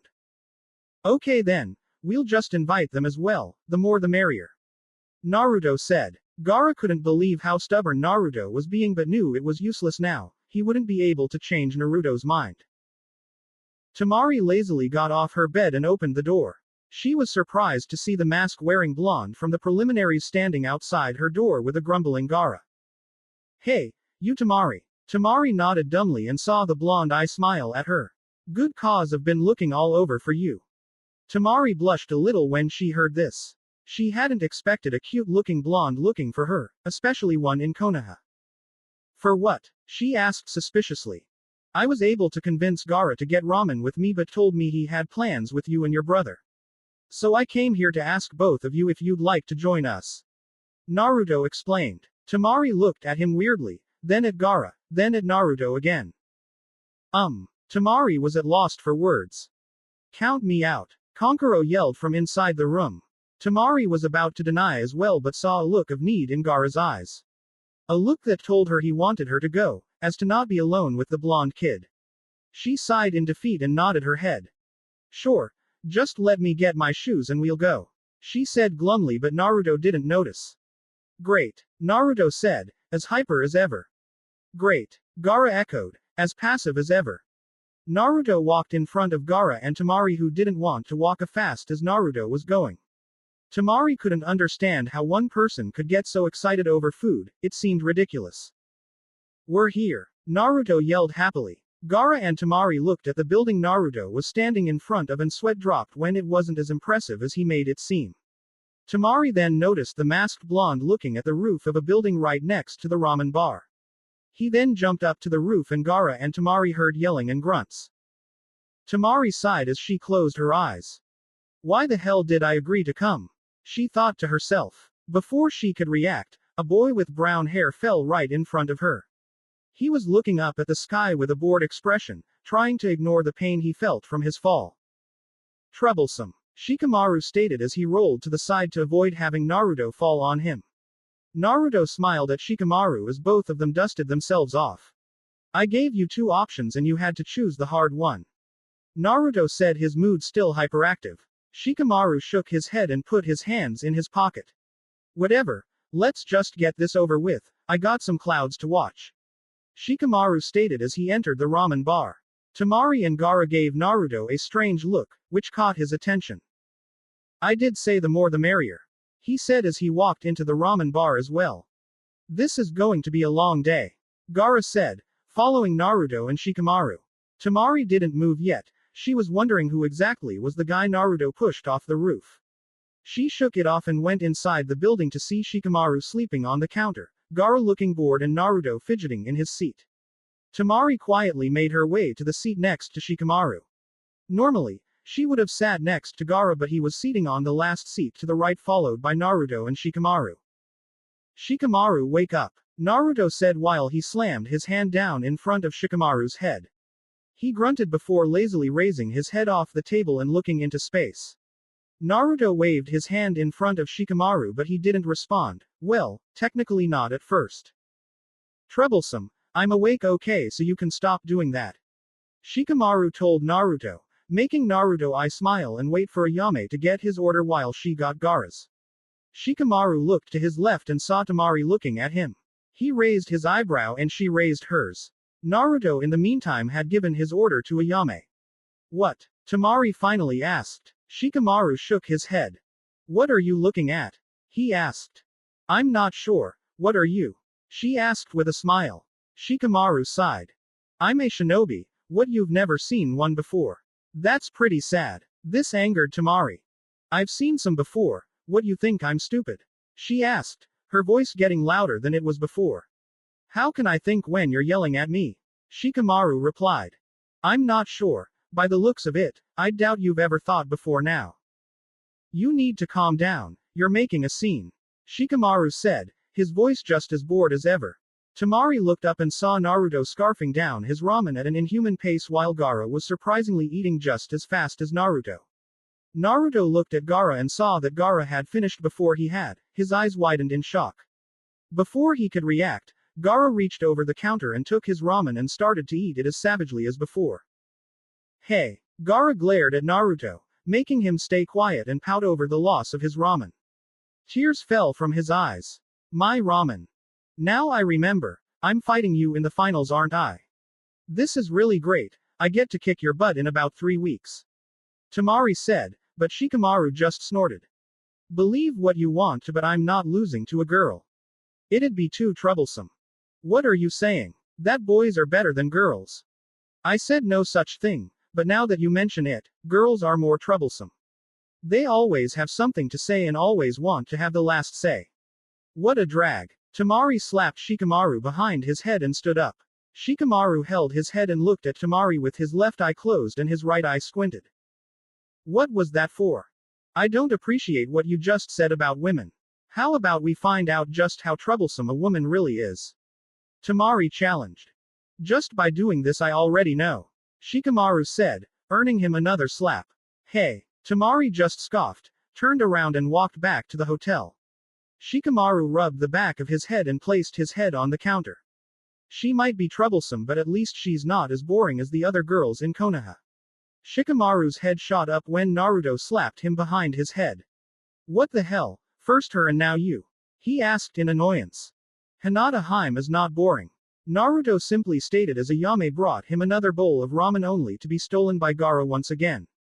Shikamaru sighed and called Ayame over, deciding to get some lunch before leaving to watch clouds. Sakura was walking around Konoha, looking for who else? Of course, her precious Sasuke. She had been asking any and everyone if they had seen him, but so far, she had no lead. She sighed, hoping to find Sasuke, and soon. Lately, she had seen him less and less, making her think that he didn't want to see her anymore. She ignored those thoughts. She and Sasuke were destined to be together and nothing was going to keep them apart. Unknowingly, she walked into the forest and into the training spot Team 7 usually went to.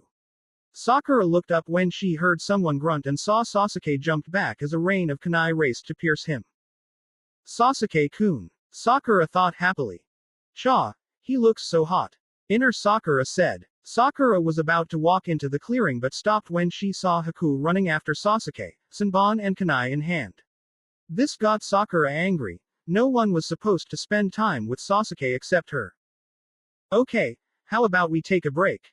Haku said, making Sasuke get out of his fighting stance and nodded his head. He then took off his shirt and caught the towel Haku threw at him. Sakura felt a trickle of blood fall down her nose and she immediately brought her hand up to stop it from going down. The sweat on his muscular back and chest was driving Sakura insane. She wasn't sure how she was going to do it, but Sakura knew she had to get Sasuke to spend some alone time with her, if only for a while. An idea popped into Sakura's mind and she set to work to put it in action. She walked out of her hiding spot and slowly made her way to where Sasuke and Haku were. Sasuke looked up at Sakura but didn't acknowledge her presence. He thought his fangirls were beneath girls like Haku, who was actually the best kunoichi he had ever met from their age group. Sakura, he placed at the bottom, right next to Ino.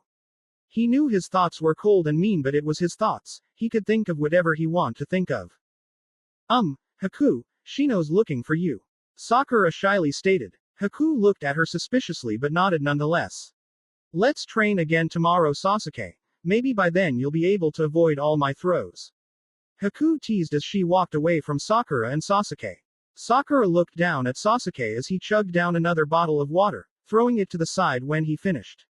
He eyed Sakura, wondering what she wanted now, hoping against everything that she wasn't doing what he thought she was. Why are you still here? Shouldn't you be training with your team or something? Just because you didn't make it to the finals doesn't mean you can slack off, you know. Sasuke half-asked her in a cold tone, hoping she would get the hint to buzz off. I was just thinking that if you two, I can help you train. Sakura said nervously. She didn't know why she all of a sudden had doubts about it, but she was determined to at least ask. Sasuke was about to deny but decided not to, just to see how weak Sakura actually was. Okay then, how about a small spar? Sasuke proposed nonchalantly, but on the inside, he was smirking. Sakura thought it over and knew she would regret it later when she nodded. Haku, meanwhile, found Shino in the deeper part of the forest she was in. How she found him was beyond her, but she wasn't complaining. She walked up behind him and was about to tap his shoulder until she saw him concentrating on a branch that was on the ground. Excuse me, but what are you looking at? Haku asked, still trying to find out what Shino was looking at. Shino looked at Haku for a second before he continued to watch the branch. If you must know, I am looking for a rare species of insects that live near this area. So is that why you asked for me, to help you look for the rare bugs? Shino looked back at her in honest confusion. I asked nothing of you. But Sakura came up to me a couple of minutes ago saying that you were looking for me. It appears that Haruno-san has tricked you, probably to spend time with the Uchiha. Shino told Haku, making her think about it and get angry over it. That little sneak. What is her problem? Haku asked no one in particular. I think she is just trying to prove to the Uchiha that she would make an exceptional partner. Personally, I think she is wasting her time in gaining his affections as opposed to gaining the skills and knowledge needed for future events and challenges. Haku looked at Shino oddly. So you believe that following your heart is ridiculous when compared to training? She asked him. Shino gave her a calculated stare. One wrong word and he just might have his head yanked off his shoulder courtesy of Haku. Please don't misinterpret my words. I simply mean that while she hopelessly goes after the Uchiha, she is wasting valuable time to get stronger. If the Uchiha had ever shown her an ounce of affection, maybe it would be different, but that isn't the case.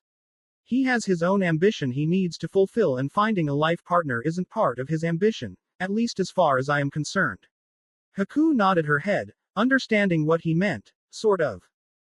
So what about you? Do you not want a life partner? Do you think it'll only slow down your own ambitions? Haku asked in genuine curiosity. I have no problem in gaining a life partner. The problem is I have not met an ideal female, not one that I'd consider to be interesting enough to be a potential partner. Shino answered. Haku placed her hands on her hips and smiled. I'm sorry to hear that, Shino-kun, but I'm sure you'll find someone eventually. Shino felt the insects in his body buzz a little. He shook off the feeling and made his bugs calm down. Thank you, Shino said and went back to his search. He then felt Haku tap his shoulder. I got nothing left to do now, so I was wondering if you'd mind me helping you find the rare insect. Haku asked. Shino thought over it and nodded. He didn't mind having some company from time to time. Great. Now what does it look like? Shino explained what the bug looked like, and after he finished, Haku nodded. Try looking for it about 5 meters north from here, Shino suggested. Haku nodded again and made her way to the spot Shino had suggested. Shino watched in interest as Haku's hips swayed while she walked. Shino stopped such thoughts from coming into his mind before it was too late. Haku, you are an interesting female, Shino said to himself, smiling at his words. Neji grunted as he parried off another barrage of kunai and shurikens thrown by his teammate Tenten with a jutsu he just learned from one of his family's scroll. Again, Neji shouted, but Tenten shook her head. We need to take a break. If we don't, it'll only hurt us in the long run. Tenten told him, much to his displeasure. Neji nodded and walked over to Tenten, who was drinking from her canteen. She then grabbed his and tossed it to him. He opened it up and drank from it, expelling all the water out of it. If you don't take it easy, Neji-kun, you just might drown, Tenten said with a laugh. Neji put his canteen down and glared at her. Don't give me that look, I was only kidding. Seriously Neji, sometimes you need to relax. I'm sorry Tenten but I need to get stronger quickly. Now come on, the break was long enough, let's get back to work. Neji didn't even let her have a say in it as he walked over to the spot he was in before. If she were honest with herself, Tenten would say she was about to collapse from exhaustion. They have been training for what seemed like day on end and she was starting to get sick of Neji's attitude. She would never admit it but she really liked Neji, especially before he got the completely arrogant personality. Lately though, Neji had been starting to get on her nerves, and she was on the brink of snapping at him. She didn't though, because she didn't want to lose the bond she had formed with the Hyuga prodigy. Tenten come on, don't just stand there like an idiot. Neji yelled, snapping Tenten from her thoughts and hurting her feelings. I idiot. What do you mean by that Neji? It's nothing. Neji replied but was interrupted by Tenten. No Neji, it's not nothing, it's a something alright. You think I'm an idiot don't you? Tenten knew she was overreacting but she was tired and a bit irrational at the moment so she didn't really care. No of course not, though you do seem to get easily distracted sometimes when we train together. Neji stated. Normally, Tenten wouldn't think much of what Neji said and let it go but something told her to keep fighting. How dare you say that to me? I have done nothing but helped you become stronger, become better than the day before, and here you tell me I am easily distracted. Do you ever hear yourself when you speak Neji or do you just say whatever first comes to mind? Tenten yelled. Maybe you should sit down Tenten, you're getting irrational and I don't need more problems. That was it, the straw that broke the camel's back. I'm a problem to you Neji. I'm a burden to you. Is that all I am to you? I try to help you but all I'm really doing is hold you back. You know what? Fine. Tenten went to get her stuff from the edge of the clearing. When she got them, she marched back in front of Neji and looked at him straight in the eyes. I won't burden you anymore Neji, hope you get stronger, just like you want. Tears fell down Tenten's face and she raised her hand to slap Neji but he stopped it. Tenten please calm down. I'm not at fault here. Tenten couldn't even look at him anymore. You know what your problem is Neji. You blame everyone for the mistakes and problems you cause and the worst part is, you're too proud to see that it's your fault. Tenten stop. No Neji, I won't stop. You know it's true. I'm warning you. What? You're get mad at me for being right. Tenten. Admit it I am. She couldn't even finish and was shocked to feel pain sting her left cheek. A second after Neji realized what he did, he stared at his right hand and then at Tenten's slightly red left cheek. Tenten, I didn't. I didn't mean to. Tenten just stood and ran home, her tears flying off her cheek. Neji just watched her leave, shocked and disappointed in himself. He couldn't believe what he had just done, he had no control over his own actions, it wasn't his fault. But he knew whose fault it was. Naruto. Neji said lowly as he went to look for him. Naruto sighed as he swung on the swing he was on. It was 9 in the night and he was bored out of his mind. He had 3 hours until he was leaving with Hinata and Itachi and he had nothing to do.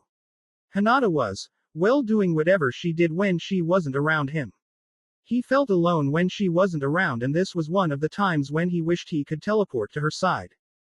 Suddenly, a chakra-powered palm headed its way to Naruto's chest. Instincts and impulses developed from years of training kicked in and he rolled back off the swing, dodging the attack. He flipped back a couple of times and looked up to see Hinata smiling at him. What was that for? He asked. I was bored, she said coyly. Naruto heard it and wondered what that was about. Really now? So am I, what should we do about this? Naruto said as he walked over to Hinata. Hinata wrapped one arm around his neck and went into a modified thinking pose. With her other hand, she placed her index finger over her bottom lip and started tracing it. Naruto licked his lips as Hinata's finger took another lap around her luscious lips. He now knew what he wanted to do. I'm not sure, do you have anything in mind? She asked. Naruto nodded slowly and Hinata smiled before fanning herself. It's a bit hot don't you think? She said as she took off her jacket, making Naruto's eyes almost pop out of their sockets when he saw what she wore under it. She wore a small lavender spaghetti shirt that made her breast look slightly bigger than what Naruto remembered they were. Not that he looked there or anything. Hinata giggled when she saw some drool coming from the corner of Naruto's mouth. She turned her back against him while looking at him. She placed her hands on her hips and swayed a bit. Do you like what you see? Hinata asked seductively. She saw that Naruto wasn't going to make a move for some time, so she placed her hand under his chin and made him nod. You're so good to me, Naruto-kun. Hinata whispered, driving Naruto crazy. She took 2 steps forward while Naruto followed after her. She turned around to face him, took some steps back and moved her index finger back and forth as to tell him to follow her. Naruto complied and followed her until she was no farther away than 2 centimeters. She then wrapped both arms around his neck and stood on her tiptoes, making her face get closer to his. As soft lavender eyes stared into azure ones, Hinata could see that she had Naruto wrapped around her finger. Naruto on the other hand saw something in Hinata's eyes that he was sure wasn't there before: lust. Please, Naruto-kun. She whispered coyly with emphasis in his name, removing his mask slowly with her soft, petite hands. Naruto felt like he was about to explode or imploded, whichever was bound to happen. He gave up the battle against his hormones and let his desires take over his body. He placed both arms around her waist and kissed her softly. He then felt Hinata's tongue ask for entrance and he let her in, letting her taste him before he returned the favor. Hinata let go of his neck and placed both hands on his chest, then let them fall to the bottom of his shirt. Before Naruto knew what she was planning, Hinata put her hands under his shirt and touched his abs. She smiled when she felt him tense under her touch and then giggled. She had found out Naruto's weakness and was going to exploit it. Naruto, not wanting to be outdone, put his hands under Hinata's shirt and started to do what she did to him. He felt her smooth stomach. He smiled when she too tensed and even shivered. What he wasn't expecting was Hinata to place one of her hands over one of his and move it upward until it was over her breast. Naruto blushed a dark shade of red but still felt the fine silk that was Hinata's bra. His smile widened when he heard her moan under his touch. Soon, his left hand joined the other and assaulted both breasts as he broke the kiss and started to kiss her neck. Naruto enjoyed hearing Hinata gasp and didn't let up. His kisses trailed lower until he reached her collarbone, making Hinata wrap her arms around his head and moan again. Naruto suddenly felt someone tap his shoulder as he looked up and saw a confused Hinata. It seemed odd to Hinata to find Naruto sitting on a swing alone while he stared into space and let drool fall out of the corner of his mouth. Naruto looked to his left, right, above, below and behind before he realized what happened. He growled and grabbed his hair. It was a daydream. Stupid Ero Sennin and his influence. He thought. Naruto-kun, are you okay? She asked. Naruto nodded his head. Yeah, Hinata-hime, I'm okay. I was just having another daydream, that's all. Hinata smiled and sat down on the swing next to him. What about? Naruto flinched and wondered if he should tell her. Oh, you know, the usual. Speaking of which, Naruto held her hand in his and lightly kissed it. You look cute with angel wings. Hinata blushed at his compliment and he couldn't help the huge smile that appeared on his mouth. So, what brings you here? Naruto asked as he let go of Hinata's hand and looked up at the night sky. He felt a slight breeze pass by and sighed contently. I was bored so I came looking for you. She said nonchalantly. Naruto smiled at her and she smiled back. Naruto then swung back and then forward, repeating this action until he was pretty high on the swing. Hinata also followed after Naruto and was as high as he was. They both laughed loudly as both tried not to be outdone by the other. Finally, Naruto jumped off his swing and landed perfectly on his feet. And I thought only cats landed on their feet, now foxes too. Hinata asked playfully. Naruto replied by sticking his tongue out at her. She retorted by sticking her own tongue out at him. Naruto laughed at this. Yeah, well, I know you can't do it, Naruto said, crossing his arms over his chest and turning his back on her. Hinata acknowledged the challenge. Really? She asked as she prepared to jump off. Naruto looked back at her and smiled. Hinata jumped off the swing and was about to land on the ground feet first, but then Naruto appeared in her way. She wanted to move but it was too late. She closed her eyes and waited for the impact.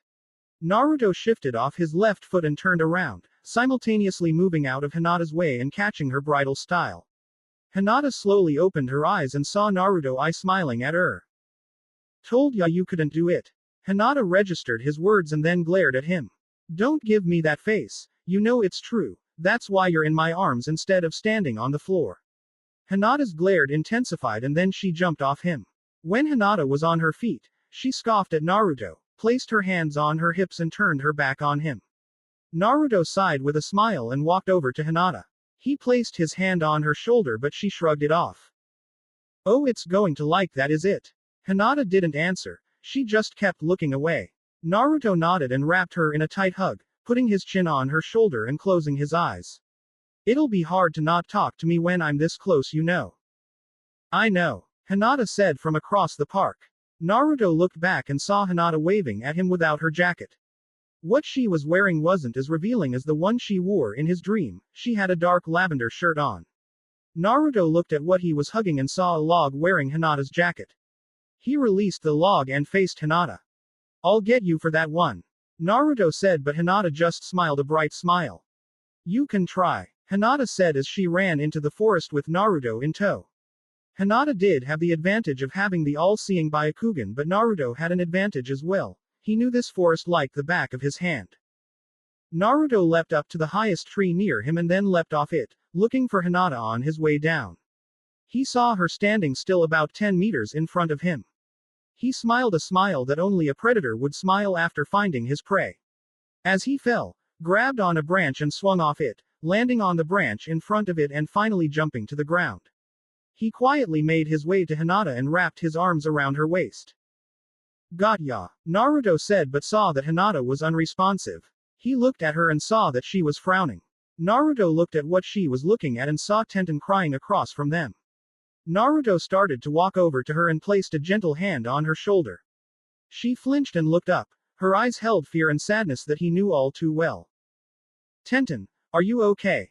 Tenten rubbed her eyes, wiping her tears as well. She smiled at Naruto, but Naruto didn't buy it.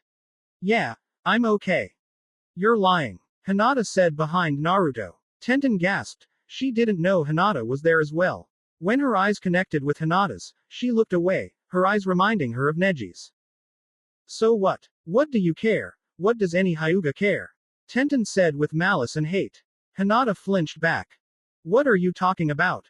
Naruto asked. If you know what's good for you, you might want to leave Hinata before she breaks your heart. Tenten said, looking Naruto straight in the eyes. She saw Naruto about to say something, but she didn't let him. All Hyugas will eventually turn on you and break your heart. If one does it, why not all? That stopped Naruto cold. Is this about Neji? Hinata questioned. Tenten glared at her, but Naruto came between her and Hinata. Don't glare at Hinata-chan like that or at all. She hasn't done anything to you, only came here to help you. Tenten abruptly stood and eyed Naruto. Now she wants to help, but who knows about later. How many times has she hit you, Naruto? How many times has she hurt you? She asked with tears in her eyes, her voice breaking. She tried to intimidate Naruto, but he didn't back down. He narrowed his eyes. Never, Naruto said lowly. Wait, Neji hit you? Hinata asked, shock evident in her voice and expression. Tenten looked at her before looking away. Hinata shook her head, not wanting to believe what she heard. Hinata knew Neji grew cold after his father died, but she didn't want to believe Neji had stooped so low. Yes, he did. He hit me when we were arguing. Naruto looked down, shadows covering his eyes, and he was shaking with fury. That scum, Naruto said angrily. Naruto-kun. Naruto looked at Hinata and she saw his eyes go red and his pupil being replaced with slits. I'm going after him, Hinata-chan, and don't you try to stop me. Naruto growled and started to walk out of the clearing.